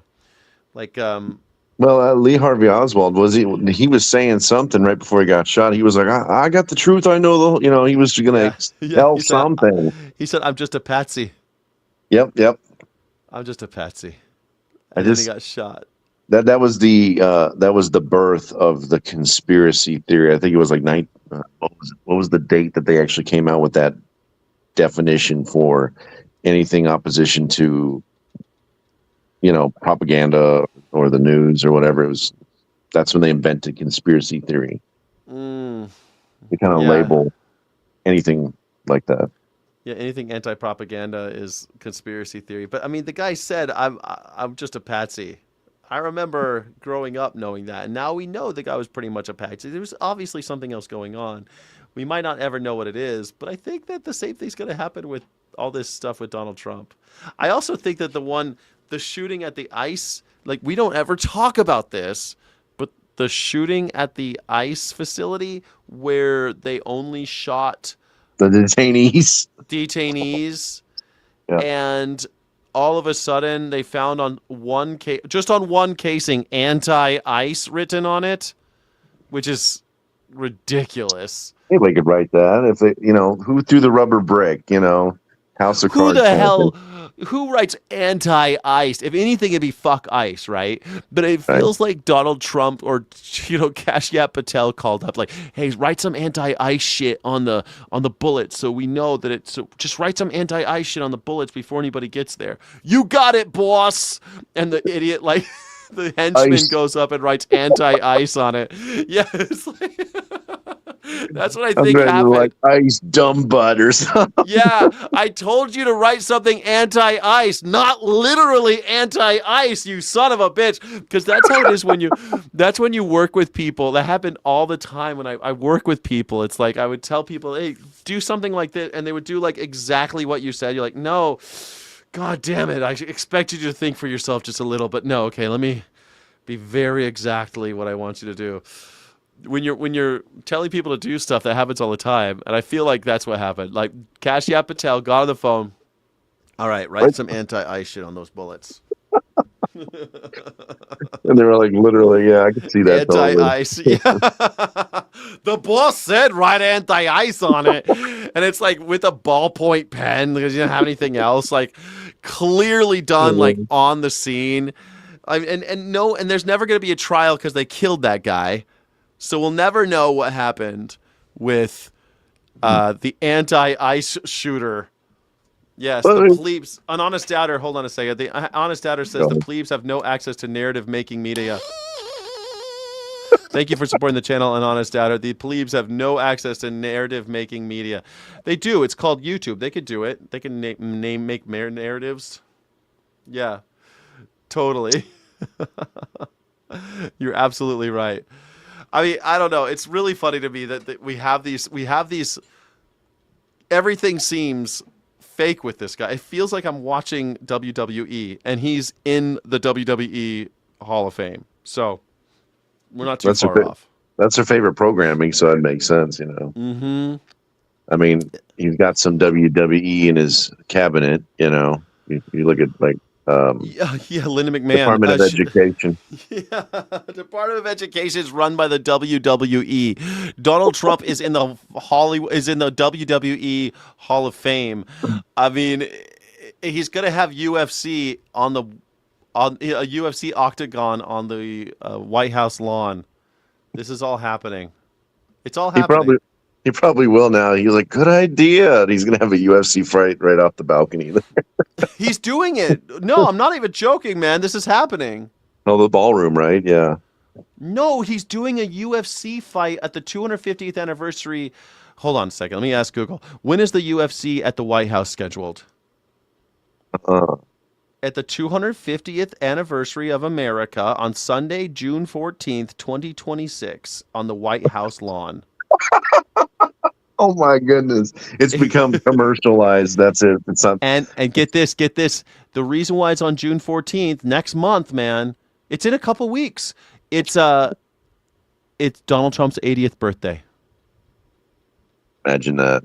So he's going to have a 7-fight card headlined by a lightweight title unification bout. There you go. We're going to have 7 fights on the White House lawn, June 14th. For his birthday. You're going to see all these advertisements hanging off the balconies of the White House, you know, because, you know, that's what he does. He advertises everything. Oh, for sure. But can I tell you what's really fun? Because Colbert is canceled, right? Yesterday was his last day. Yeah, I heard about that. It's sad. Can you guess which network is going to stream the fights? CBS? CBS Paramount Plus, yeah. Of course, yeah. Well, CBS Paramount Plus is going to stream the UFC fight. Paramount Plus doesn't have UFC. It's usually HBO and all these others, right? They do it. It's somebody else pay-per-view, but no, it's CBS and Paramount Plus. If you have the CBS Sports or Paramount Plus, you can watch pay-per-view of the streaming service. You could stream the fight on the White House lawn. I don't know how people don't see it. Like how you don't see the advertising, the hands washing another. You should, if you ever get a chance, do a research on all the billionaires that he's pardoned and how they all, like even like CBS, they're all one hand washes the other. Mm-hmm. Peter Thiel of Palantir is one of them. I mean, that's been. I mean, for a long time. I think they estimated like $2 billion worth of tax fraud, and they all got pardoned. Yeah, I mean, the CZ got pardoned. CZ gave him billions of dollars for the Liberty Financial. Like it's out of control. It's out of control. Yeah, you want Donnie to go to prison, says Rebecca. Who doesn't want to see him in prison, for sure? A reality star that's more concerned about ratings than the economy in the WWE Hall of Fame. Second guess and verify everything he does. Indeed, but they don't even want to question authority. First step to critical thinking is questioning authority, but they don't even want to do that. Maggers don't even want to do that. It's rough out there. Who's going to watch the fight? You going to watch the fight there, Terra Firma? I kind of... Do you remember that fight with, I think it was Forrest Griffin and was it Spider Anderson? Do you remember that one way back? And like they were like punching in the air, like they were kind of making contact, and then like Forrest Griffin lost, and then he like ran out of the ring before like he was humiliated or something. That fight kind of changed my mind on UFC. I almost felt like it was staged, and I haven't watched since, to be honest. Those kinds of fights can be fixed, right? I mean, it's Dana White. The guy's a villain, and it's never liked him. Yeah, man. When I worked a lot of those fights, like back when Aldo and Conor McGregor. I met with Conor McGregor a bunch of times. I used to work those fights when they were at MGM. They used to be at MGM. Now I don't know. Now I guess they're on the White House lawn. They don't do them at MGM Grand anymore. Now they do them at the White House lawn. Perfect place for them. Perfect place for this. You're not gonna watch it, Smoking Blondie? I gotta cancel my Paramount Plus, man. I have Paramount Plus because I watch Star Trek, but they're canceling Star Trek. You know, we're probably not gonna have any more Star Trek, but they're not done showing the stuff they've already made. So it's like, should I cancel now and just say I'm not gonna watch any more Star Trek? It's kind of sad. Well, here's something to think about. I guess Hershey's is putting chocolate back in their bars again. Hey! And I guess my point on my point on that was stop buying their stuff if you want them to change. If you keep doubling down and buying their stuff, you're just encouraging the, and to a degree that's hard nowadays, but you know what I'm saying. Yeah. I wonder if South Park's even going to be on anymore with Paramount Plus. Like, is South Park still going to be on the air now that Paramount Plus is owned by the Ellisons? I mean, they say it's going to they signed a massive $1.5 billion 5-year deal with Paramount before the sale. So they can't do anything about it. That's so funny. David Ellison has openly embraced the franchise despite the change in ownership and has had some intense behind-the-scenes negotiations. The current arrangement ensures that the show will continue producing new seasons. They have a $1.5 billion streaming deal. I mean, that's crazy. They're saying that it's going to stay on the air with Paramount Plus. That's so weird. But they've only got 5 years. So that means how many more years they got left? It can't be very long. It's still September 2026 is the next season. But man, South Park its days still might be limited. They've only got 5 years for $1.5 billion. It might be over in the end. They'll have to sell to somebody else. But maybe it's time. It's time. 29 years of South Park's enough, right? Maybe it's time for South Park to go away at the end. Yeah, less TV, more book reading. I read 3 books a month. I thought I was doing pretty okay. But I got to leave it. But South Park is safe for a few years. And Star Trek is safe for, I think, a year and a half. And then after that, it's no longer safe. That's the thing. These big changes happen. We don't even notice until it's a little bit later, But it's a whole thing. Well, Terra Firma, I appreciate you hanging out with me. I'm going to play a little guitar before I do anything else. Well, it was good talking with you. I just wanted to say that, everybody, united we stand, divided we fall. Just remember, look out for your neighbor, and I like you're saying, don't let them grind you down. So don't let them grind you down. You can't let them. Don't let them grind you down. Everybody, stay strong. Terra Firma, thanks, man. I appreciate you. Hopefully, you'll call again. So wait. The link worked, right? So yeah, Oh, thanks for reminding me. I put the link in 3 times, and it took me to information on like your morning sky, and then after the 4th time I did it, it was the jump in or whatever, that little green button that you push. But I could not find it. I swear to you, 3 times. It was almost like the internet was blocking me. I was getting really suspicious. There was no button saying it says get in the ring. Yeah, that one. I could not find it. I scrolled up and I scrolled down, and then I entered it again, and then I scrolled up and down again. I'm like, where is the button? I've done it once before, and I'm like, and it would just tell me, oh yes, Skyjack Morgan is this and that, and this is his YouTube, and it was black with red lettering. Yeah. And I'm like, where is the button? I could not find it. Weird. Weird. I don't know. Were you on mobile or desktop? Mobile, but I'm thinking about switching to desktop because mobile's kind of sketchy. Yeah, maybe that was what happened. Maybe it was a mobile thing. I don't know. It was working on my desktop. That's why I asked, because it was working. I don't know. Ben tried it. I don't know if that worked. I don't know. All right, but thanks. I appreciate you hanging out. Maybe you'll call again soon, hopefully. Oh, absolutely. I love your channel. I'm drawn into it because I think that like I said, we were born into this world, and who made them king? So who made them kings? You sons of bitches. I totally agree. I totally agree with you. All right, cool. Thanks I appreciate you, man. All right, thanks everybody. We are going to take a brief break. We are not going off the air. We're going to keep going strong, and we're going to go and play a little guitar. I'm going to do a costume change and have a guitar right when you see me again. Thank you so much for being here. This is the Morning Sky Show. It continues in just a moment. Thank you for being here. You are amazeballs. You're amazeballs. You're amazeballs. Mixed up with a guy like me. I'm a loner, Dottie. A rebel.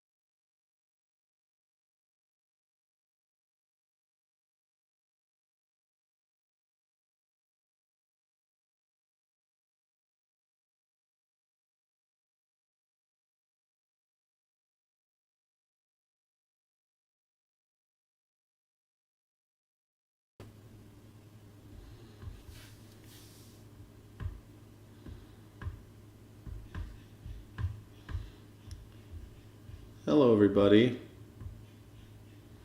Okay.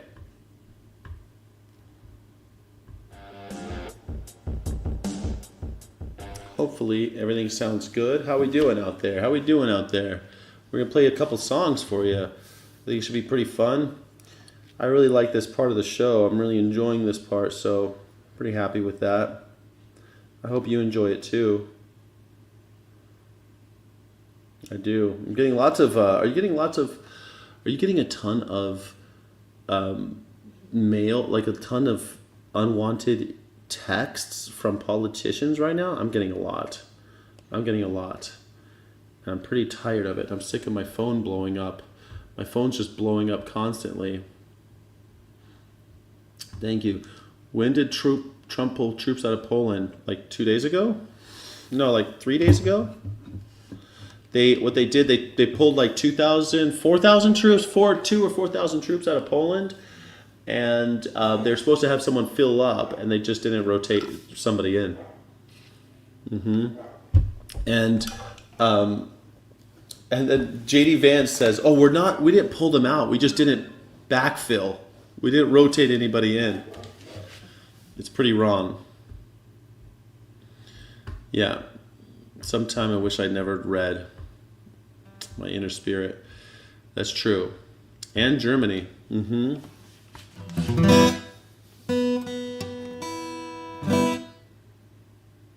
think it's pretty crazy, actually, that that's what's happening. I never thought I'd see the day. America pulling troops out of Europe.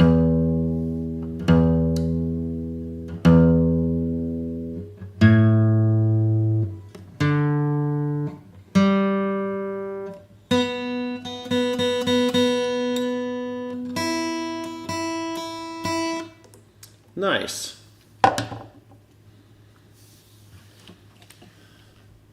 Yeah, maybe get another phone number. It'd be harder to find me. Maybe. I don't know. Like the morning show. Yeah, the morning show. You like the morning show?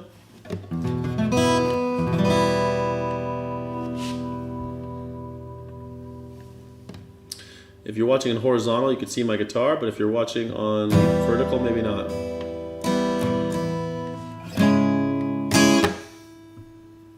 All right, here we go. Ready?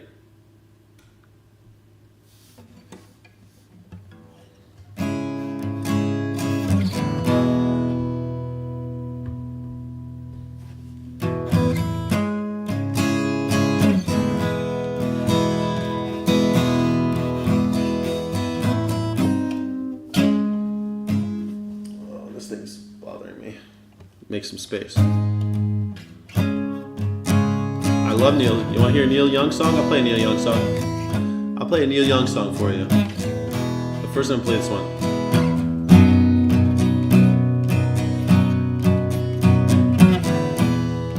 And in the morning come,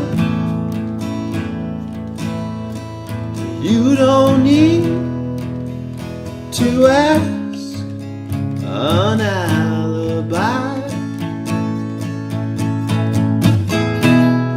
and in the morning comes, you don't need to be so honest, and in the morning comes,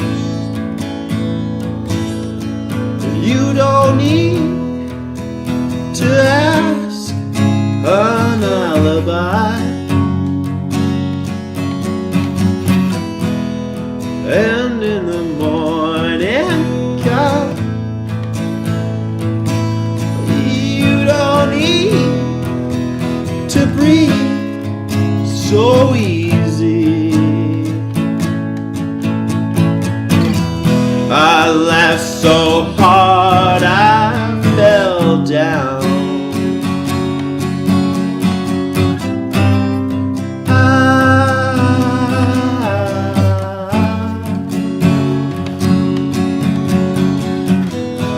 I cursed these lanes I walked on.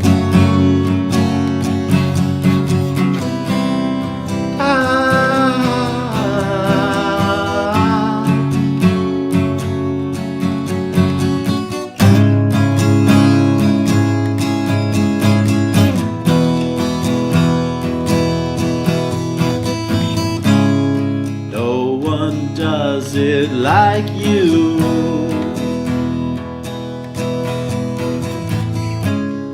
No one does it like you.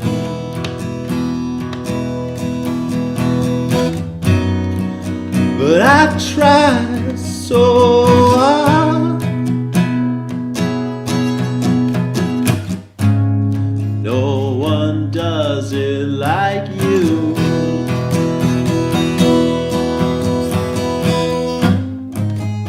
No one does it like you.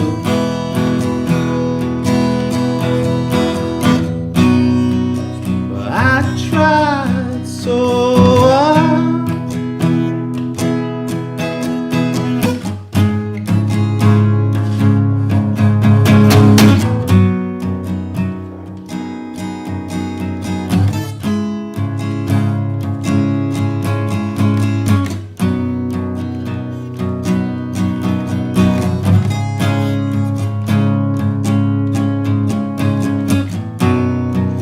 Ooh, I tried so hard. Ooh, I tried so hard.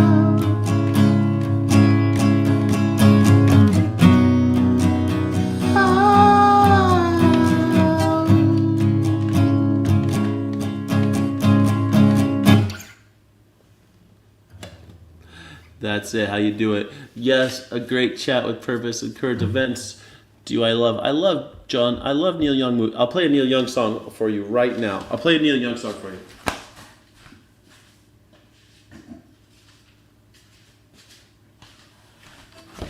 I always forget this part. Here we go. Ready? I'll play a Neil Young song for you. I love this Neil Young song that I've been playing a lot lately. I've been playing this Neil Young song a lot lately for you, John Public. John Q. Public, are you still here? I'll play a Neil Young song for you if you're still here, John Q. Public.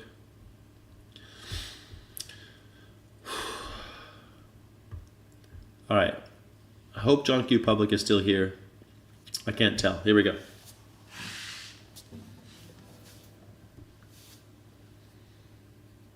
Here we go. Ready?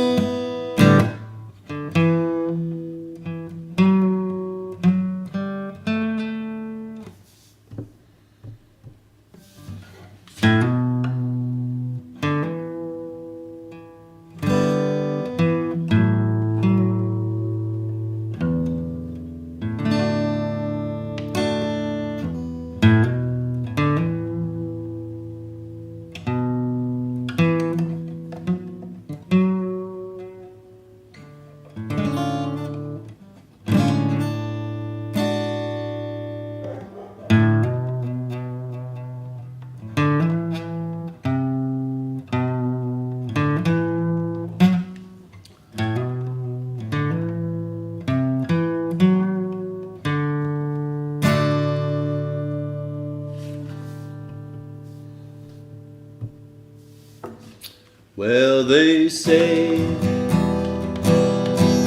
Santa Fe is less than 20 miles away. I've got time, roll a number, rent a car.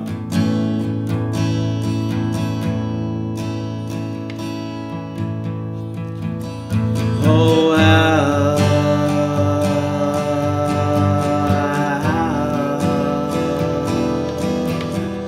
Albuquerque.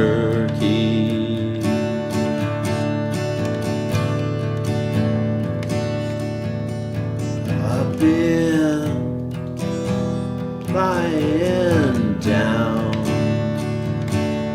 the road. I've been starving to be alone,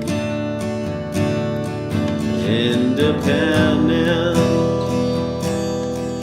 from the sea.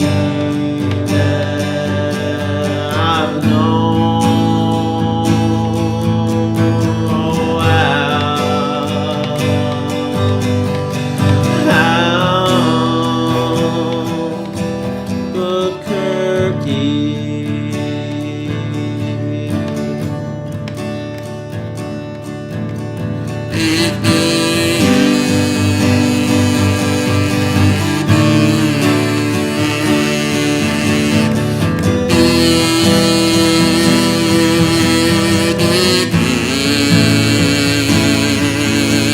Throw a star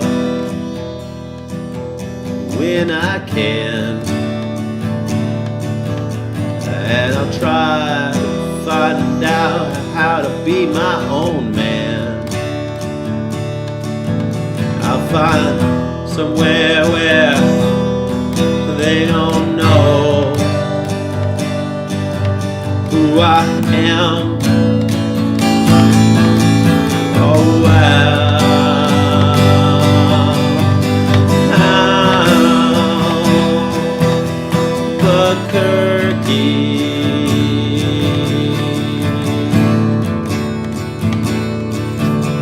Oh,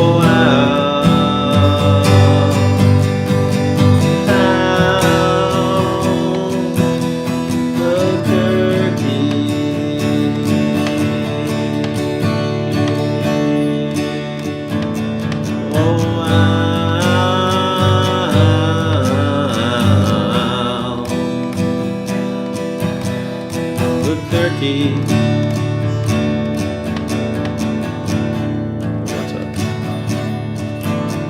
Oh, I'm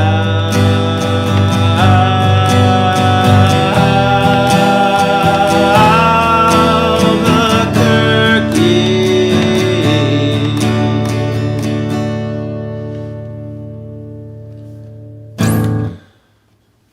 Albuquerque by Neil Young. You are a very talented, well-dressed man. Unfortunately, I am neither of the above. That's okay. You don't have to be talented or well-dressed. Bob Aran? No, I'm not playing Bob Aran. No, I'm not playing that song. I would play Beach Boys songs, but not that one. No, thank you. I hope you're all having a beautiful day. And here we go. Donate for song requests. This is the Morning Sky Show where we talk about politics and all sorts of stuff, but we need a little break from politics. We can't only talk about politics, right? Can't always. Hello, Jack. I'm wondering, what do you think about fascism? You want to know what I think about fascism? Here you go. Ready? Well, I'm gonna tell you, fascists, you might be surprised. The people of this world, they're getting organized and you're bound to lose. All you fascists, you're bound to lose. All you fascists bound to lose. All you fascists bound to lose. You're bound to lose. You fascists bound to lose.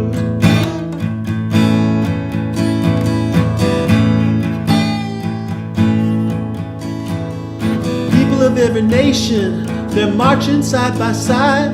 They're marching across the fields where 1 million fascists died. You're bound to lose. You fascists, you're bound to lose. All you fascists bound to lose. All you MAGAs bound to lose. You're bound to lose. MAGA's bound to lose.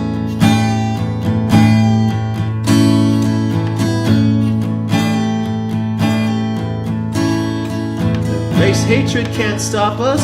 This one thing I know. Tom Homan and his Ice Ages, man, they gotta go. You're bound to lose. All you fascists bound to lose.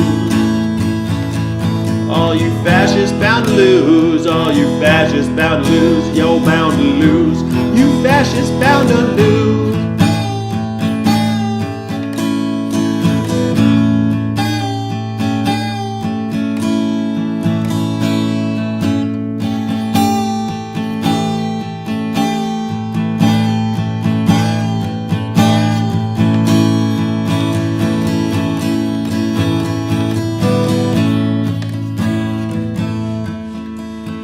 I'm going into battle, take my Union gun, We'll end this world of slavery before this battle's done. You're bound to lose, oh, you MAGA.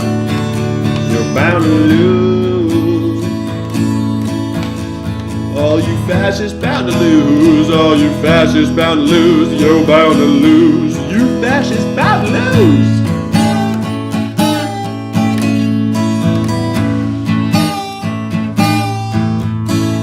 All you fascists bound to lose. All you fascists bound to lose. You're bound to lose. You MAGA bound to lose.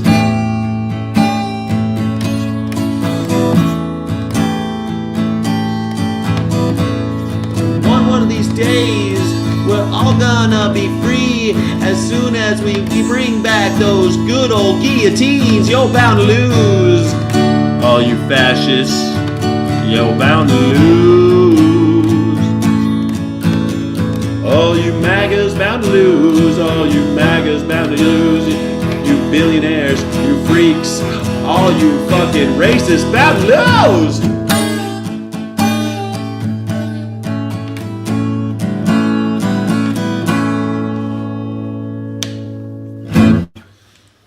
That's how I feel about fascists. Thank you for asking, the one cat cool. Thanks for asking. Over on Twitch, that was a request for that song, I think. I think that's what you were asking, right? You wanted you were requesting that song? I think that's why you asked that, right? The Anacle knows what I'm talking about. Looks like wood chipper. Yeah, wood chipper. I like that. Wood chipper. Let's chip it up. Let's chip it up. Chip up all that wood, baby doll. Do it. Do it. Do it. Do it. The Anacle. You like that song, do you? Mm-hmm. I like that song too. I like that song a lot.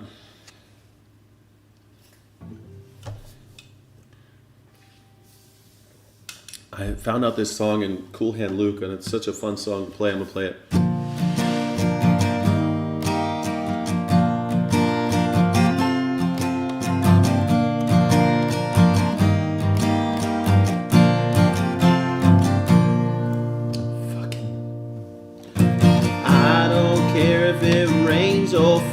As long as I got my plastic Jesus sitting on the dashboard of my car. Going 90, it ain't scary, 'cause I got my little Virgin Mary, and she's sitting on the dashboard of my car. I'm in that backseat sitting, and Jesus is up there grinning, and he's sitting on the dashboard of my car. Green or white or pink or yellow, oh, I don't care, 'cause he's my fella. Yeah, he's sitting on that dashboard of my car.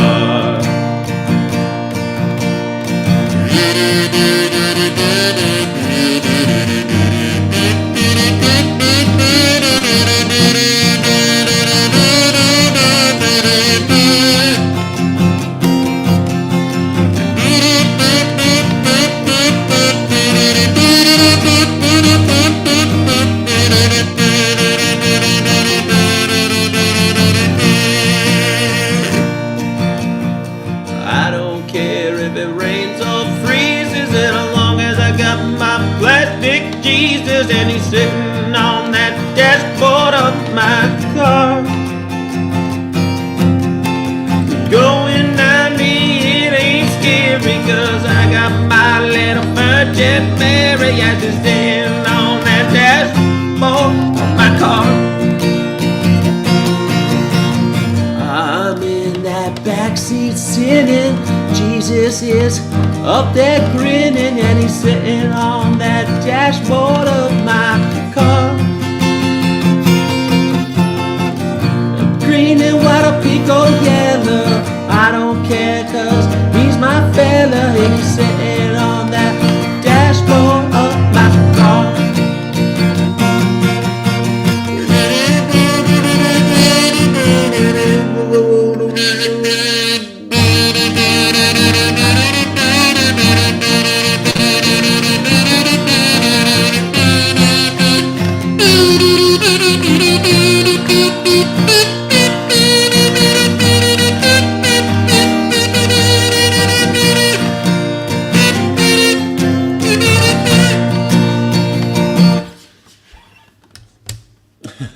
back when dashboards were metal.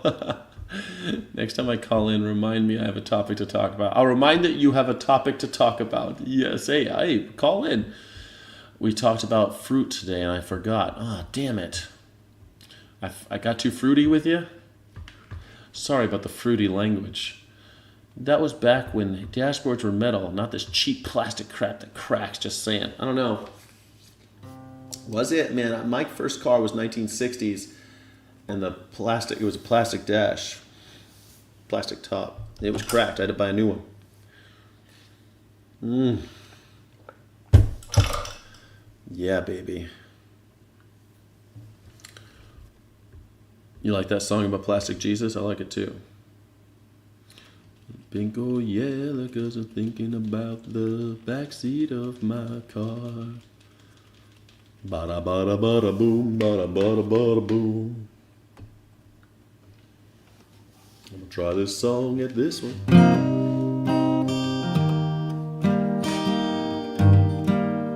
Bulls on Parade. It'd be kind of fun to play Bulls on Parade. I'll try to play it. Stick around. I'll try to play it next, just for you.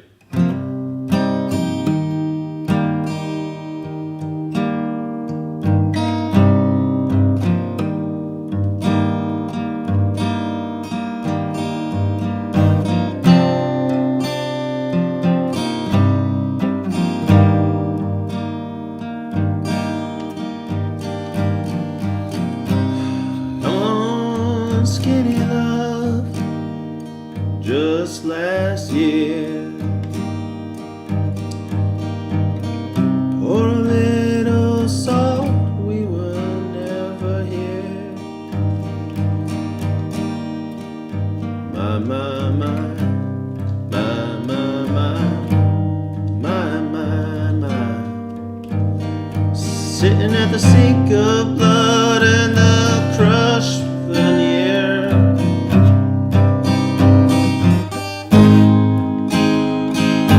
Tell my love to wreck it all. Cut out of the ropes and let me fall. My, my, my, my, my, my, my, my, my, my. Right in this moment, there's orders tall now. And I told you to be patient, and I told you to be behind, and I told you to be balanced, and I told you to be kind, and in the morning I'll be with you. It will be a different kind, and I'll be holding all the tickets, and you'll be holding all the fines. Come on, skinny love, what happened here? Suckle on the hole, life rests here. My, my, my, my, my, my, my, my, my. The soul and Lord is full, so on us there.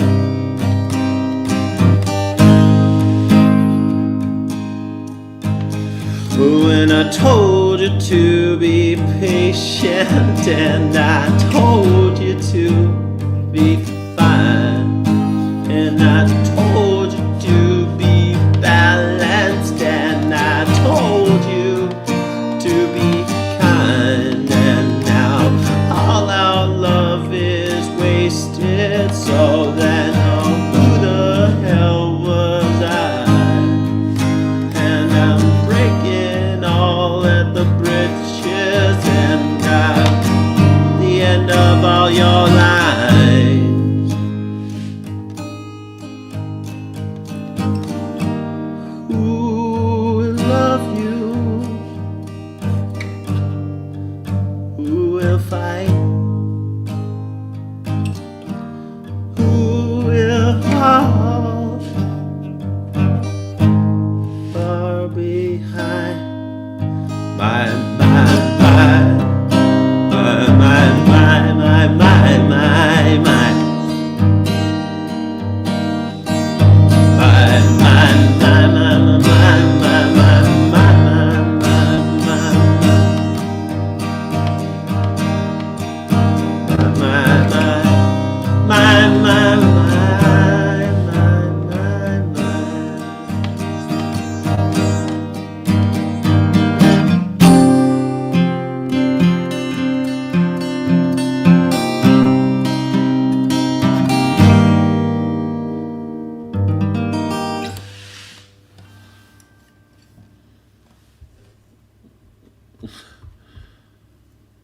celebrate. Jack, I want you to know right now there isn't a single fascist country.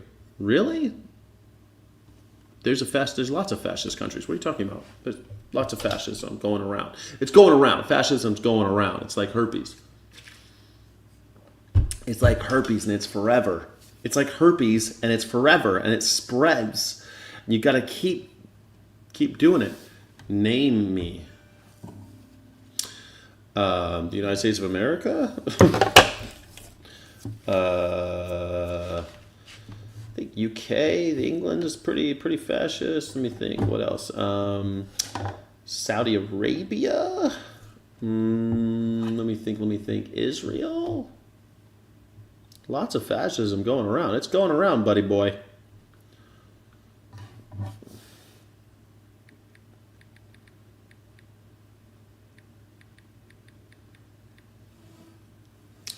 Lots of fascism happening. Thank you. Anybody remember Timbuk3? They had fun songs. No, I don't remember it, in my humble opinion. There's a memory jaunt for you kids. I don't remember Timbuk3.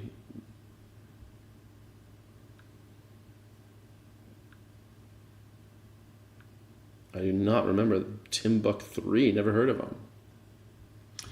Israel's a parliamentary bureaucracy? So is Nazi Germany.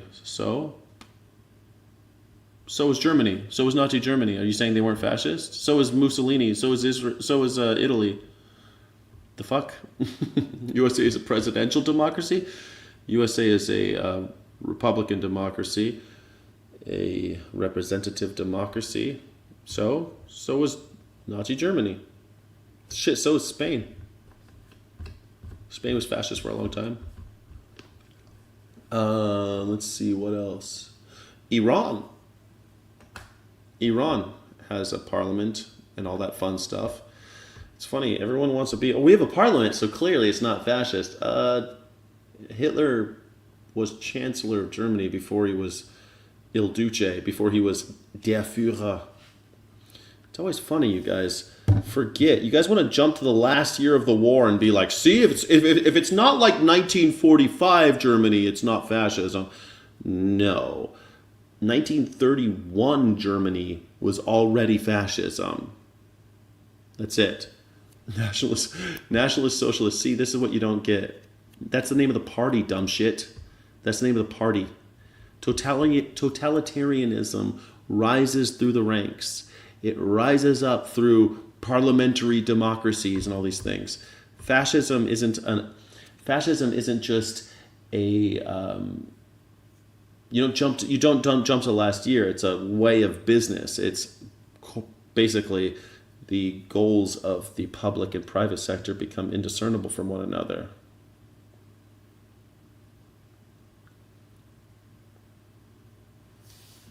The microphone explodes, shattering the molds. You neither drop the hits like De La O or get that fuck off.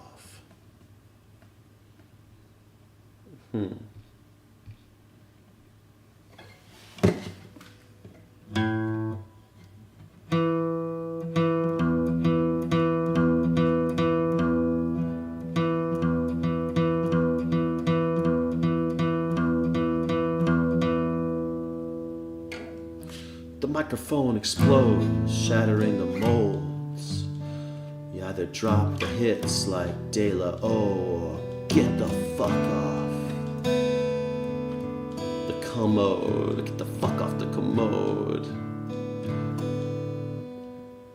With the sure shot to the body, how's it? With the sure shot to the body, make it drop. Drop and I don't know how it could go. I don't know how this goes.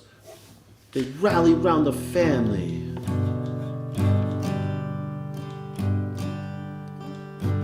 Pocket full of shells.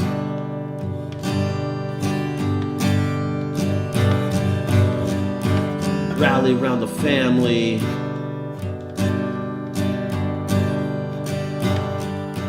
With a pocket full of shells. I think I could just do a cappella. Fascism is corporatism. There you go. That's right. And we live in a corporatist country. So the second part of Bullseye Parade is the best. The microphone explodes. Weapons, not food, not homes, not shoes.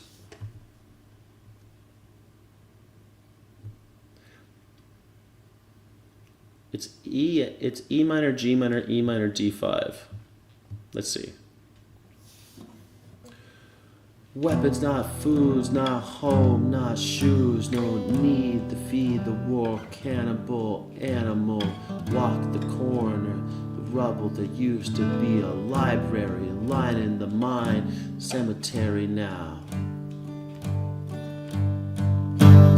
What we do now keeps the contracts alive and moving. They gotta burn the books. Gotta move them. While armed warehouse fill the quick as the shells, they rally round the family.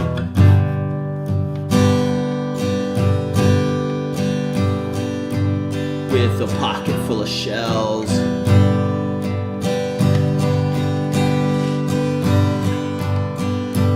Rally round the family.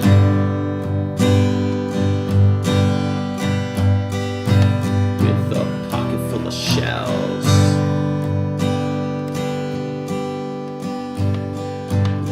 Bulls on parade.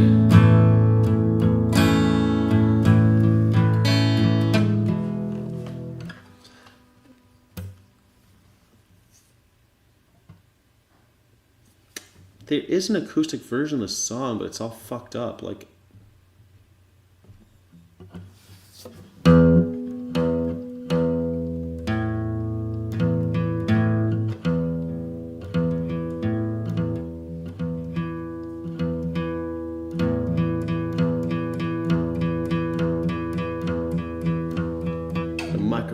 explodes, shattering molds. You either drop the hits.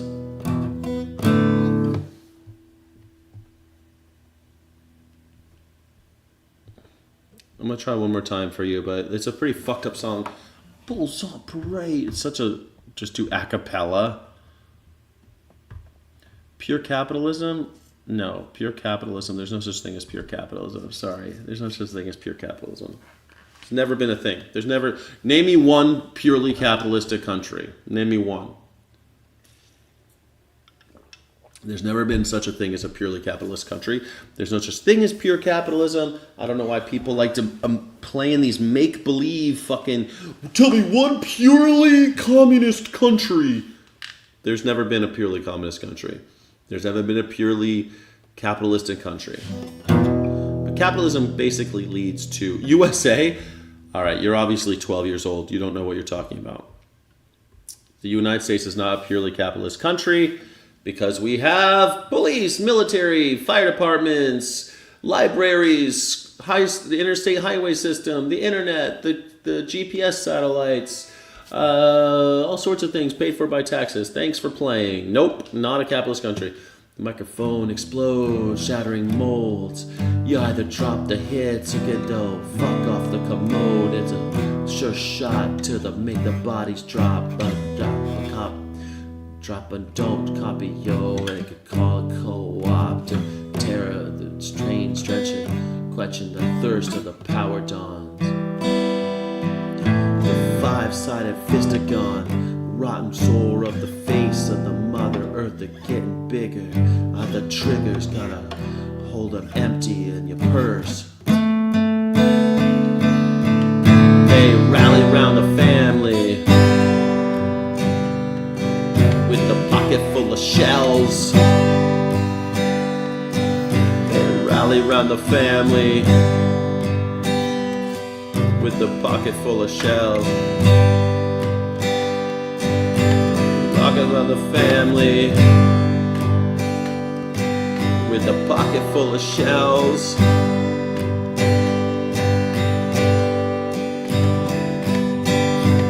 Weapons, not food, not homes, not shoes. Oh, need to see the war. Cannibal animal. walk the corner to the rubble that used to be the library. Right into the mine cemetery now. What we do now keeps the contracts alive and moving. They don't gotta burn the books, they just remove them, yeah. While arms and warehouses fill as quick as the cells, they rally round the family with a pocket full of shells.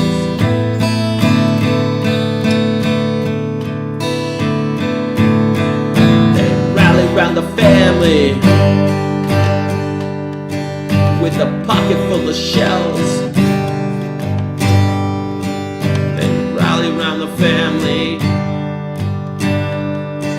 with a pocket full of shells. What's on parade? Bulls on parade.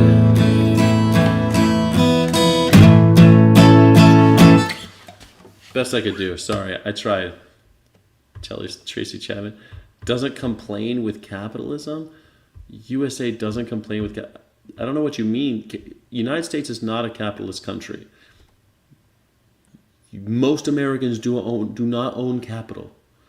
The only thing capitalist about America is that we insist on corporations taking the value of our labor and people not owning a piece of the labor, of the fruits of their labor. That's the only thing capitalist about this country.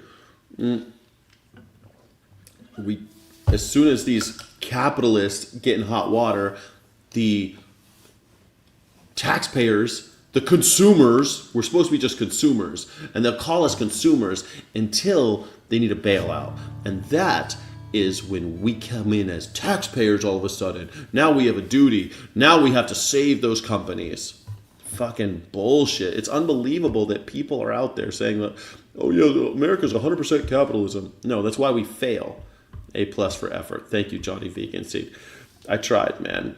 I mean, you're asking me for Rage Against the Machines. Rally round the family. I mean, that's not really something that you could do with an acoustic guitar. Telling stories. Man, don't you want to know the Tracy Chapman song that everybody knows? But no, Tracy Chapman, Telling Stories, a song that I don't know which one it is.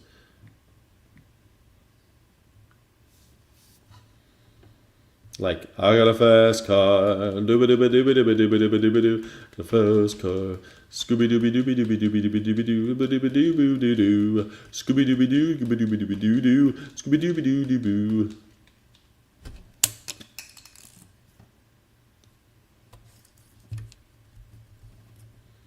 I don't know the melody of the song, damn it. There's individual economic freedom and competition in the USA. Yes, totally, man. Totally. Yeah, because you could buy 25 different types of bagels. You have the illusion of choice, but you don't have the illusion of choice. There's no competition in the United States of America. Can you start a grocery store and compete? No. Can you start an insurance company and compete? No. What about car company? Can you start a car company and compete? No. Sorry. No. There's individual economic freedom and competition. That's why fewer and fewer people are able to own homes in America, right? Because we have freedom. Just do it, Sky. You don't need to know the melody of Bulls on the Parade either. All right, fine. I'll try it. I'll try it.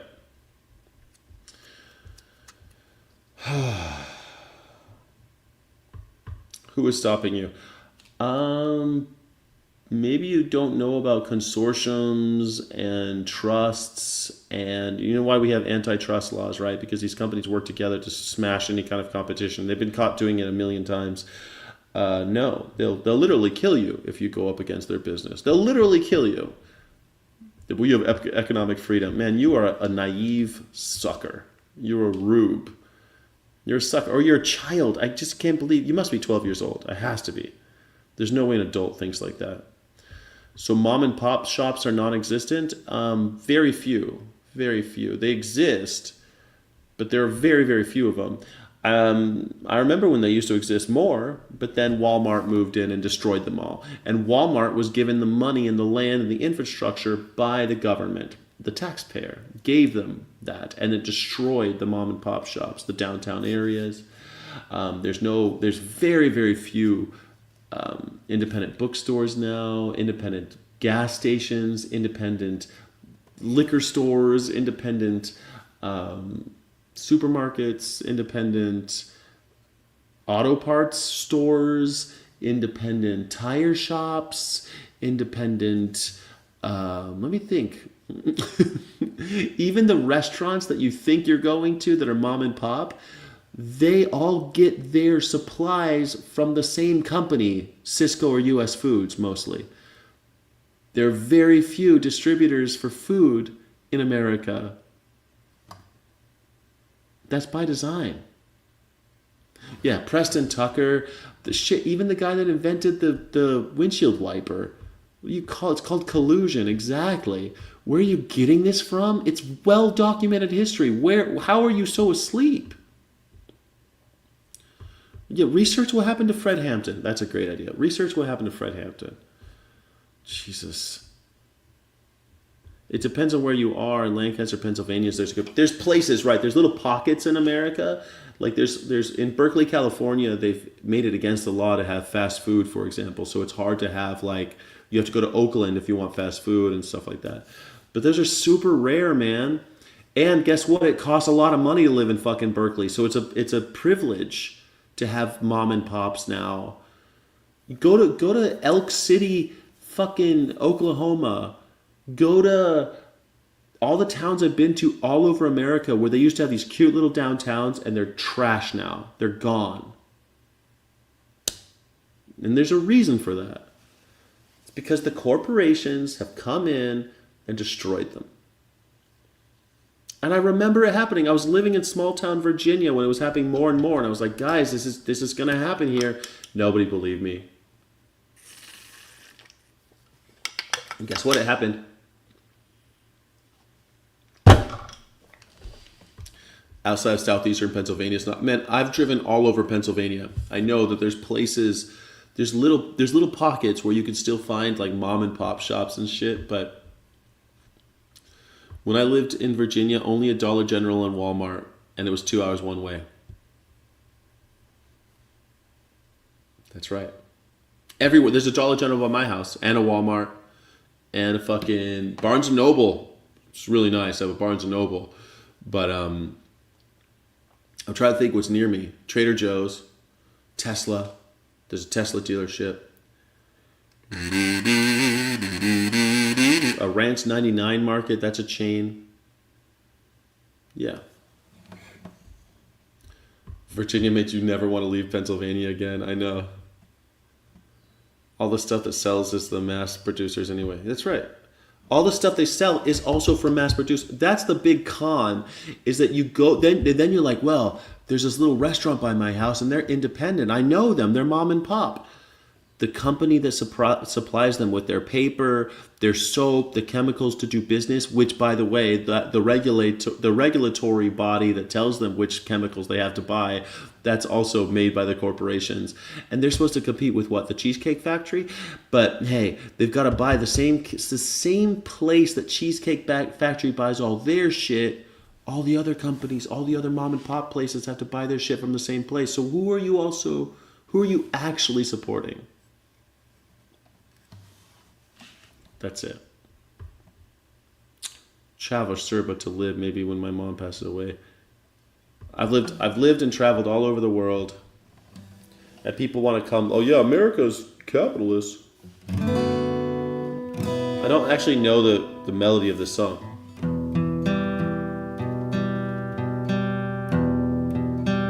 Another E minor song. There's fiction in the space between the lines on the page of memory.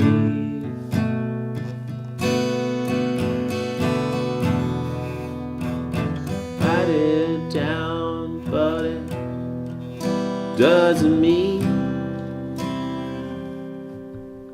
you're not telling story.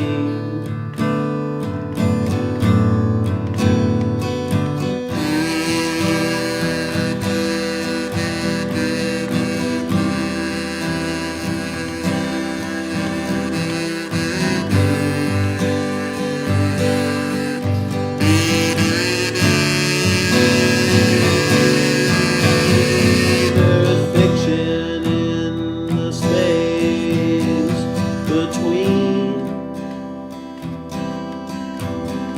you and reality. You would do and say anything to make your everyday life seem less mundane. There is fiction in the space between you and me.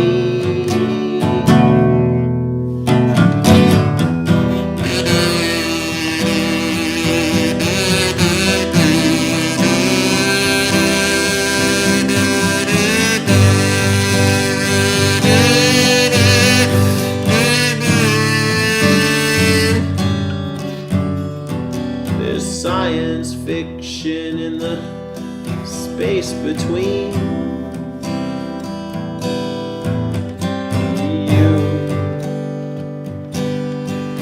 you and me.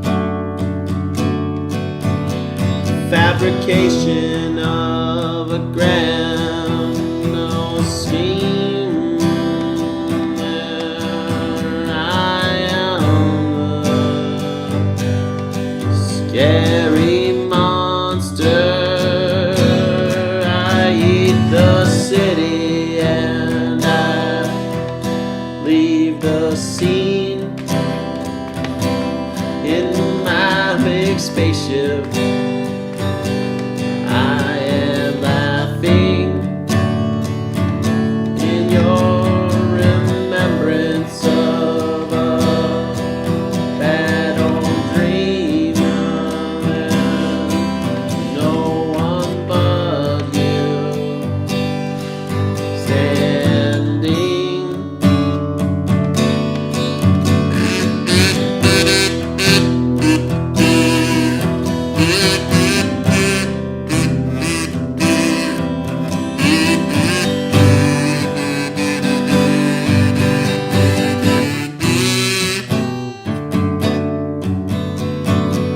Leave the city and the blame for ones who do not speak. Write the words to get respect and compassion for posterity.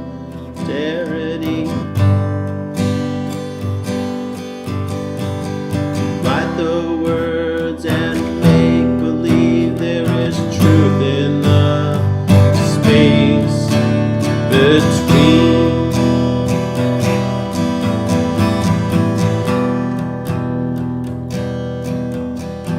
There's fiction in the space between you and everybody. Give us all we need and give us one more sad and sordid story in the fiction of the space between. Sometimes a lie is the best thing.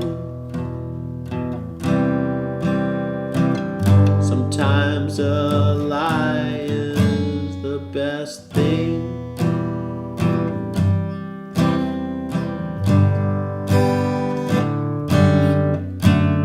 Or best thing.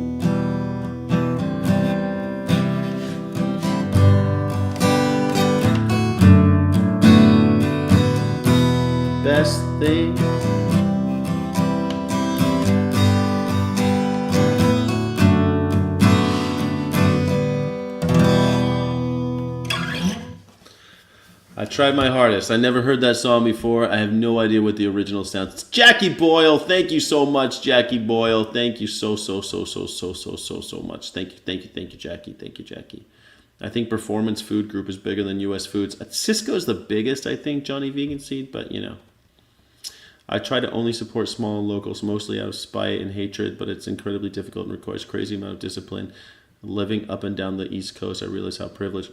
I try to go to farmers markets, but it's hard. It's more expensive, and it's like, it's just harder. You go to farmers markets. I mean, one of the major reasons I want to live in the neighborhood I'm trying to move to is because I want to work. I want to live near a co-op, a food co-op. Play more music. The truth is getting depressing again. Privileged to live in a place that has food security and grassroots movement. Yeah, you're privileged. Most places don't have that. Most people are buying out of 7-Elevens and shit. I just refuse to wipe. LOL making a stand. Tyrannical chickens. Get them out of your garden. Give it a cranberries. Was that close? Great version. Thank you. I've never heard the original, so thanks. I'll try to listen to the original so I'll at least know what it sounds like. Zombie, zombie, zombie. Most people ask for I got a fast car.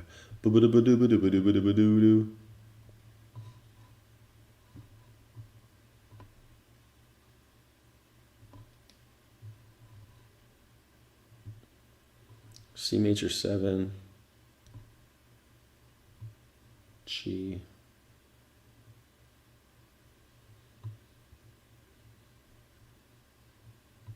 DAT 11. They got a DAT 11 in there.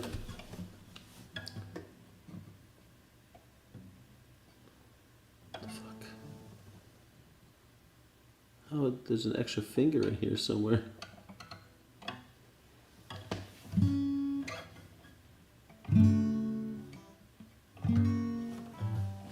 I don't want to play that fast car song anyway. But I wanted to play a different song. I got a fast car. Tracy Chapman's so great, but Bulls on Parade. Who made me play that song? Bulls on Parade. Come on.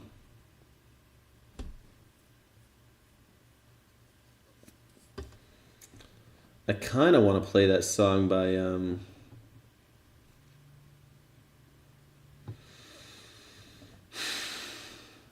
I can't say if you play 2 minutes Neil Young, you get in trouble.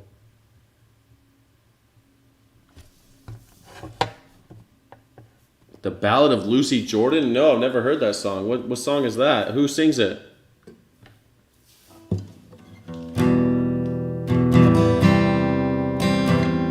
Oh my god, I get what you say. It sounds like a Zombie. It's the same chords.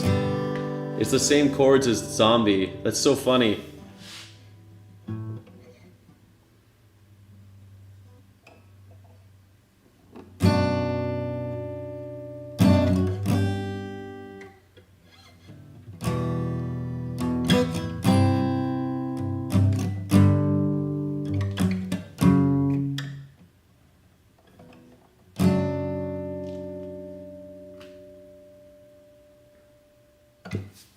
Is that the best DF we got? This sounds like a stupid chord. I think that's a better one.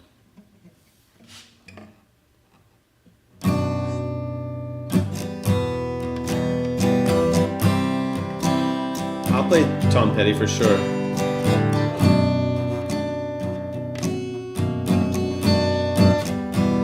Another head hangs lowly, child is slowly taken. Violence causes silence, are ye mistaken? But you see, it's not me. But you see, it's not me. It's not my family. In your head, they are fighting in the tanks, in the bombs,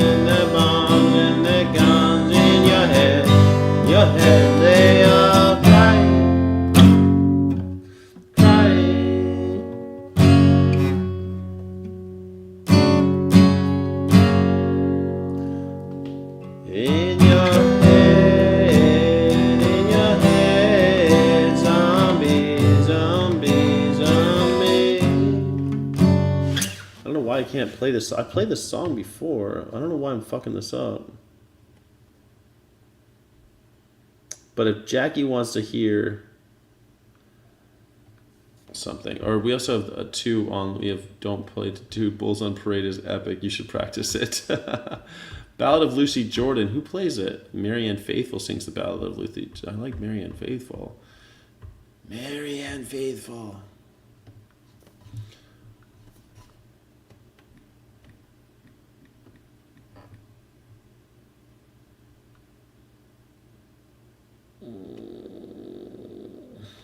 Gonna stand my ground.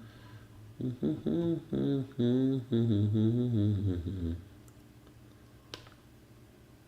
I won't back down.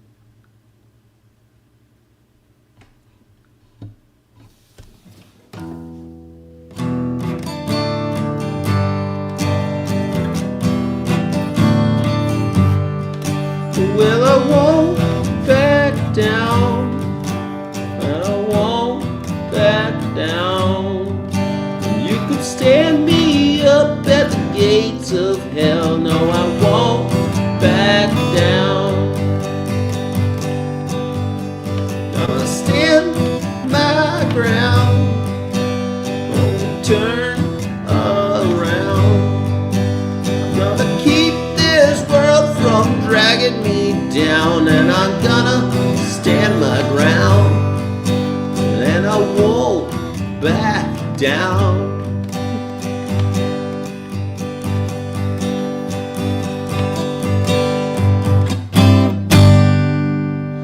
Hey, baby. Hey, baby. There ain't no easy way out. Fuck. Hey, baby. How does he do this? Hey, baby. There ain't no easy way out. Hey, yeah. I'm gonna stand my ground. No, I won't back down. I'll try it again in a second. Well, I know what's right, and I just one life in a world that keeps on pushing me around. Understand my ground, and I won't back down.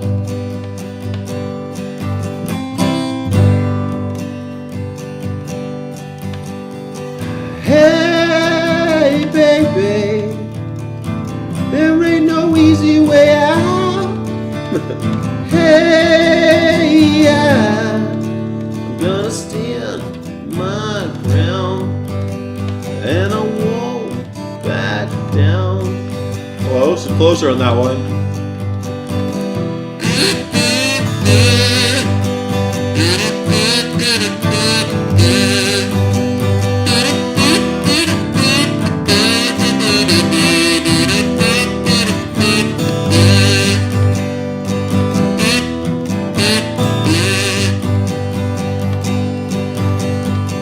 Hey, baby, there ain't no easy way out. Hey, I won't back down.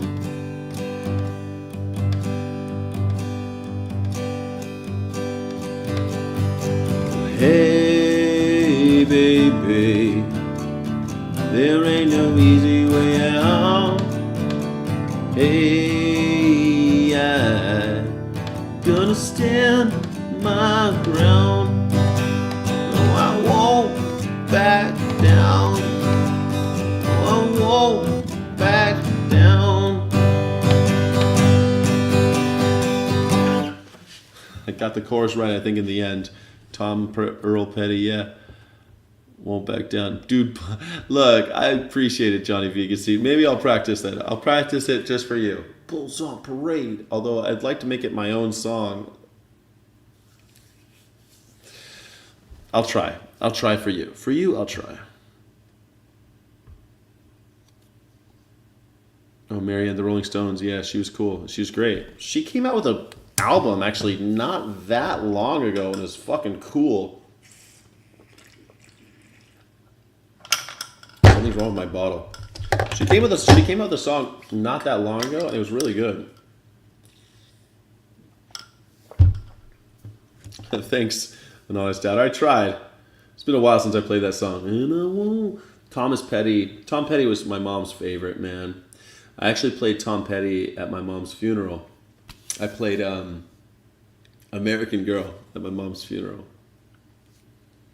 She's my American girl. My mom loved Tom Petty.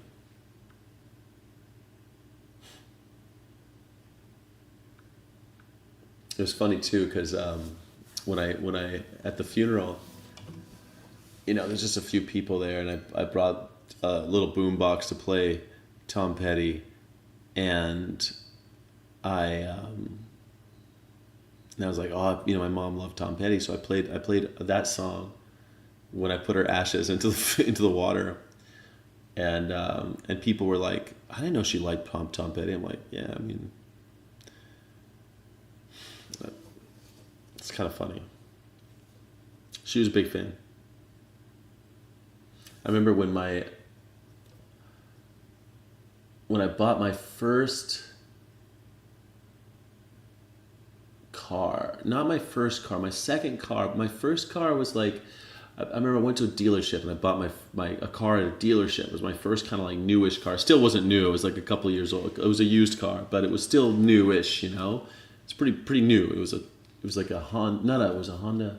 It was a Nissan Sentra, like an old Nissan Sentra.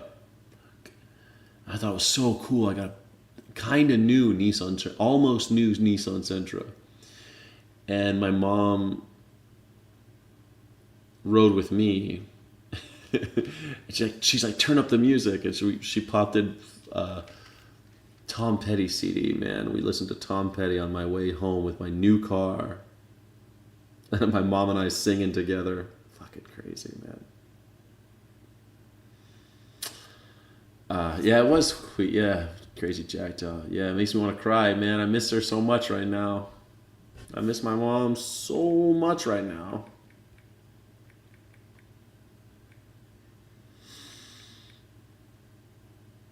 Ballad of Lucy.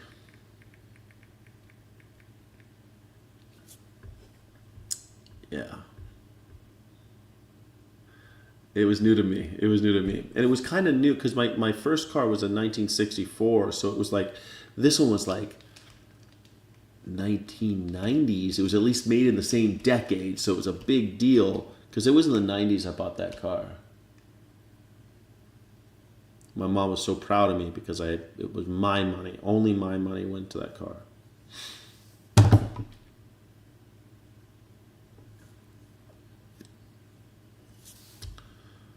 God Bless Our Dead Manes by Silver Mount Zion. Jesus, I'll try. I've never heard that song, but yeah. Thanks to the damn vegan. It made me tear up a little bit though. This is supposed to be the fun part of the show. We're not getting. Okay, we're gonna try to play.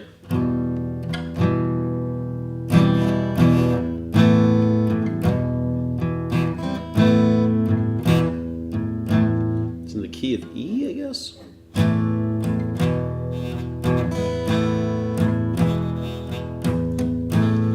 Morning sun touched and lightly on the eyes of Lucy Jordan in a white suburban bedroom in a white suburban town as she lay beneath the covers, dreaming of 1,000 lovers till the world turned to orange and the world went spinning round.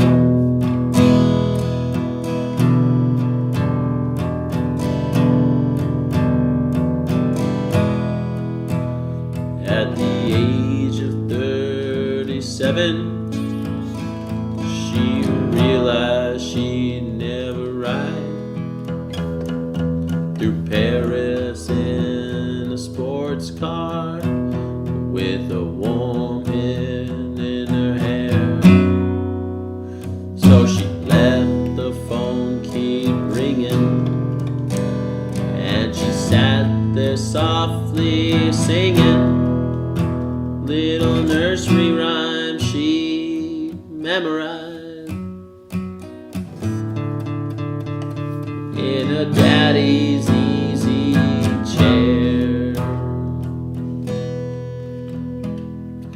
Her husband's off, he's off to work, and the kids are off to school. There were oh so many ways for her to spend a day. She could clean the house for hours, or rearrange the flowers, or run naked through the shady street, screaming all the way. At the age of 37, she realized she'd never ride through Paris in a sports car with the warm wind in her hair. So she let the phone keep ringing, and she sat there softly singing pretty nursery rhymes she'd memorized in her daddy's easy chair. Is it close, Jackie? How are we doing, Jackie? The evening touched gently on the eyes of Lucy Jordan on the rooftop where she climbed when all the laughter grew too loud as she bowed and curtsied to the man who reached and offered her his hand and led her down to the long white car that waited past the crowd.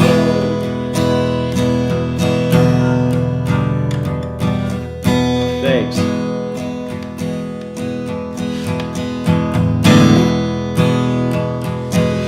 Never heard this song.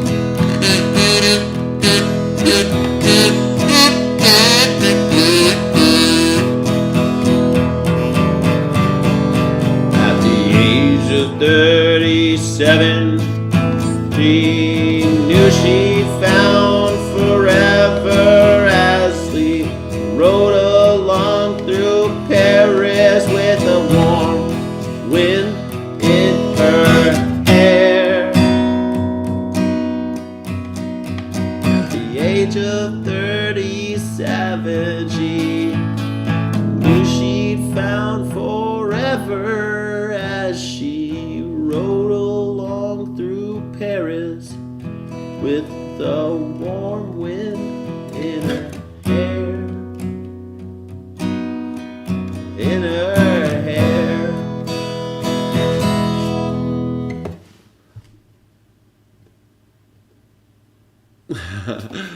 I tried. I sound a little more like Mick Jagger. I think Mick Jagger might have helped write that. I think Mick Jagger and she.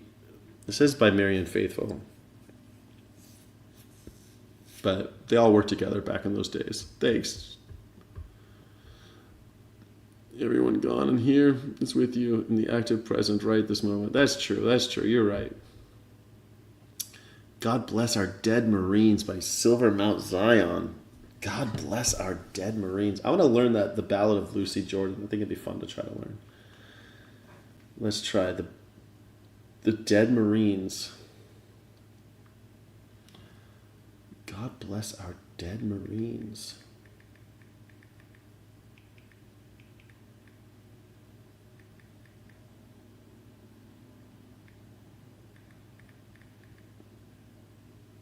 Silver Mount Zion.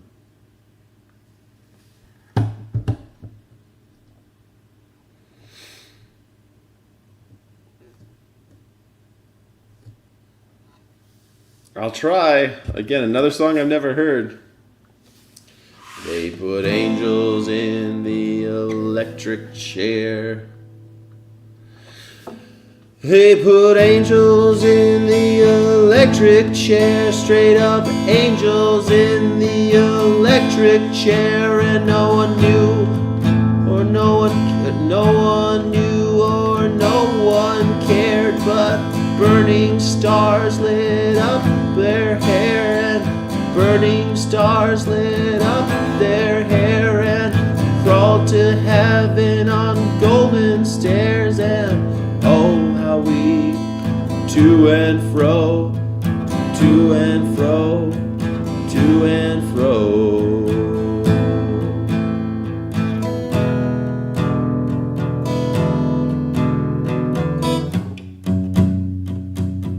This is tortured state. This is our torched estates. We are your sweet mistakes. And all them vulgar kings on their dirty thrones, who among us will avenge Miss Nina Simone? I love it. There's fresh meat in the club tonight. God bless our dead Marine. Someone had an accident above the burning trees, while somewhere distant peacefully our vulgar princes sleep. Dead kids don't get photographed. God bless our dead Marines. The hungry and the hanged, the damage and the done, striving along this spinning rock, tumbling past the sun. Get through this life without killing anyone, and consider yourself golden.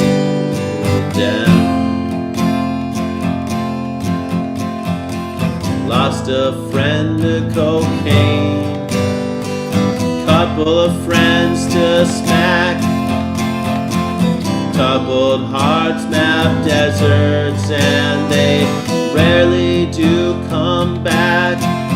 Lost a friend to oceans, lost a friend to the hills, lost a friend to suicide, lost a friend to pills, lost a friend to monsters, lost a friend to shame, lost a friend to marriage, and lost a friend to blame, lost a friend to worry, and I lost a friend to wealth.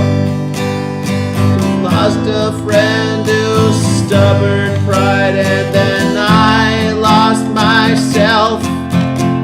I love my dog. She loves me. The world's a mess, and so are we. She tumbles to the green muddy fields, sick with joy and glee, and she dreams sweet puppy dreams, whimpering gently. There's fresh meat in the club tonight. God bless our dead Marines. Somewhere had an accident above the burning trees, while somewhere distant peacefully our vulgar princes sleep. Dead kids don't get photographed. God bless this century, when the world can't no one be well, but I dreamt we was all beautiful and strong.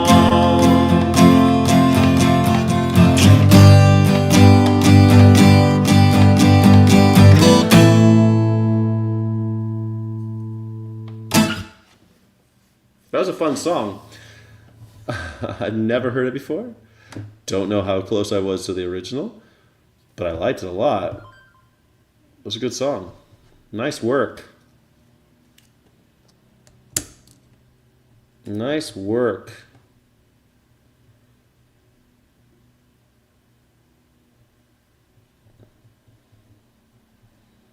Nice work. I like that very much. All right, I've saved that one on Honest Outer. Good song. Great Sky version. You like it? Thank you.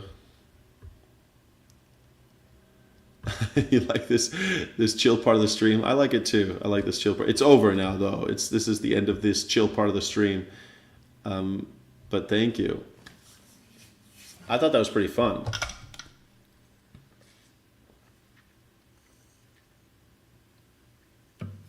Thank you. Yeah, Paul Costa. Paul Costa's got other issues, man. That's okay. He's a MAGA. What are you gonna do? All right, we're gonna resume the other part of the stream upstairs.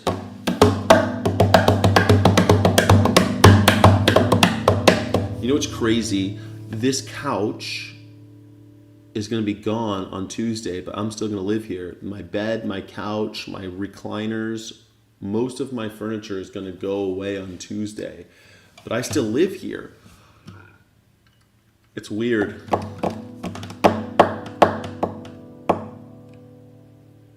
I wanted to get a jump on it because I didn't want to have to deal with stuff when I leave, when the house actually sells. So I asked the lady who I hired to get rid of stuff, and she's like, she can start on Tuesday. But I haven't sold the house yet. I'm still gonna be here. No bed. I'm not gonna have a bed. I have this like pull-out mattress that I'm hoping that I can do.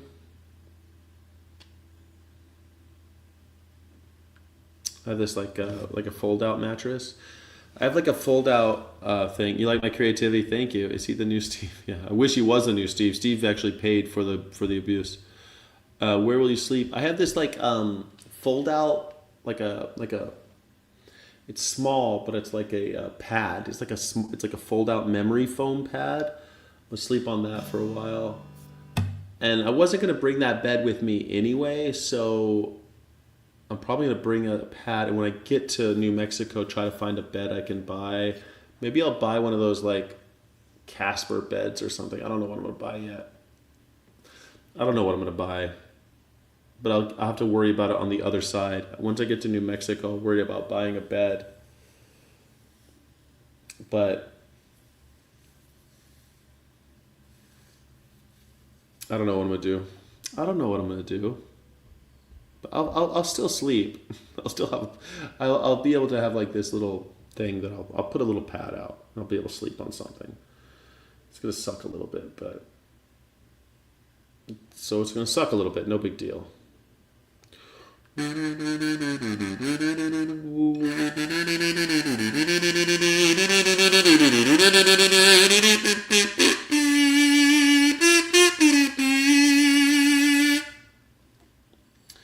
happened to you during your last move. I had no furniture till my new stuff arrived. I pretended I was camping. Yeah, I mean, when I first moved to Vegas, it was the same thing. I had nothing. And for a while, it was like a sense of pride. I kind of liked not having anything. It was kind of cool in a weird way. I know that sounds weird, but I'm kind of weird, I guess. I guess I'm just kind of weird, guys. Just a weirdo. I just got sent a new house, though. $435,000 in New Mexico, in Albuquerque. It's huge. That's the thing, man. You could buy a house in Albuquerque. Why am I here? I should have done this years ago. I should just sold everything and moved, but instead my girlfriend wanted to stay, so I stayed. And I'm such an idiot. But the thing is, do I want a backyard and like the whole house thing, or do I want a condo? That's where I'm starting to think now. I don't know if I want to have a condo or a house. I kind of want a condo. I like being up, you know, like be up a little bit and look out and have a view. Right now I'm on a hill, so I have a view out the back, but when I go out front, it's horrible. It's just a street. But out back, I have a nice view.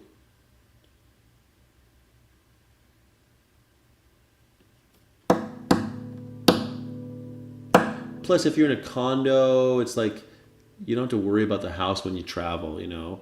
You love backyards. Why do you love backyards? Do you have kids? I love having a backyard. I do. A little yard, you know. But in New Mexico, it's not like you're going to have a lot of... Like, you have a little garden, I guess. But, I mean, I guess, like, if I had kids, I'd want a backyard. But I ain't got no kids. I ain't got no kids.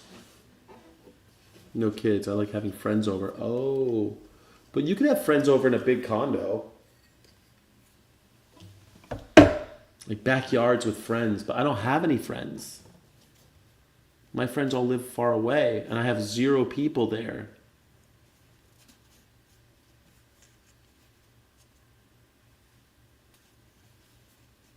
I don't know. I don't have any people over there. I don't have any...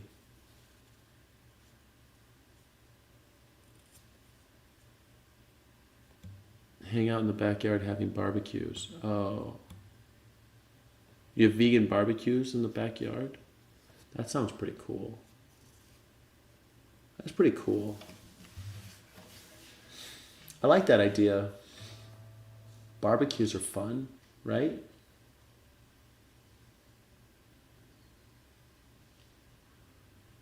It's kind of nice to drink outside and stuff. But then you gotta like mow the lawn, take care of it, like clip everything all the time. It's kind of a hassle, right? It's kind of a hassle. I will make friends. You'll make friends easily? I don't know. I didn't make friends here. I didn't make friends where I am. I have some. I have like my book club people. But I don't have like a community here. I've been here almost 5 years. I don't know anybody in this area. Well, I know people, like they know me. Hi, how are you? But I don't get invited to places. I don't invite people. So it's kind of... You're my friend, Navia. Yes. Jackie Boyle's my friend. Navia's my friend.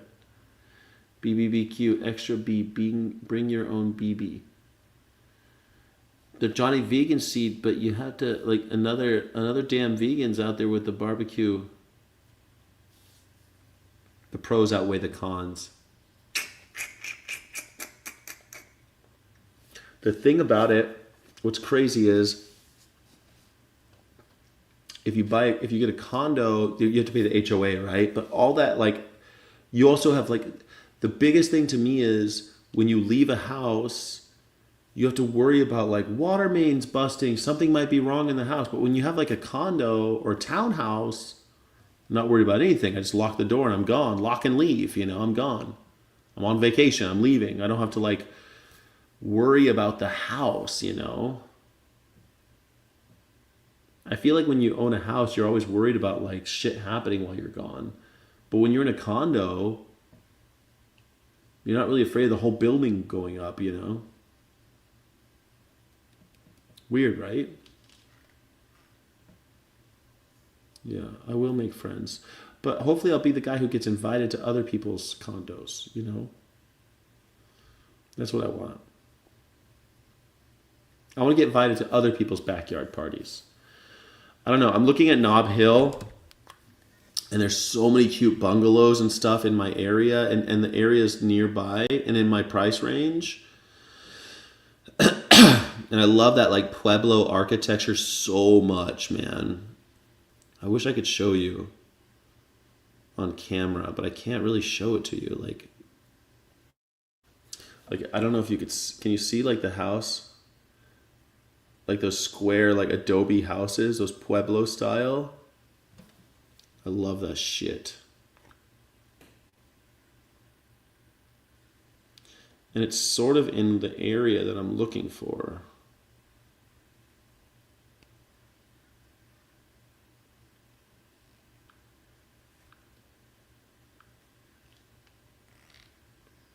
In New Mexico.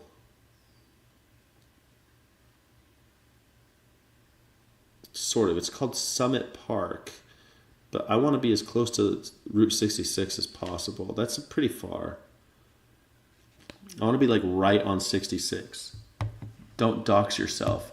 Well, I don't live there yet. I don't actually live there. These are places that are for sale. Rump Rally, Texas. It sucks.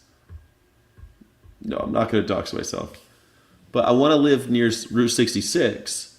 And I'd really like to do that. Live like right on Route 66. Get my kicks. I want to get my kicks on Route 66, Navia. That's what I want to do. Route 66. Get my kicks. That's my plan. I think it'd be super cool. Anyway.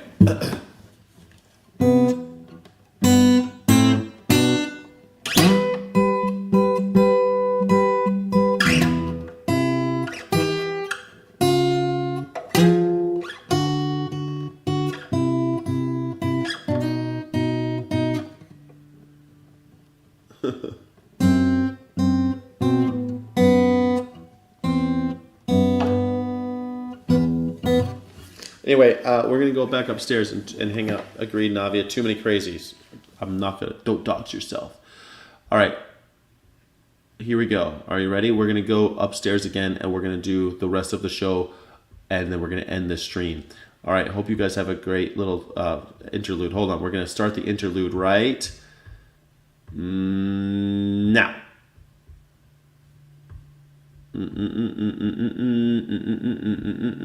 Where's the music that I want to play? Here we go. 1, 2, 3.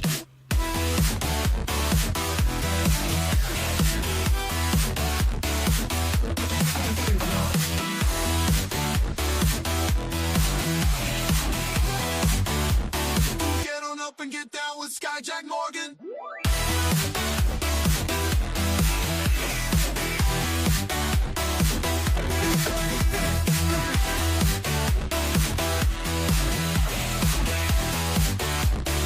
One, two, three.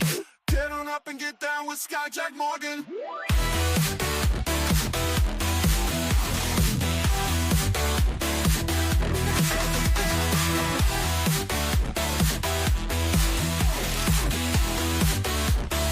One, two, three.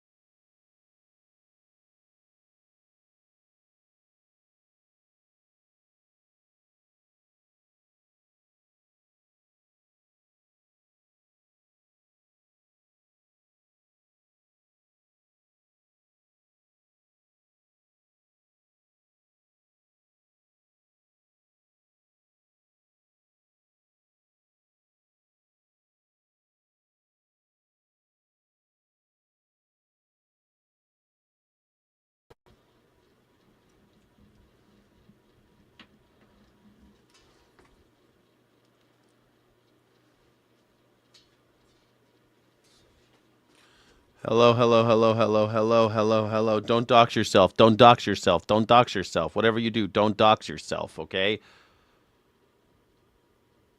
1, 2, 3. Guess I should have had it looping, but it didn't loop. Damn it. Damn it. I need to get better at this. But I don't know I don't know half the shit that I'm doing. I don't even know what I'm doing half the time. I don't even know what I'm doing. I don't know what I'm doing. I just work here. Man. I'm just trying my hardest just to make a living, make this thing happen. Thank you for everyone who supports the channel. Don't forget to like and subscribe, hype the stream, hype the channel, share a short, would you please? It'd be so nice if you shared a short. Thank you. Yes, you're the best. Tulsi just resigned? Are you serious? Are you serious right now? You can't be serious. Hold on. No way. Did Tulsi Gabbard really just resign? Oh my gosh. I knew this was going to happen, dude. I'm not even wearing my tie right now. Damn it. I should have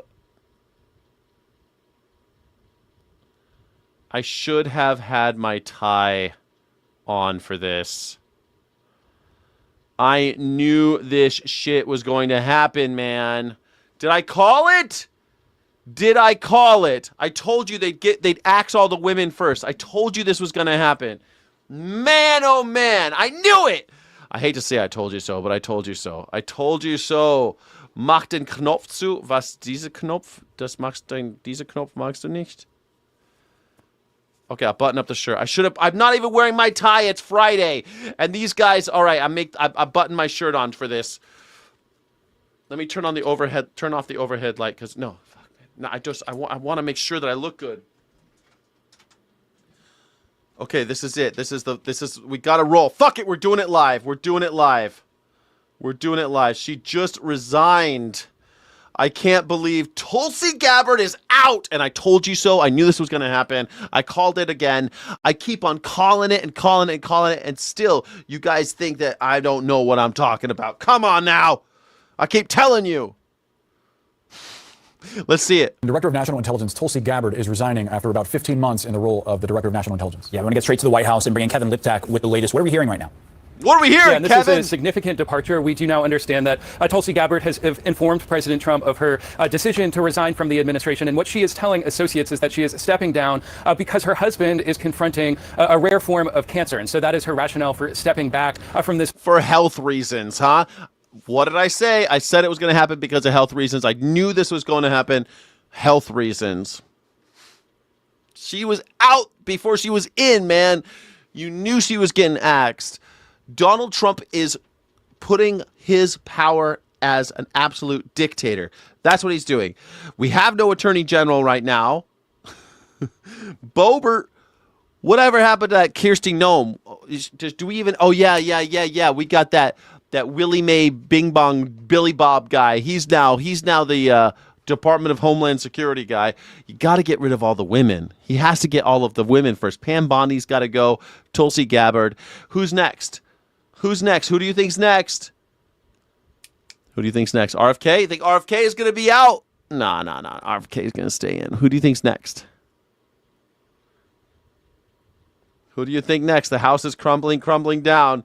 Trump is all about girl bosses. Oh, yeah, he's all about girl bosses. Big time. No, he ain't. He hates women.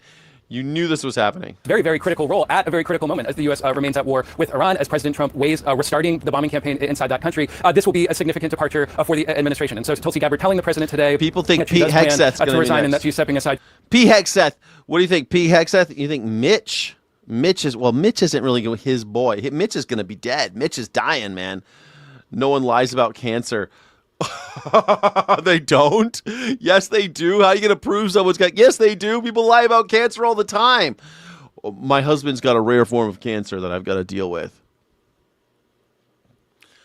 If she was happy, she'd stick it out. She's getting fired. For this ultimately very personal. You think the Spy Queen? You think Spy Queen quits? because she got fired. Personal reason, which is her husband's health. Now, that being said, this has been quite a tumultuous tenure, I think. Oh, that being said, even this guy doesn't nobody believes it's because of cancer. Oh, it's because of cancer, though. Yeah, it's cancer. I think for Tulsi Gabbard, over the course of this second Trump administration, there had been clear points throughout the last year and a half when she did seem to diverge with what the president was trying to do. You know, she came to this job with a very clear anti-war background. You know, she herself... Anti-war. This president's super pro-war. Donald Trump came into the presidency with an anti-war background. I'm the peace president. I want the peace. Cash Yap. I think Cash Yap's next. Yep. Cash Yap. I think Cash Yap's next. Cash Yap's got to go. Cash Yap's got to go. Cash Yap Patel. Next up. There are all kinds of people being canceled for lying about cancer. I know. People lie about cancer all the time. People lie about cancer because it's hard to prove you got cancer, right? People lie about cancer. Is a veteran. She talked before she was in this job when she was a congresswoman from Hawaii about not starting foreign wars, specifically about not starting wars with Iran. And over the course of this conflict... Remember when she said that, we're never going to start a war with Iran? Remember when Donald Trump said that? Never, not Iran. He would never show... Never. She really did not have a very visible role whatsoever in confronting the Iran threat. She had been essentially... Oh, look at that. Look at how young... they all looked back then when they started out. Look at how young they were. Look at this. When they were all wearing white and they were happy to be there. And look at even what's her name? I even forgot her name already. I forget her name already. Caroline, I think. Caroline Leavitt. Caroline Take It or Leave It. She's sitting there. Remember, she was so young and pretty and fresh-faced. Cut out of some of those. How old is Caroline Leavitt's husband again? He's like 85. How old is Caroline Leavitt's husband? Yeah, he's 60 years old and she's 28. Oh, no. 32-year age gap. Caroline Leavitt, 60-year-old real estate developer Nicholas Riccio. 60 years old. That's nice. It makes me have hope that when I'm 60, I can score with a 28-year-old and have babies. That's nice, huh? Pretty good. I could be 60 as long as I'm rich when I'm 60, I could still get girls. Ain't that nice? Those conversations, you know, the president did seem to task her with some different roles. You'll remember she was down in Fulton County, Georgia, when the FBI was raiding a voting office there. It was sort of a strange sight to see the DNI down in Georgia when the FBI was conducting that raid. She also put out a report. Remember when she was down there, the DNI was down there messing with Georgia? Devil went down to Georgia. She was looking for a soul to steal. She was in a bind. She was way behind. She was looking to make a deal. Sort of downplaying the role of election meddling from Russia. Both of those, I think, meant to put her in the president's good graces. But despite all of that, there had been these clear tensions. And so now we're understanding that she is going to be leaving the administration. We do not yet know at this point who may replace her. This is a very, very critical job. You know, it was created in the aftermath of 9/11 to try and coordinate all of the government's intelligence. Yeah, remember that? We don't care about that anymore. Donald Trump doesn't care about the government's intelligence. Remember when he said he trusts Vladimir Putin over our intelligence agencies? So, I mean, what do we need intelligence agencies for? Just call up Vladdy. Hello, Vlad. You're not doing anything bad, are you? Okay, good. Thank you for telling me. I trust him, everybody. I trust him. We love Vladimir Putin. I trust him. Remember when he said that? He trusts him? He said he didn't meddle in the election. I believe him.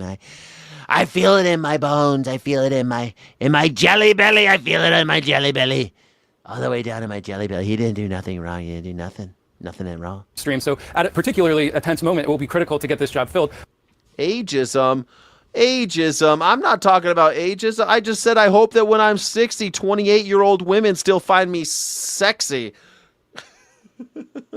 Already, I'm nowhere near 60, and I feel like I walk down the street and 28-year-olds are like not as thirsty as they used to be. You know. It's nice to think, though, if you're a real estate tycoon at 60, you could still get 28-year-olds. But at least for now, Tulsi Gabbard saying that she will no longer be the Director of National Intelligence. Yeah, especially as the United States is at war in the Middle East, it's notable that the Director of National Intelligence is departing. I also just want to talk about sort of the policy positioning of where Tulsi Gabbard was in terms of Director of National Intelligence.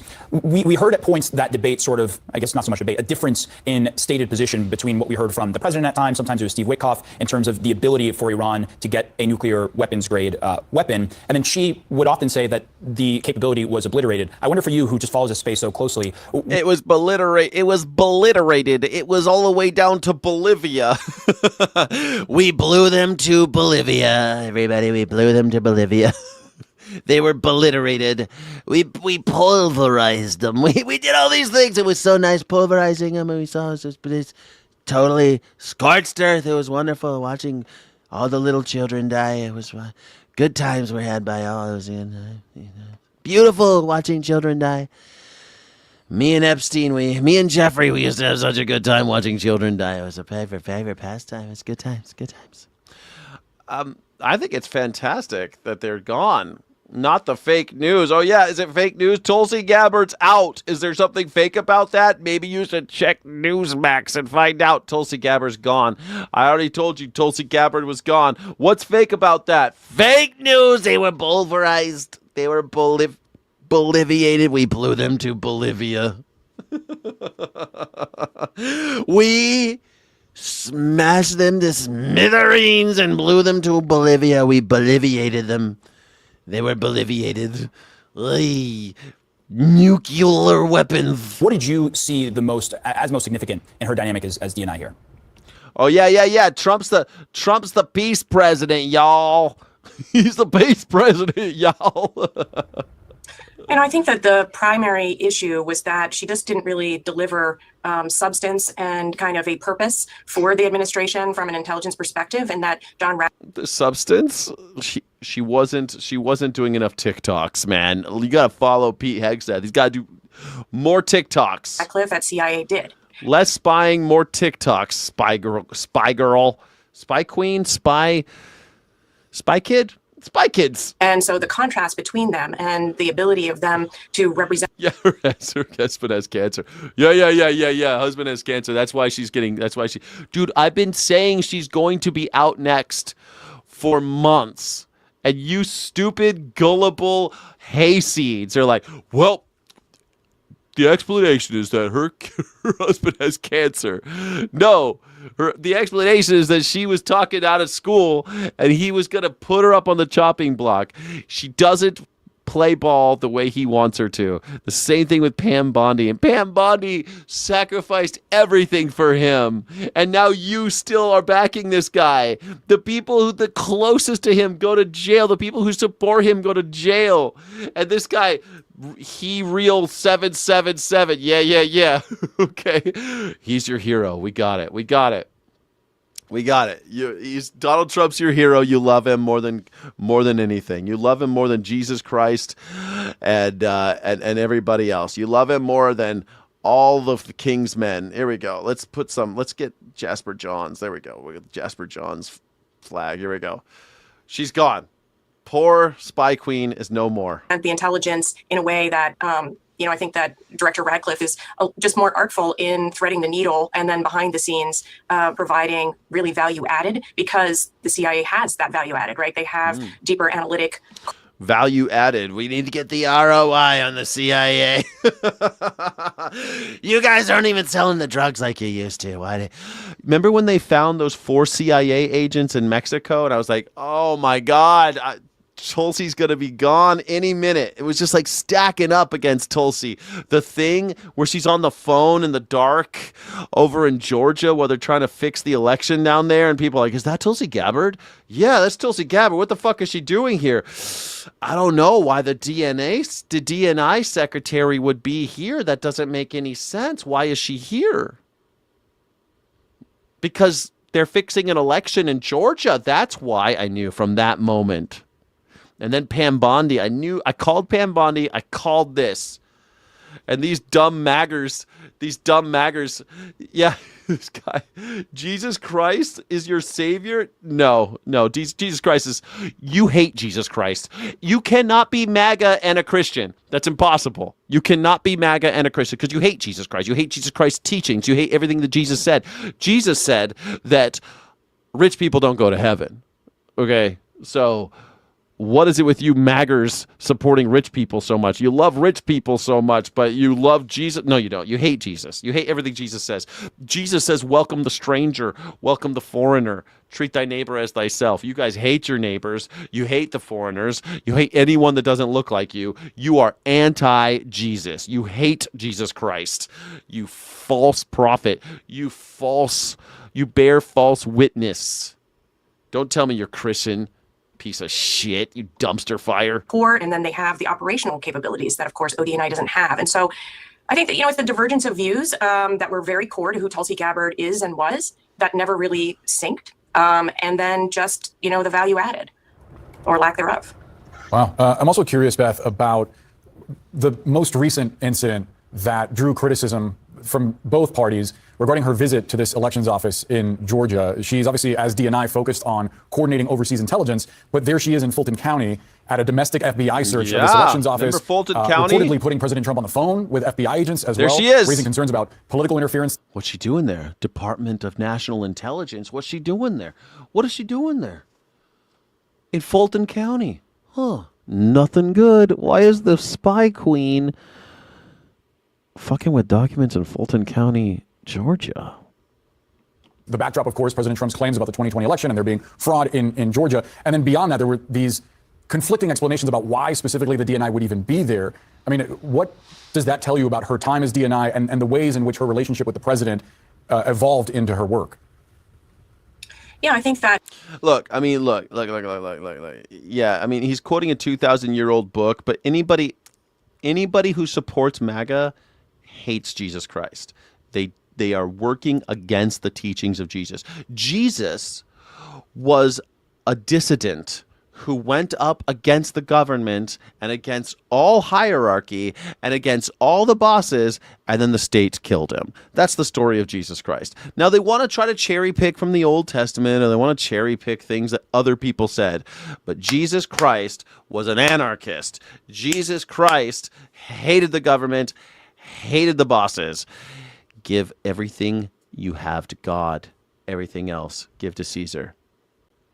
That means give him nothing. That means don't give the state shit. Oh, the coin has Caesar's face on it? Then give that to Caesar. You have the image of God on you. Give you to God. But not these maggers. They love giving themselves to the state. They love supporting the state. They love supporting their despot, their tyrant. If Jesus were alive today, they would kill him because he's a foreigner born in a manger. He was born in a manger. He was a poor boy. They don't like poor boys. They like rich boys. They like Pontius Pilate. MAGA loves Pontius Pilate. MAGAs love Caesar. Donald Trump is Caesar. It can't be more obvious, but these morons, they never read the Bible. They try to cherry pick, and their gurus tell them, "Oh yeah, that's what it says," but they never actually read it themselves. Of course not. That would be too much work. The DNI Gabbard was in search of a mission that was of value to the president. And, there was this kind of joke, very sad joke from her perspective, where her initials, DNI, stood for do not invite to all these foreign policy meetings. Yeah, I mean, you were right. You asked Elon Musk why he wants to look like me. Yeah, I mean, he's been trying to look like me for years, man. He spent so much money trying to look like me. It's crazy. He said he wants to look like he's more human. He wants to look more human, but he also just he doesn't have many role models. He doesn't know how to be a real man. And, he heard about Donald Trump told him about my massive hog. So, he wanted himself. It's all messed up. You shouldn't try to be like anybody else. Just try to be like you. Find out who you are. But Elon Musk doesn't know who he is because he's a nobody. He's a loser. Meetings, and you would see that she was completely absent from Mar-a-Lago during the Venezuela operation, during the Iran operation. And so she was in search of a mission that was of value. And this election fraud mission was something where she jumped in to take up that mantle. There are, from my perspective, having been, the number 3 at ODNI in my last government position, I believe that her presence was counter to her authorities. I don't think that the DNI has authority for this kind of engagement on domestic election issues, even. It definitely doesn't. I don't think anybody was supposed to know that she was there. I think she got caught. I don't think people were supposed to know that she was there. and she got caught. Look at both these women right here, Pam Bondi and Tulsi Gabbard, these loyalists, the legalist, loyalist, and the spy queen, both. That's always what happens to them. These positions in every single fascist government, this is always what happens. These people go first. That's what's happened now. But you also knew that the women weren't gonna. Women always have to overcompensate to prove that they're not a threat, that they're one of the good guys, they're one of the good boys. But it won't save you, minorities. Minorities, if you are supporting Caesar, it won't save you. It won't save you. Only kindness and compassion can save you. Only mercy can save you. Do you remember when Donald Trump went to a Christian church and cried for weeks because the Christian church talked about mercy? Like one of the main things about Jesus, mercy, compassion, charity, those types, selflessness. Donald Trump is none of those things. And yet these people want to be like, oh, yeah, I'm Christian, but I love Donald Trump. No, sorry. Nope. You are disqualified. You're disqualified from being Christian. If you are a Donald Trump lover, you cannot be a Christ lover. Sorry, Charlie. When there is a potential foreign. Sorry, Charlie Kirk. Sorry, Charlie Kirk. You can't love Jesus and love Donald. Can't do it. And nexus. And in the case of Georgia, in all of the years. You cannot serve two masters. Remember, this is many, many years. There has never been an accusation or an inkling of foreign activity related to that outcome. And so, it was just completely off the charts, weird. and then, just from my perspective and from many others, beyond what a director of national intelligence should be doing. Let's go to Brian Todd. Brian, obviously this was a tumultuous tenure. And before she served in the administration, her entire political career up until 2022, she was a Democrat. And Democrat, Republican, it doesn't matter. When are you idiots going to wake up? There's no Republican and Democrat. There is no Republican and Democrat. They're the same. Red door, blue door, both lead to the gas chamber. You get to choose between red and blue. Aren't you happy? Yes, I'm very happy I get to go between red and blue. Great. I'm going to end up in the same gas chamber, though. Awesome. Can't wait. It's the best. I love that shit. I love that for you. I love that for you. Democrats. Oh, look out for the Democrats. Democrats are triggered. Who's a Democrat? Which one? Who's triggered? Who's triggered? I ain't no Democrat, dumb shit. No siree. I ain't no Democrat. I ain't no Republican. I don't like your stupid cults. I don't like your stupid cults. You weird cultists.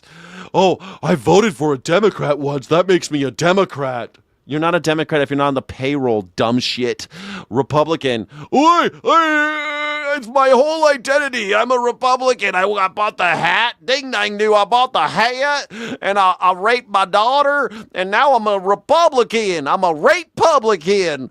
You gotta rape someone if you want to be a rape-publican. You're not a Republican. You're just some tool. You're just some loser that they use so they can stay in power. You think Tulsi Gabbard's a Democrat or Republican? You think Donald Trump was a Democrat until like 2013, until there was a black man. Donald Trump was a Democrat until there was a black man in office. It's really seriously how it happened. Seriously, what happened was Donald Trump called himself a Democrat until a black man became president, and then he said that the black man wasn't actually American and isn't allowed to be president, and that's how he got into politics. That's how this shit happened. She was sort of non-interventionist. She spoke out against U.S. foreign policy. Then in 2024, she flipped to the Republican Party and served the president, obviously, who's been more aggressive, not only in Iran, but in Venezuela and in Cuba as well. It's notable that her vision of U.S. foreign policy not exactly aligning with President Trump's. That's right, Boris and Omar, that is correct, and it is unusual for a director of national intelligence to leave office, basically at the height of tensions with Iran, and as this conflict... I don't think there's ever been a director of national intelligence to leave. Has a director of national intelligence ever resigned, ever? No, this is the first time. Hold on. Tulsi Gabbard. James Clapper, also under Donald Trump. James Clapper, I remember him. In November 2016, however, This was the traditional transition resigning timed with the conclusion of the Obama administration. He stayed in office until the end of the presidential term in 2017. Okay, that makes sense. So not really.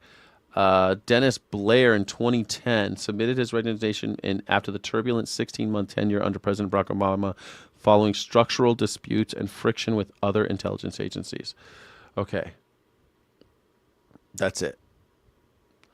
It's standard practice for DNIs such as Avril Haines to step down or submit resignation at the official end of a presidential term to allow the incoming administration to appoint a new intelligence chief. That is not this. Okay. So this is basically it. The only one who happened before was 16 years ago in May of 2010 because of structural disputes. Okay. Has not come to a full resolution as of yet. It's striking that she's leaving during that period. And again, not only to emphasize what Kevin said, he emphasized that she's been controversial in a number of ways. As what Kevin mentioned, when she went down to Georgia in January, taking a look at what was going on there and trying to help with this investigation into alleged voter fraud in Georgia, that really turned a lot of heads simply because that was not supposed to be her role. Yeah, remember when they took the files? It was JFK and MK Ultra files just a couple weeks ago, last week, right? The CIA came in and took his JFK files and MK Ultra files, but I think they took them out because she was already about to be fired. It's kind of like, why don't you bring in your company computer? We just need a little, we just need to update it. We just need to do an inventory. Man, I was working at Coca-Cola when they did that. I was an independent contractor, so I didn't have this problem, but they had all these people bring in their laptops and their company cars, and they said, we're going to do an inventory. We just want to do a big thing. And they fired all of them. They said, thank you. Give me your laptop. Leave your keys on the desk. Get out. Fired. Fucked.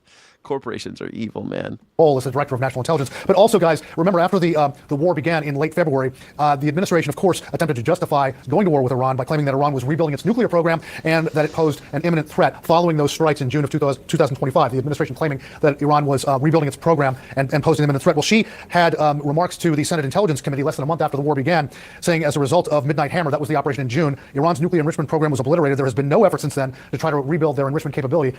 She then essentially almost contradicting the administration's claim that Iran had posed an imminent threat. So she got in a bit of hot water for that. Again, that was a hearing in front of the Senate Intelligence Committee less than a month after the Iran war began. Guys, I've just been handed this. I can read from you. This is her resignation note that we've obtained from Tulsi Gabbard. Oh, yes, resignation note. Do it. Mr. President, I am deeply grateful for the trust you placed in me and for the opportunity to lead the office of the Director of National Intelligence for the last year and a half. Unfortunately, I must submit my resignation effective June 30th, 2026.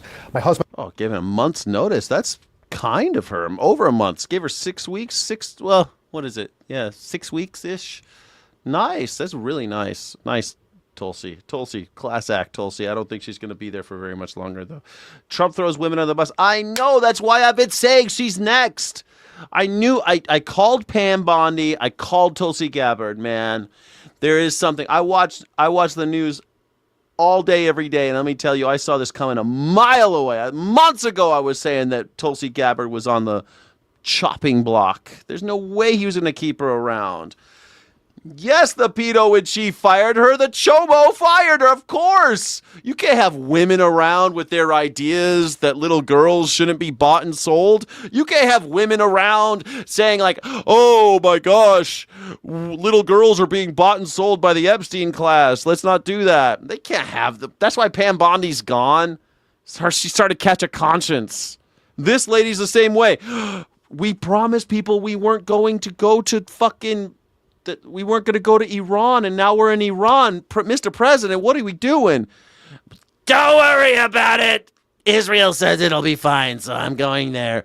But I have all these... There are no nuclear weapons, sir. Nuclear weapon! We got to do the nuclear weapons. It's not about oil. It's about nuclear weapons. This is exactly how it goes down. This is how it goes down.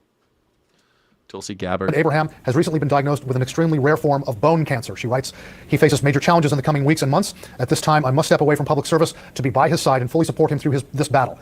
Abraham has been my rock throughout our 11 years of marriage, standing steadfast. Remember when she said that Syria was had the same interests as America? Remember that? Fast through my deployment to East Africa on a joint special operations mission. She was pro-Assad regime. Spy Queen. You know, you guys should be happy she's the Hawaiian vegan. You thought that the vegan from Hawaii was gonna be vegan. Who knows? I mean, she calls herself a vegan. Vegan from Hawaii was gonna keep her job with Trump. You don't even eat hamburger. What about fish fillet? Will you eat a fish fillet? Donald Trump supposedly, by the way, buys a Big Mac and a fish fillet and turns them into one sandwich. There's something so profoundly perverse and disgusting about that rumor that it has to be true, right? Who would make that up? That he always buys a Big Mac and a fish fillet and he smushes them together and he eats that. God damn these maggers, these ignorant maggers. Multiple political campaigns, and now my service in this role. His strength and love have sustained me through every challenge. I cannot in good conscience ask him to face this fight alone while I continue in this demanding and time. When you keep winning, what have you won? What have you won? And did you win? You winning when you go to the gas pump right now? You fucking losers. We're all losers because of you, stupid maggers. We're all losers because of you. The entire world thinks this country is a joke. The entire world thinks that Americans suck now. then we go to try to bomb Iran and they embarrass this superpower like that, like it was nothing. They embarrass us so easily. We are a laughingstock. Xi Jinping and Vladimir Putin are laughing because Donald Trump works for them now and works for Netanyahu.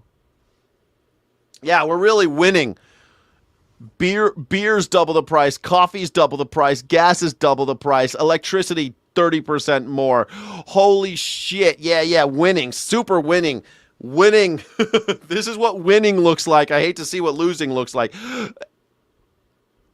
Inflation up. Gas up. Remember when he said in 12 months he'll cut the gas prices in half? Remember that? Now he says it's peanuts. He doesn't give a fuck. He doesn't care. He thinks you're stupid if you mention gas prices. What a win. Big win. Assuming position. The letter continues here. Quote, while we made significant progress at the ODNI, advancing unprecedented transparency and restoring integrity to the intelligence community, I recognize there is still important work to be done. I am fully committed to ensuring a smooth and thorough transition over the coming weeks so that you and your team experience no disruption in leadership or momentum. Thank you for your understanding during this deeply personal and difficult time for our family. I will remain forever grateful to you and to the American people for the profound honor of serving our nation as DNI. With love and aloha, Tulsi Gabbard. With love and aloha. That's nice to hear. Love and aloha, Tulsi Gabbard. Leave it to that wonderful Hawaiian. I'm sure you're really sad about it. Men in arms will crush your grift. Men in arms. Well, there you go. Democrats will no longer be when the battle for America comes to. Dude, are you fucking serious? You think?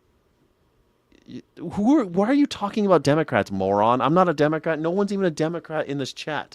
Who's a Democrat? You dumb shit. This is how we know you're in a cult. Because you think that because you are in the stupid Republican MAGA cult, as if they give a shit about you. I'm not in that cult, all right? I don't give a shit about your stupid cults. And I'm a gun owner. You know, and I know how to use my gun. I train regularly with my weapons.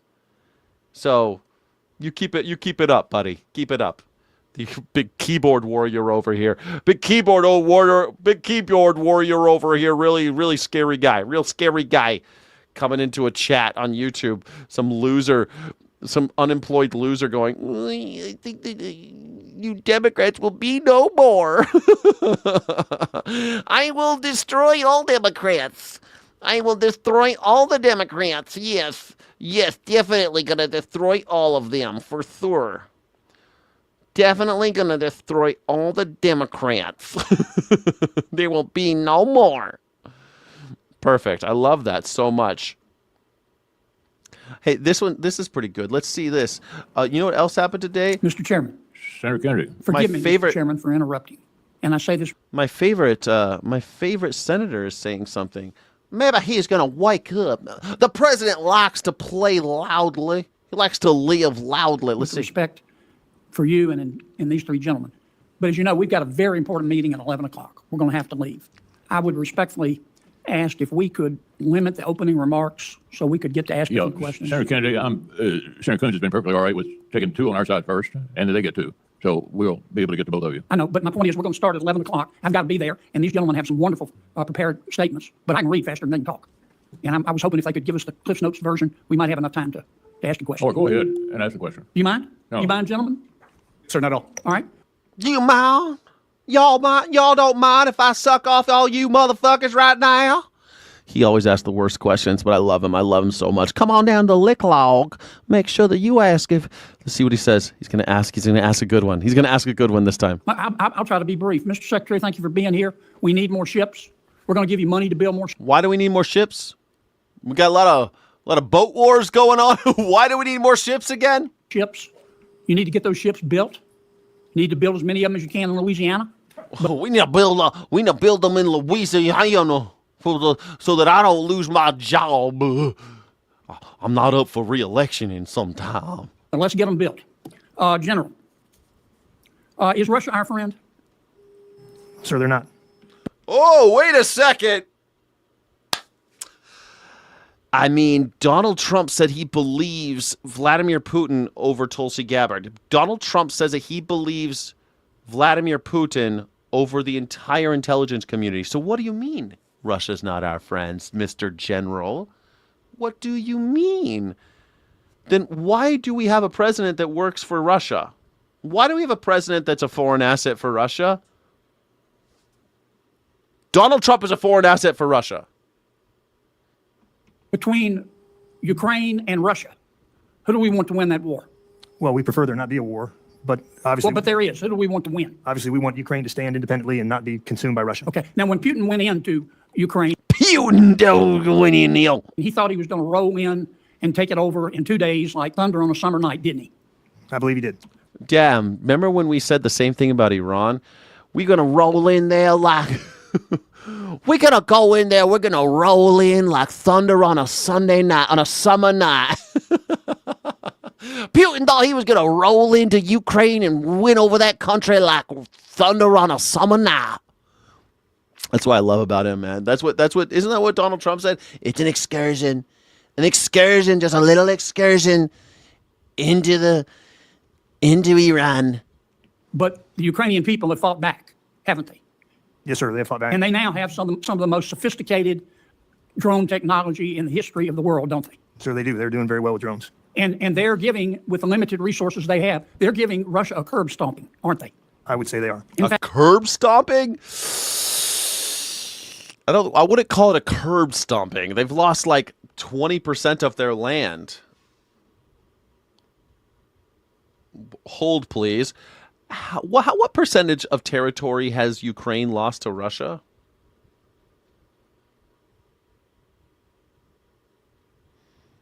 Survey says about 20%, 19.4 to 20% of Ukraine's total territory, which amounts to about 45,700 square miles. This includes Crimea and parts of Donbass and the initial phase of the war in 2014, alongside territories captured during the full-scale invasion in 2022.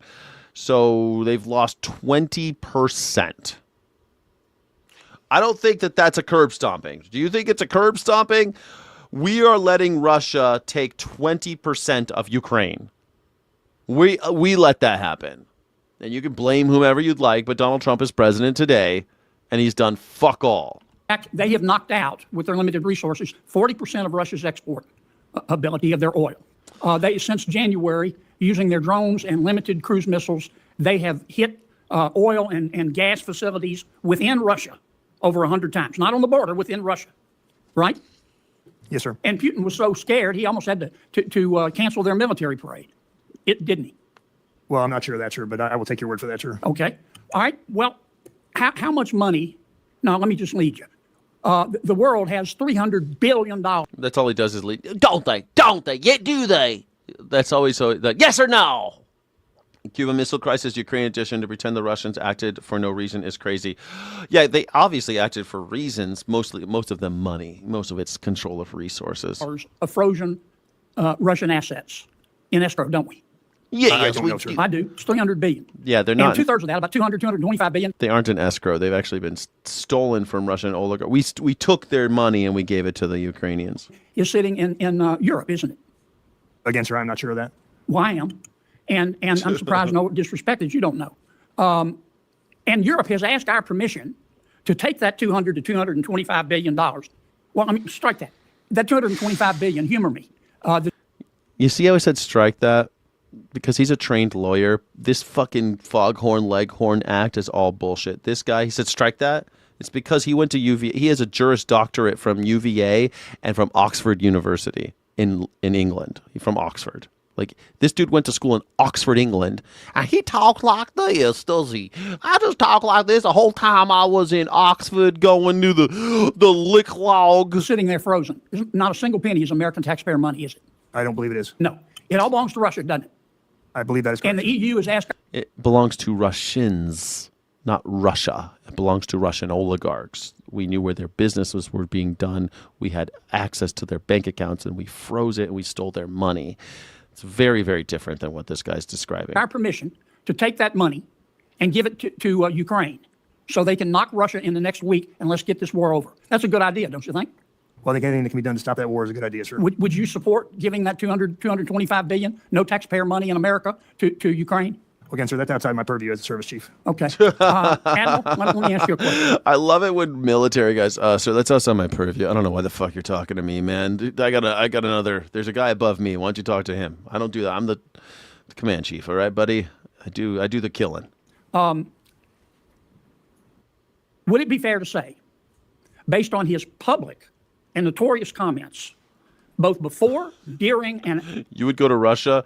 That makes sense. I mean, you seem to be real MAGA. You seem to be really into MAGA, so that makes sense. You go to Russia. That's where Donald Trump would go, too. A lot of his money is from Russia. After the summit between President Xi and President Trump, that President Xi, how can I put this?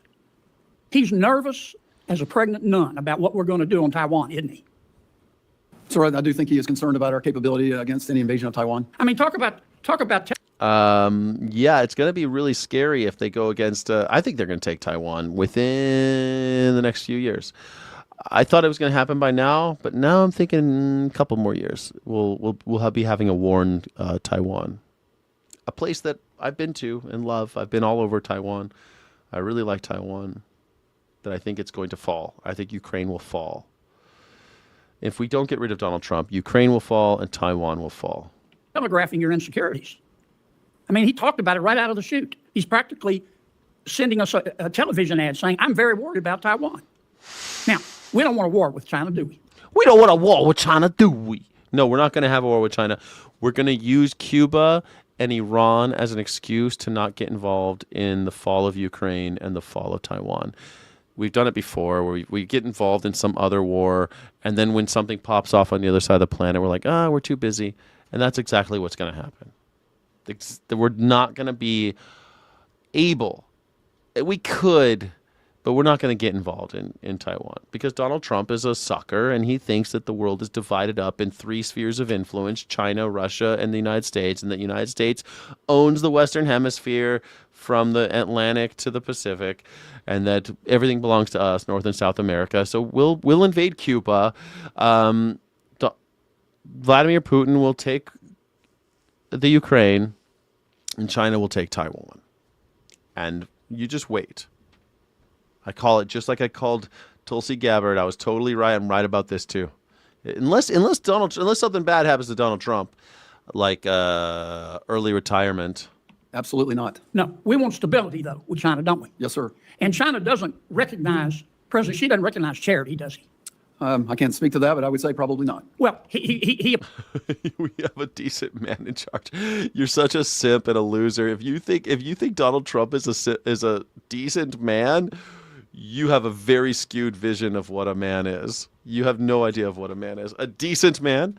Sorry, no, not at all. Zero. Not at all. Nobody thinks he's a decent... Donald Trump doesn't think he's a decent man. Donald Trump literally thinks that he's not going to heaven because he's not a decent man. Nobody who's ever met Donald Trump thinks he's a decent man. His wife doesn't think he's a decent man, won't even hold his hand. Nobody alive, except for you, thinks that Donald Trump is a decent man, and you're an imbecile. You'd have to be a moral imbecile. You'd have to be deaf, dumb, and blind to have no morals whatsoever to think Donald Trump was a decent man. Literally, Donald Trump does not think of himself as a decent man. He said so many, many times. Appreciate strength, doesn't he? I would say so, yes. If you're in a bar fight with President Xi and you start quoting Socrates Bar like we did fight. under President Biden, you're going to get your rear end whipped, aren't you? You could get really you start quoting some Socrates. You get your rear end whipped. That's probably not a good course of action. Yes. Okay, so why don't we go ahead? Don't you think it'd be a good idea for us to gain leverage to make weapon sales to Taiwan right now? Sir, again, these things are very complex and a full calculus of all the levers of power that are being negotiated and worked. So generally, I'm sorry. What more do we have to know, Adam? President. What more do we have to know, Admiral? We're not going to do shit. Your guru, Donald Trump, is going to give Taiwan. This is how stupid this man is. He is faking it so much to stay in power, and he doesn't realize that the guy whose coattails he's riding is a dragon. And Donald Trump is going to leave Taiwan high and dry. And who's going to make our chips then for all the AI? Oh, who's going to make them with Taiwan gone?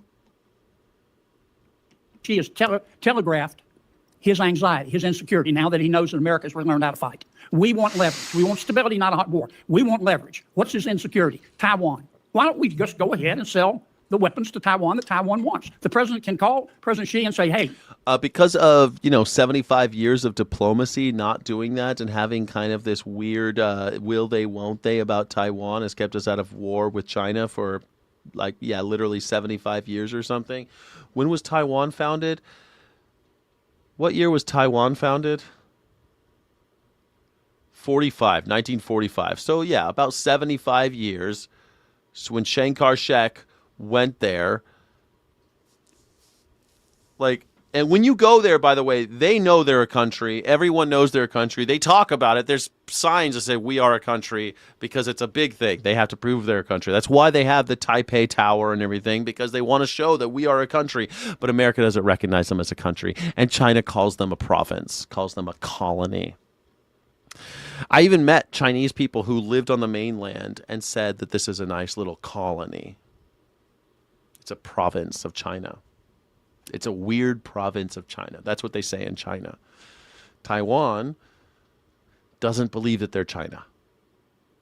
Weird, right? President Xi, don't take it personally. Don't get excited. Don't get your bowels in an uproar. But I'm selling these weapons. Why wouldn't we do that? Because we don't want to get into a war with China, dumb shit. Definitely want Taiwan to be as strong as they can be, sir. They'd be stronger with those weapons, though, wouldn't they? Yes, sir. Don't you think we ought to sell them? Sir, I'm not going to get in front of the administration's overall calculus on that. That's just not I'm not going to make a statement on that as a service chief. Okay. But the capabilities that we're talking about would make them more effective. I'm sorry to go over. I'm sorry. I just wanted to get my points in. Yeah, your points were weird, dude. Now, why don't we just give all the weapons? Why don't we put nuclear weapons in Taiwan? Why wouldn't we do that if we could, huh? I don't know. The same reason they're not putting weapons in Greenland. The Danish could put weapons in Greenland, I guess, but why would they? You fucking psychopath. Why would they? Now, do you think that Tulsi Gabbard should have been fired? Sir, that's not really my job. I'm just like a service chief. I'm a military man. Come on now. I'm not really... You're not serious, are you? Man, Tulsi Gabbard quitting is unbelievable to me. I knew that was going to happen. I knew it was going to happen, and here we are. America. How incredible. Truly remarkable. I'm really glad it all worked out for good old Tulsi Gabbard. Aloha, she says. I like that she said that aloha when she signed out. I think that that when next time I quit a job, I'm never going to have another job, but next time I have to quit a job, I am going to definitely, get rid of, I'm going to say aloha at the end. I was going to say aloha. It's an advertisement. I'm going to say aloha. Do you guys know about Homestar Runner? I've always been a big Homestar Runner fan. And they just released this. It's an advertisement. All right, Bubs. You're sure these shady black market VR headsets are fully cracked? Not anymore. That's what all the duct tape's for. No, I mean so we can play pirated games on them. Ew, I love pirate games. I want to play pirate games, vampire games, werewolf games, all the monster food groups. No, I'm not talking about pirates, Homestar. Well, I get to talk like a pirate. Oh. Fucking, does anybody remember Homestar Runner at all? I've always been a big fan since the early days of the internet. Are you trying to say, or? Oh, I can help with that. Or I'm a pirate. Oh yeah, pirates always have pirates. Caw-caw, pirate wanna quackle. All right, everybody, shut up. Pirate wanna quackle. Pirate wanna quackle. Forever. Can we please just log on, or jack in, or cyber prance into VR? Let me just make the final adjustments. I can't wait to play all the most violent video games. I heard everybody explodes twice in VR. One in each eyeball. Ooh. Here goes VR something. Oh, man. Mini golf. Hole in one. Looks like I'm gonna have to mold this lame VR game into something worthy of my style. Let's go see what kind of damage I can do. Up. Whee! Homestar Runner Distraction Pack for Walkabout Mini Golf. Coming sometime in June. I don't know when. That's great. Homestar Runner now. Homestar 1.0. Homestar Runner has been a mainstay of the internet since the very beginning. I'm really sad that other people don't know about it. I don't think about American people's financial situation. Trump showing no sympathy for the economic disaster he created. That's exactly right. It's an embarrassment. He's an embarrassment. It's an embarrassment. Donald Trump is an embarrassment. It's sad, but this is the truth. And it's very sad. What are we going to do about it? You know? There's nothing we're going to do. The gas prices are up, and we're completely screwed. But Gavin Newsom is declaring war on Chevron. Newsom is declaring war on Chevron, telling drivers to avoid filling up at the gas stations this Memorial Day weekend. The governor warning the oil brand is driving up prices at the pump. KTLA's Chris Wolf is live in Studio City with details on the feud. Chris. Micah and Cher, Governor Newsom is taking on Chevron Gas just ahead of Memorial Day weekend, one of the busiest travel periods of the year. So just what is behind this war of words? You can send me a gift. You can send me a gift, of course. You can send to Venmo or Cash App. Here, I'll put a thing up for you. Here's a thing for you. Here you go. There's the Cash App. Buy Melania coin. Cash App is Skyjack Morgan, and Venmo is Skyjack23. I'd love a gift. I'd love a gift. Thank you so much. I need to buy my gasoline. I'm not going to buy it here, though. I guess Gavin Newsom says, don't go to Chevron. Trump is why we can't have nice things. He's an embarrassment. This is what he's doing. Like, this is Donald Trump's fault. $6.29 a gallon. Jesus Christ, California sucks. It's not California's fault it's $6.29 a gallon. It wasn't $6.29 a gallon last year. It wasn't $6.29 a gallon last year. Now it's $6.29 a gallon because of Donald Trump. Donald Trump made it because he started a war with Iran that we can't win, apparently. Can't win it. And it's not coming down for a long time, but guys, it's going to stay like this for a while. Every time the gas prices go up, they don't come down for a long time. You might call it a fuel-based feud or big oil battle between Governor Gas tax. California gas tax is not as crazy as you think. I mean, it's the highest in the country. But again, everything was fine until Donald Trump. You can't blame California. Sorry, Charlie. It's expensive to live near the ocean. It's just expensive. Sorry, everybody. And you know what? I've lived in California for the last 8 years. I grew up here. You kind of get used to the shit costing more. Shit costs more. They pay you more. Not this year. This year, everyone's making less and everything costs more because of Donald Trump. That's it. You're making less, you're spending more. Can't fucking do it. That's it. Gavin Newsom and Chevron Gas. The head of the Golden State is singling out Chevron for high. I'm so sick of people being so stupid about the Biden, though. dumb shits, Joe Biden inherited Donald Trump's idiotic handling of the pandemic. So in late 2021 and 2022, when we were still having fucked up supply chain issues, had nothing to do with Biden. Nothing, zero to do with Biden. And the gas prices were up. But he took the blame. Took the fucking blame. At least he didn't get rich off of it like Donald Trump. Joe Biden went into office poor, left poor. Donald Trump has made billions of dollars since he's taken office. He's only been there for a year and a half. And the gas prices are more. Going up, going up, going up. Why? Because he's starting bullshit wars with fucking Iran. And it's crazy. It was not years of average 4.4 either. You're a fucking liar. That's not at all true. Zero truth to that. It was high for 1 year under Biden, and it came down because of supply chain issues. After Donald Trump fucked up the pandemic. The pandemic was Donald Trump's fault. He had one good year of economy that was Barack Obama, 2017, and then it went to shit. 2018 was okay. Then it went to shit. 2018 was okay, but it wasn't good. I remember 2018. I was a hiring manager at a resort, and the economy was weird, and we were having hard times getting transient guests, and we were having hard times hiring because the unemployment was weird. All sorts of fucked up things were happening in 2018. And then 2019 happened, and guess what? COVID happened because Donald Trump thought it was no big deal. It magically goes down, and it's not going to touch us. It's not going to touch us now. Not going to have any problem. Remember, he didn't want to test people because he thought that if he tested people, it would mean there were more cases.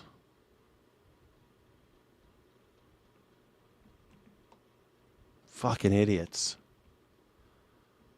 Prices at the start of Memorial Day weekend, one of the busiest travel periods of the year. In fact, the Democratic governor's office is urging drivers to shun Chevron stations during this holiday. Newsom's office posted on X, big oil is already making billions off Trump's Iran war. Don't let them rip you off even more by overpaying. If it was no big deal, then why did Donald Trump lock down the country? If it was no big deal, why did Donald Trump do the lockdowns? If it was no big deal, why did Donald Trump print billions of more dollars? If it was no big deal, why did Donald Trump send billions of dollars to mega corporations in order to save them? If it was no big deal. Donald Trump was president in 2019 and 2020, the worst years of the pandemic. By the time Biden took over, January 20th, 2021, it was calming down. He was trying to get out of it, and he just had to deal with all the problems. He had to clean up the mess again.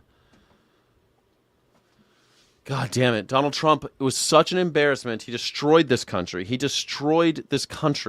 And then you idiots voted for him again. You voted for this stupid chomo one more time. For the brand name. But why this brand?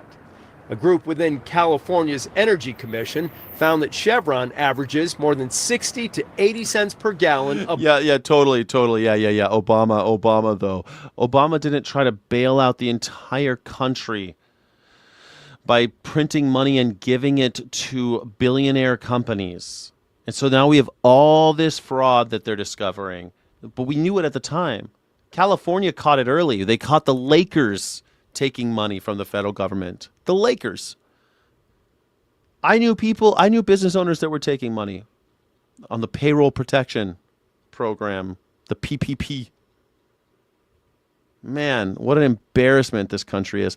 Donald Trump allowed it to get. He could have taken measures before it got here, but no, he said it wasn't going to happen.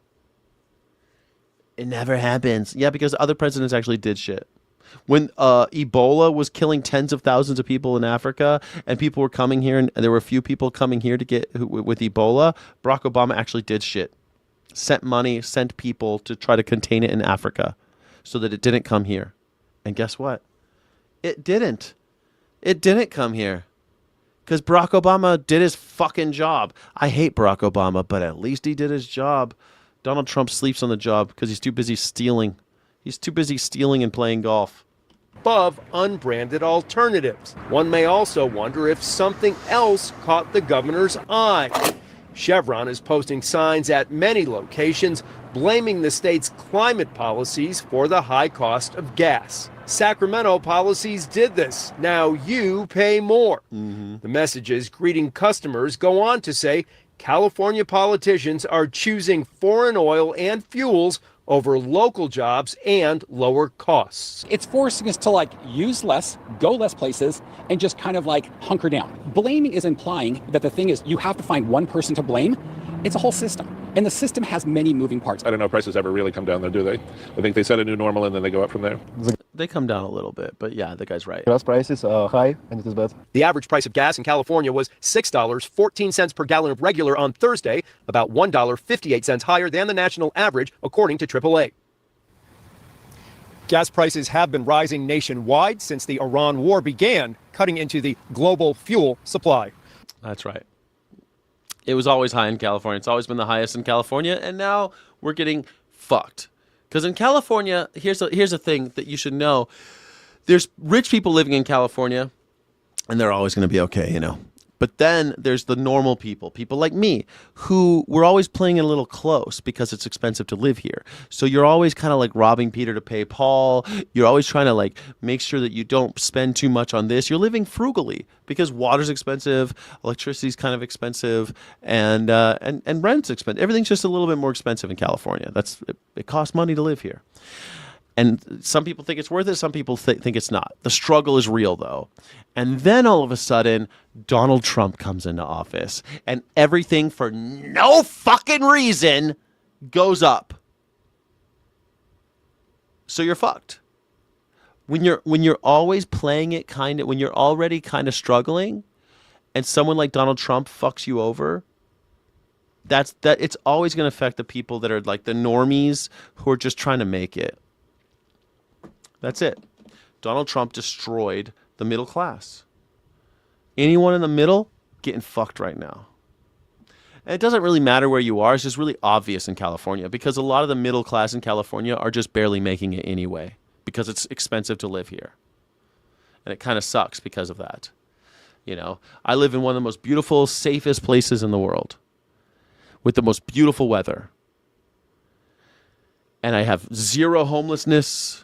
I have nothing. It's so great. It's great for families. I've never really liked it very much, but it's great for families, and it's so super safe. You can walk to 10 parks, and it's unbelievably beautiful. And there's no potholes, and there's no out of all the street lights work, and everything's great.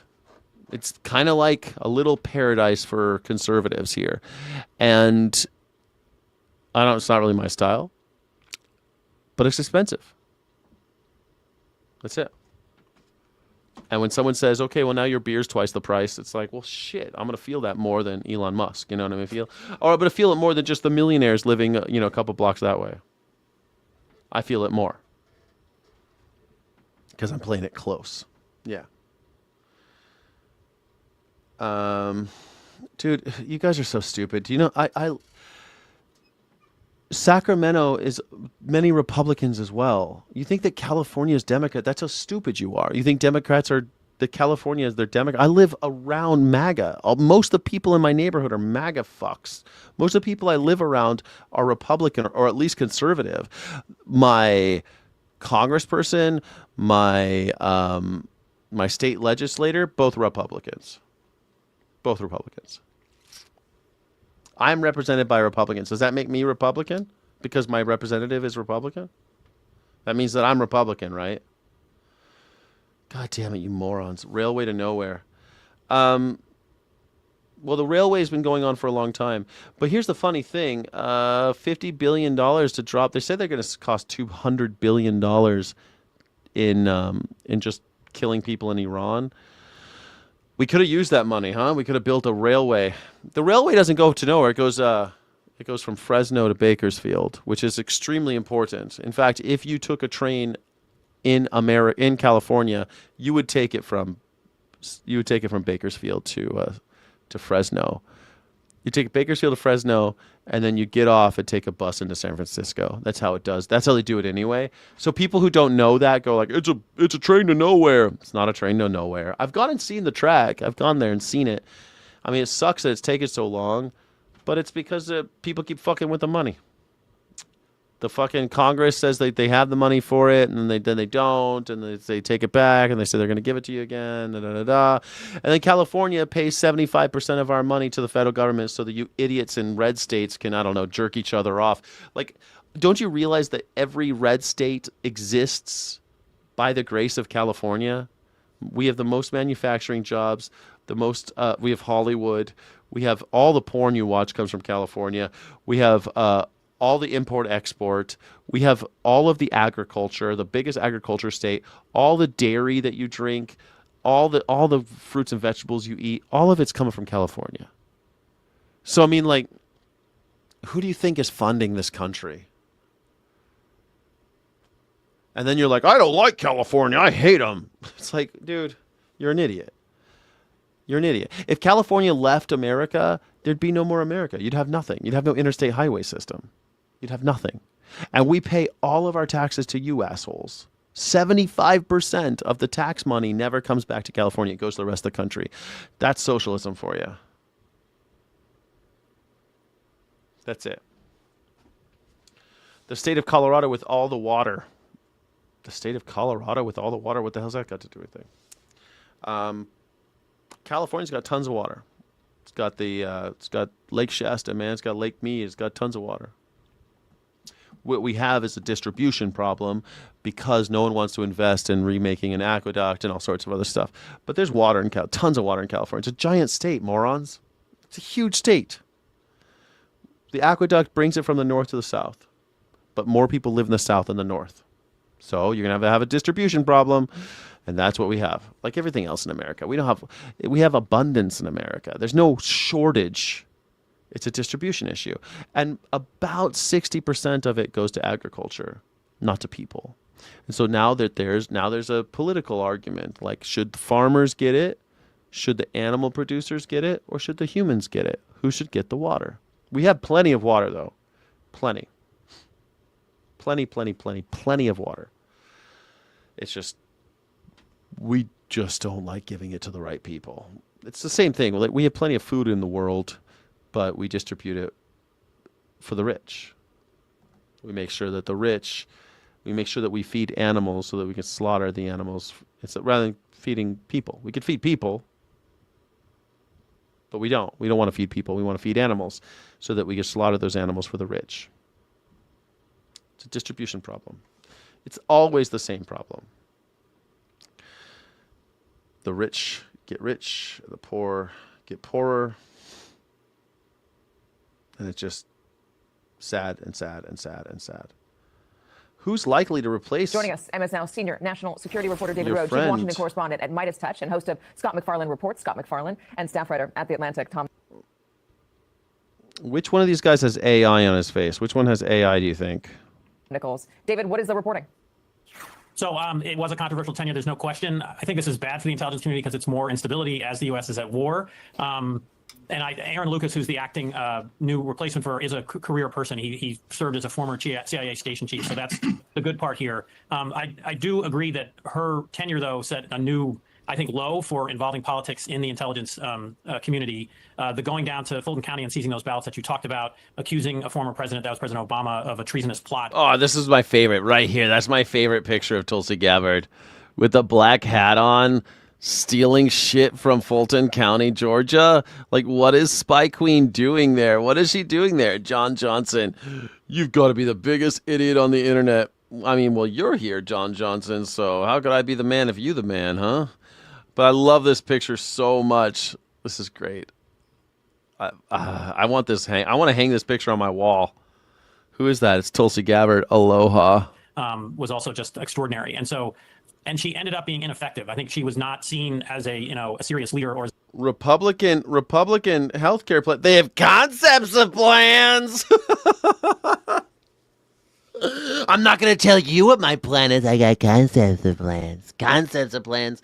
And you know what's funny? Iran and Israel both have in their constitutions, because they're both constitutional democracies, they have a constitutional right to go to the hospital, to see a doctor, to get health care. A constitutional right in Iran to get health care, but we don't have that in America. We don't have any right to health care. If you don't have enough money to see a doctor, looks like you just gonna die in a ditch, as Senator John Kennedy says. An intelligence professional by the intelligence community. John Ratcliffe was, vying with her for influence, and Ratcliffe won that battle. So the best case. Why is anyone who's not liberal automatically MAGA? I don't think that's true at all. Why is anyone who's not MAGA considered a liberal? I don't know. I think MAGA's filled with liberals. Filled with it. I hear liberal shit from MAGA all the time. All the time.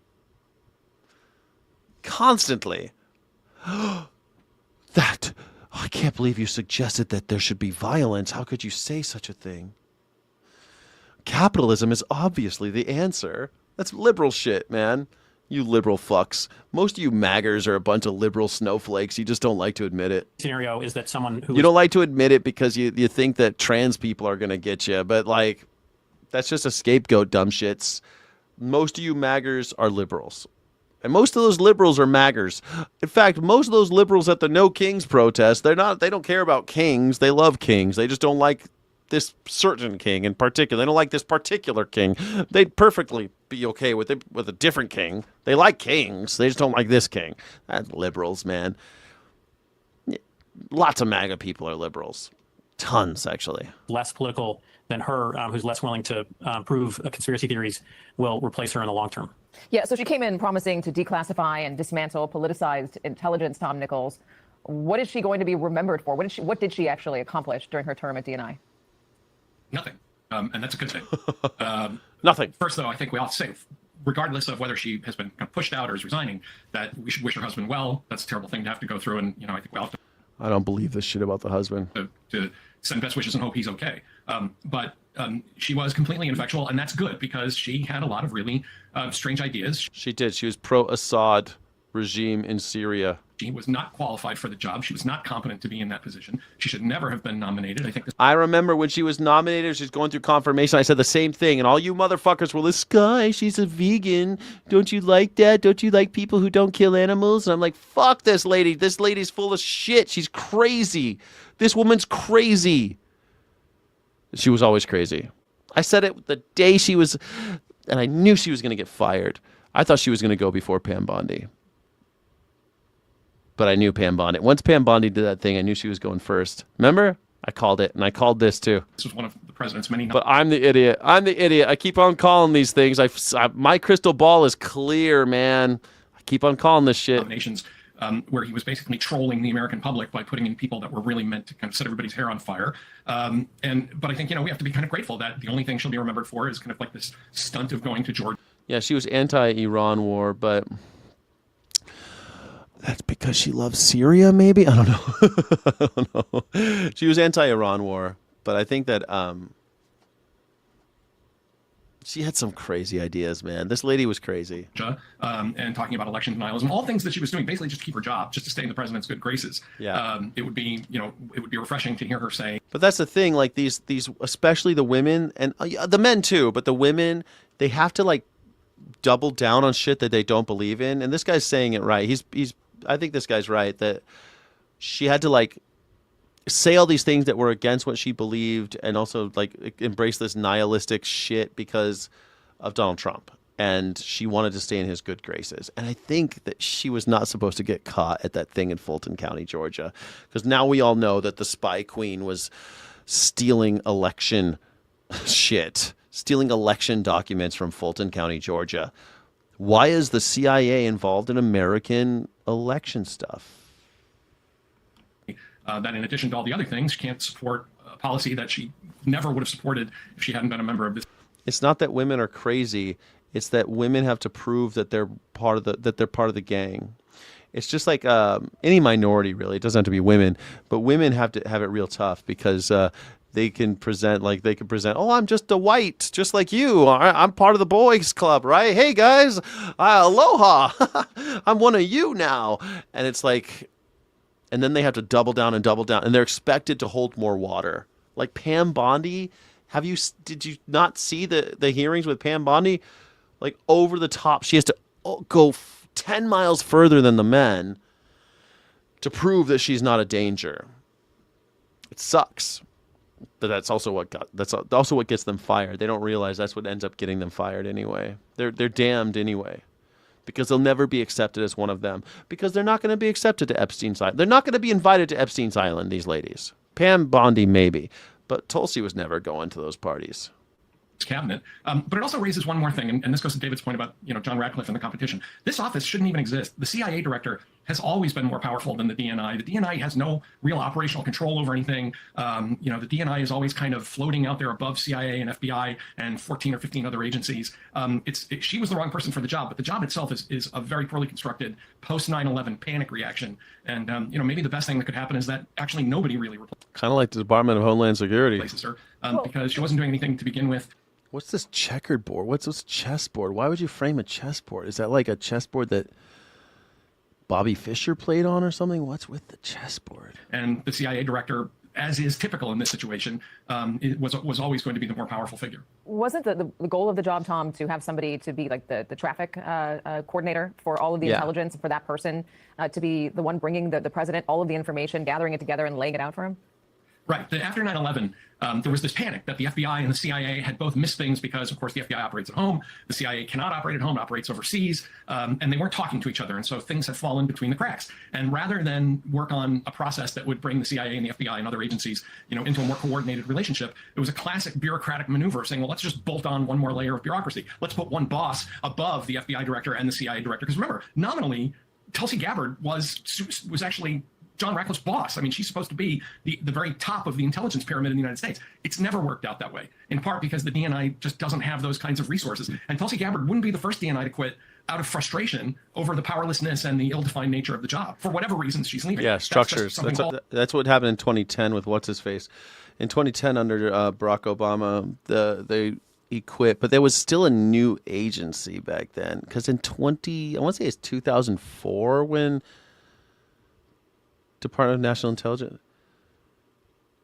When was the job Director of National Intelligence invented? 2004, December 17th, 2004. Yeah, it was 2004 that the DNI became a thing. That's when ICE happened, the DHS happened, all happened at the same time. 2004 was a big year. Until 2025, 2004 was the worst year for ICE. All their concentration camps and stuff, they didn't have enough doctors or facilities, and so they lost 34 people in custody. It was fucking scandalous, man. And they worked really hard to not have that happen again. Even under Barack Obama, he only lost 52 people in custody in all of his concentration camps in 8 years. Barack Obama only killed 52 humans in custody in his concentration camps in 8 years. Donald Trump managed to kill 34 in just 1 year. Actually, 11 months. In 11 months, Donald Trump killed 34, making it the bloodiest year for ICE in just 1 year, his first year, to 2025. Pretty crazy, right? MAGA, they love concentration camps, and they love really using them like the old style way. Barack Obama loved concentration camps too, but he didn't he gave them toilets and doctors, not Donald Trump. He puts them in and he murders them. And he murders them in transit too. We have no idea how many of the people that he sent to El Salvador, for example, are dead. We have no idea. There's people missing, lots of children missing. But even the ones that they counted, it's still the bloodiest year in ICE history, and more shootouts with federal agents in the history of America in 2025. It's fucking crazy. It's crazy. Yeah. MAGA has definitely turned on Trump. You haven't heard? You're not MAGA. You're not MAGA unless you own... How much Melania coin do you have? You're not real MAGA if you know... How much Melania coin do you have? How much you got? I don't believe you're MAGA if you're not holding Melania coin. How much do you have? Because Donald Trump said it was the most important financial tool for the future prosperity of America. So I want to know how much you have. Melania coin. Buy as much Melania coin as you can. Trump has turned on you. Trump has turned on you. Yep. It's over, man. Sorry, quacks a lot. Quacks a lot. You maggers, you've been sold. You've been sold a bill of goods. DNIs have had to deal with. So I don't know if we should make much of this, but I think it is worth noting that she is the 4th female cabinet member who is now gone. You have Homeland Security Secretary Kristi Noem, who was fired. 4th female gone. What did I tell you? I told you all the women were going to get killed first. And that's exactly what happened. You're welcome. Anyone who's been watching the Morning Sky show knows that the women were going first. Putin is giving free Melania coin to the next 50 immigrants. Yes. Free Melania coin. It's the Friday marathon. It's the subathon. Yeah, it's still going. We're almost done though. It should be we should be done by now. AG Pam Bondi fired. Labor Secretary Lourdes Chavez de Remer resigned. Tulsi Gabbard is now resigning. Scott, if this job does get replaced, who is likely to be a contender? Who would Senate Republicans say yes to? And I ask this while we're in the middle of something of a simmering Senate Republican revolt when it comes to Donald Trump. I'm not sure what gets done in the Senate until they figure out what to do about this slush fund, this $1.7 billion fund for crooks and cop eaters. That's going to jam things up for a while. It's likely also going to jam They eat during their streams? I never eat during my streams. up any nomination of a new attorney general to succeed Pam Bondi. They do. I don't watch. Do they actually eat? Todd Blanche gets that nomination. Confirmation's going to get sticky over the slush fund. Now, I talked to Jim Heim I don't have any money to eat. Asmund Gold has that eating money. I don't have any money to eat. just a short while ago, just before the news broke. Katie Himes is the top Democrat on the House Intelligence Committee, and I asked him, does he trust the intelligence he gets on Iran or other things from the Trump administration? And he told me, I do trust the intelligence I get from the career civil servants who are doing this for a living, who've done this for years, but he is suspect about political leaders of these agencies. So do you want another political leader in there at all in the short term? Is a good open-ended question. But it's also worth adding to the point Tom made, is that not only is there... Yeah, man. Wine and baguette. That's my jam. That's my favorite meal is wine and baguette. Man, I went to go buy wine and baguette yesterday. It cost me $10. $10 for wine and baguette. I remember when wine and baguette cost me $4. And now wine and baguette cost me $10. Concerned Tulsi Gabbard was there when the feds raided Fulton County and took their 2020 ballots. But that's complicating the effort by the administration to fend off a legal challenge from Fulton County trying to get their ballots back. Her presence there has been a problem, potentially legally, in the dispute over those ballots. Yes, exactly. I think that's one of the reasons why she's getting fired. Because she's a political actor.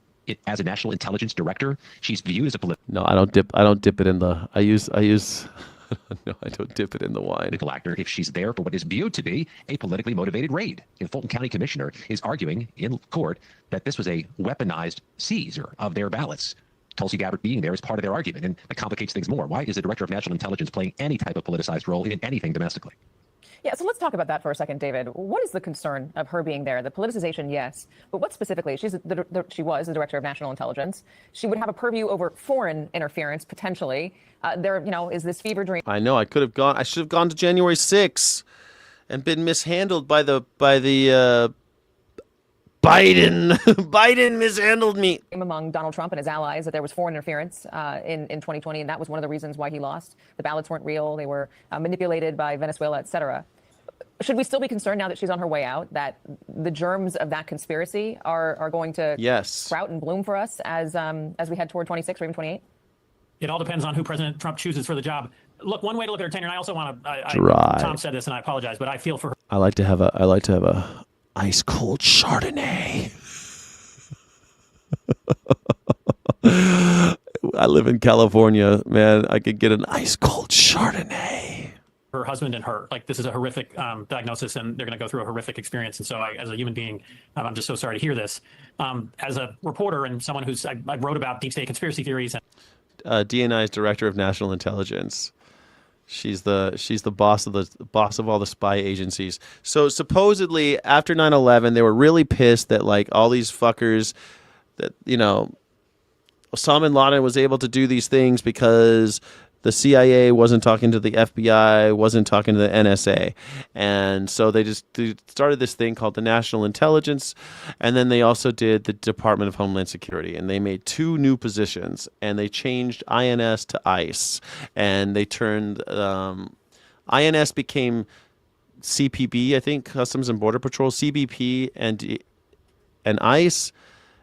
This all happened in 2004. And that's how that all happened. Oh, thank you, Navia. Thank you very much. I appreciate you. Thank you.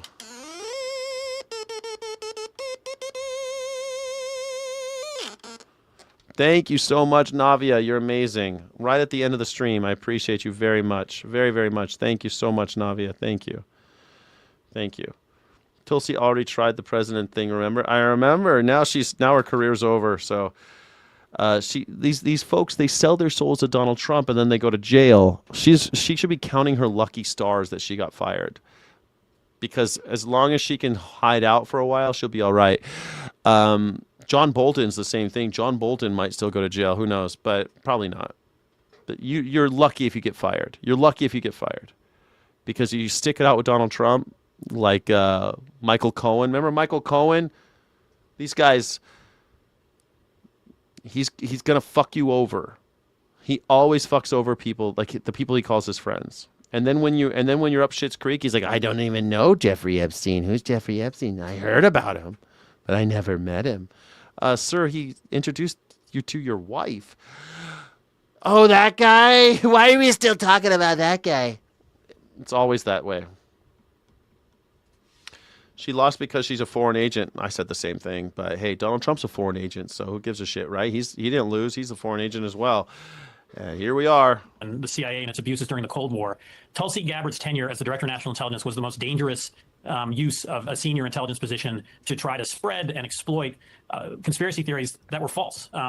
We can get to the 2020 election, but we're going to release all these documents about the killing of John F. Kennedy. We're going to release documents about different moments in American history, UFOs, all these things. This pursuit of the deep state. Look how young she looked. Look how young she was. She looked so young. Which President Trump has stoked so much. Tulsi Gabbard didn't find the deep state. She didn't expose some secret plot. She didn't find, tons of documents saying what was going on. The CIA is dangerous. It did terrible things during the Cold War. Jim Himes, who was just mentioned, there are now these congressional committees, and Himes is the ranking Democrat on the House one that watches what the intelligence committee does. Gross. Oh, God. Oh, no. Get out of my face. Oh, God. Can you imagine being in that embrace? That embrace with that? Look at all the makeup. Jesus. How do you guys look at this guy with that much makeup on? You're like, that's my guy. He seems authentic. This guy's in drag. This dude is in drag. He's a drag queen. He's seriously using performance and props to try to look like a real man with his big old shoulder pads. Look how huge his shoulder pads are. Holy shit, man. He's a drag performer.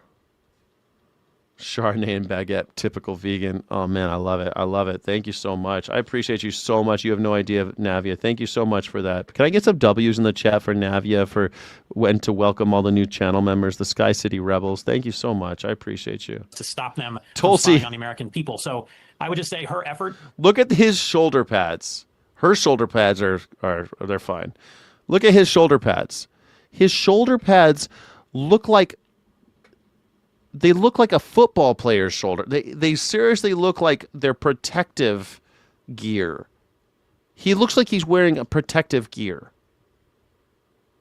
He has to have these suits especially made because he thinks real men have big, stupid shoulders like that. Like, it's fucking ridiculous. As a conspiracy theorist, failed. And, I believe in nonpartisan public servants, these career analysts that we were just talking about. They won.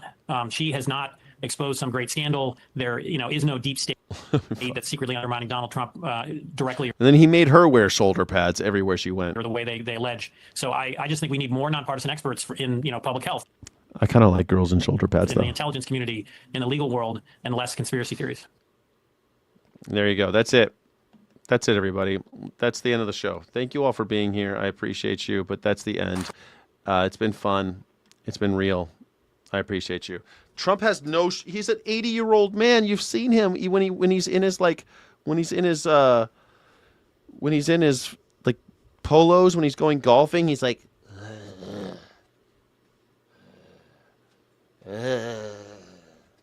He looks like that kid from Stranger Things who was born with no collarbones. What's that kid from Stranger Things that was born with no collarbones and he's got no teeth and no collarbones and he walks around like this? Dustin, I think his name was Dustin. Donald Trump looks like Dustin except 100 years old. He looks like 100-year-old man. Navia! My 27-year-old Dottie could kick Trump's ass. Yeah. Yeah, I know 16-year-olds that could kick Trump's ass, of course. Yes, exactly. Fighting Trump is elder abuse, but I'll allow it. Don't drag. I'm not drag shaming, but Donald Trump is in drag. Donald Trump is a kayfabe drag performance. That's what it is. He's pretending that he looks like this. He's had gender-affirming care. He's had liposuction to affect his silhouette. He wears a big, stupid, long tie to try to make him look like his torso was longer. He has shoulder pads that come out to here to make him look like a big man on his silhouette. Sometimes he puts another coat over that, which is fucking hilarious. Then he wears he wears these big floppy pants, so you can't tell that his colostomy bag is taped to his leg. Like, I mean, the guy, and then he slathers the makeup on, gets his hair, he got his scalp reduced so his hairline, so he doesn't bald. He's had all his teeth are fake, and he puts so much makeup on. He puts more makeup on than RuPaul. He puts on more makeup on than RuPaul. The dude is a drag star. We have a drag performer as president. Drag performance has nothing to do with gender bending. Drag performance is about using performative tools to over-signify gender signifiers. So like big shoulder bags, big boobs, you know, that's what they do. That's why when you go see a drag performance, they have like, it's always over the top. And that's what Donald Trump is. That's why he's in the WWE Hall of Fame. Donald Trump is in the WWE Hall of Fame.